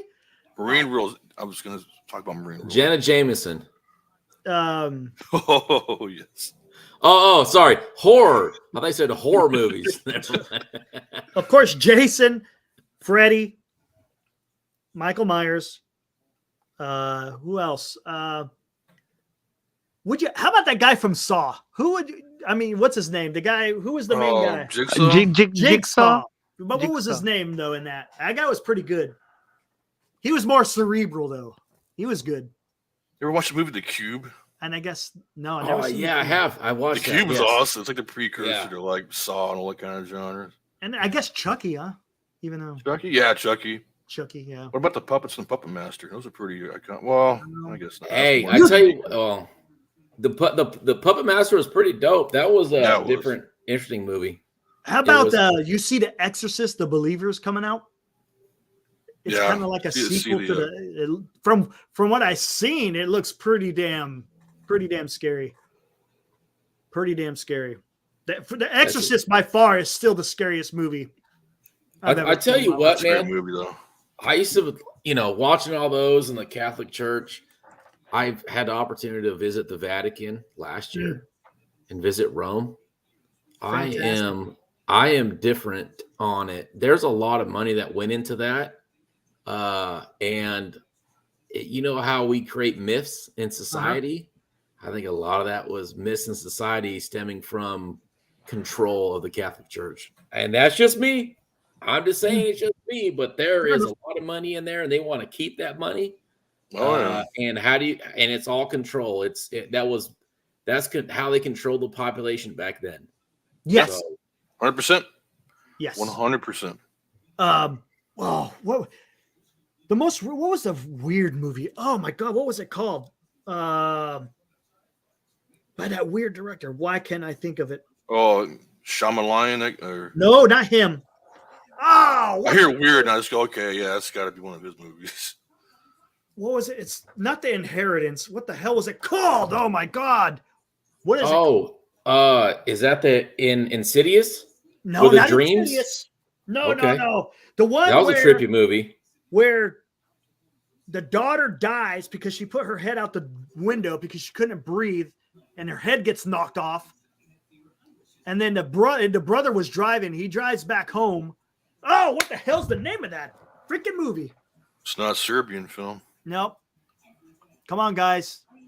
Help me out here. It's not like Final Destination type stuff. Or? No. And the mom. The chat says Scream. Nope. The mom was pissed off, or was Barbie.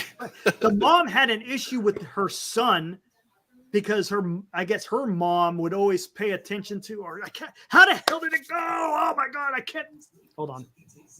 Now She had her head out the window, happy, and then the train takes it off, or a sign takes it off. And that sounds like a pole. Hold on. A pole. Yeah. Pootie tank. The hell is it called? I'll find it. Hold on. Best of all time. Let's check out the fantasy real quick here. That's right. I don't know what's going on here. Well, this game between Dan and Will Martinez looks a little interesting. Come on, what's going on? Let's go. Dude, Shark Doll, you've done more wardrobe changes than I've ever seen in my life on your picture, buddy. Yeah, man, what's going on? Where is it at? Where is it at? I'm gonna find it. Where the hell is it at? While you're waiting, Mark Hope has a super chat too. He's asked Shark Doll your top 5 Denzel movies. Oh, there we Yeah. go. Oh, All right, I'm gonna have to get going here in a little bit too, guys. It's getting late. Where the hell? Oh yeah, it is. The Shining. Can't go wrong with The Shining. I know sometimes my friends do this a lot. You know, maybe like whatever they're talking about, they put different pictures on StreamYard. Oh my God, where is it? I'm going to have to do it at my next sales meeting. See how that goes down. I think I know I know who will know this. Nightmare on Elm Street. Hold on 1 second. Give me a minute. I'll be right back. Freddy Krueger? I have to ask that. What movie is that? Window. I feel like if you Google that, like you're gonna get. Yeah. Well, we're already spied on it as it is. Who cares? Never mind. Google it. Yeah, he'd be like, "Here you go." It's my work computer too, so it's going to be even better. Yeah, I'm on my work computer as well. All right, I got it. Hereditary. Hereditary. Okay. I gotta Google this thing. Oh my God. I might have to get another edible and watch Hey, this Eric. thing tonight. Scariest damn movie, man. Okay, this is Eric, gonna I go definitely down. miss Haunt. Halloween Hereditary? Haunt. Great America. Hereditary. I'm telling you, that is a disturbing horror movie. 100%. Hey, Eric. Really? Like we're talking Oh, about. it's got I'm not Gabriel gonna Byrne in give it? it away. Hey, Eric, we're talking about Halloween here, so I just want to say I miss Haunt. You know, the Halloween tradition at Great America where they have all the mazes and all the scare zones and all the creatures popping up everywhere. Oh yeah, I think Universal Studios they do a big thing, don't they? I miss Universal that a Studios lot. down south. They're not bringing that back this year. They're bringing some family friendly event this year, which is not that great as the Haunt. Dan's talking fantasy. Because I love Haunt, man. I love getting scared. When did that come? You talking about Hereditary? I think it was like 2018, somewhere around there. 20. Yeah, 2018. That's what I'm showing on this.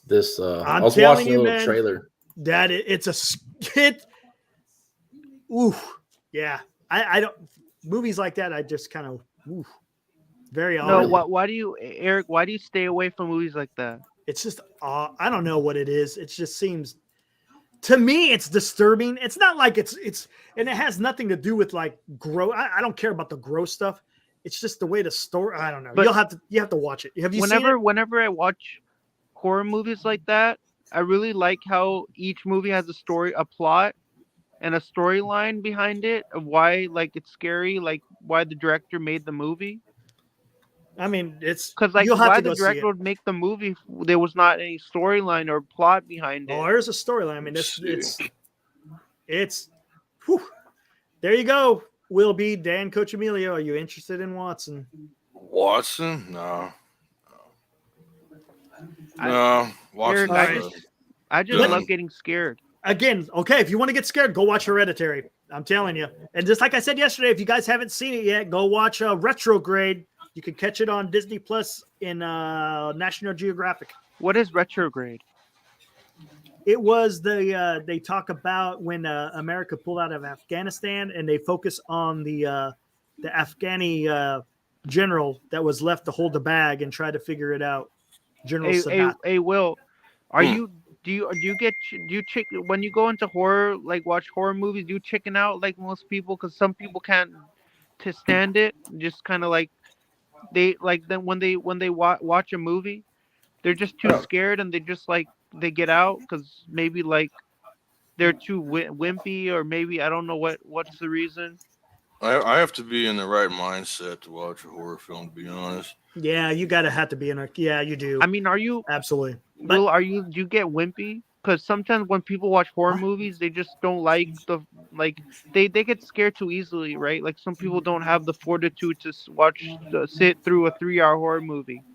I just like to see happy movies. To be honest with you, I'd rather surround myself with happiness and things I enjoy.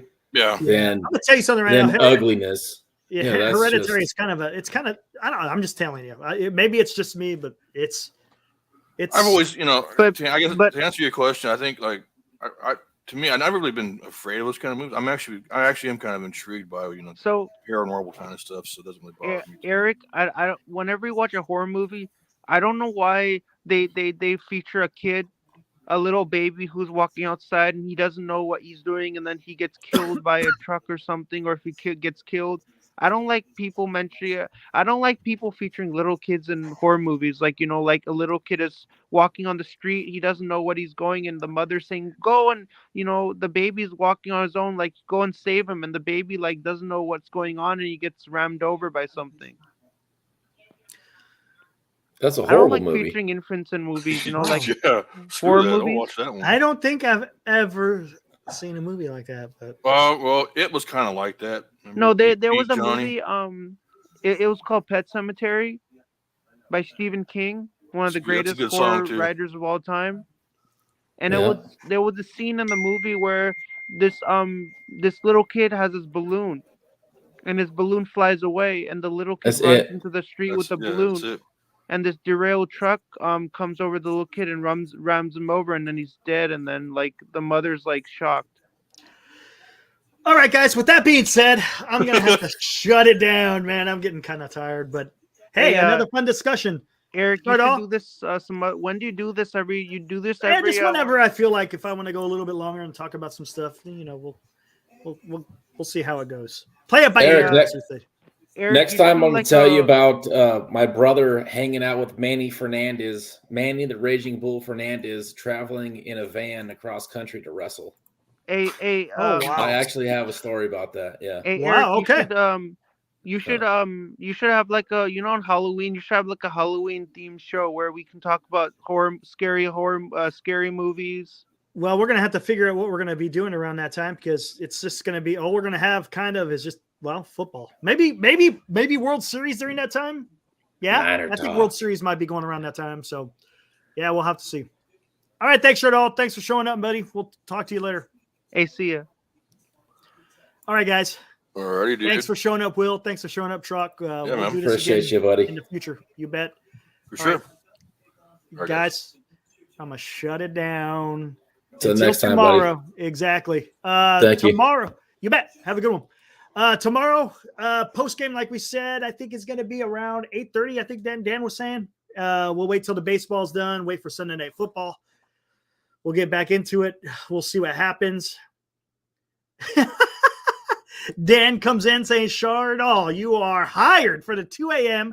to the 5 a.m. slot for NorCal Sports Networks. Moji, you take care too. Thanks for showing up. Appreciate the support. Same thing with you, Mark. Everyone in the chat. Appreciate you hanging out, just sitting here, just kind of having a conversation, having some fun.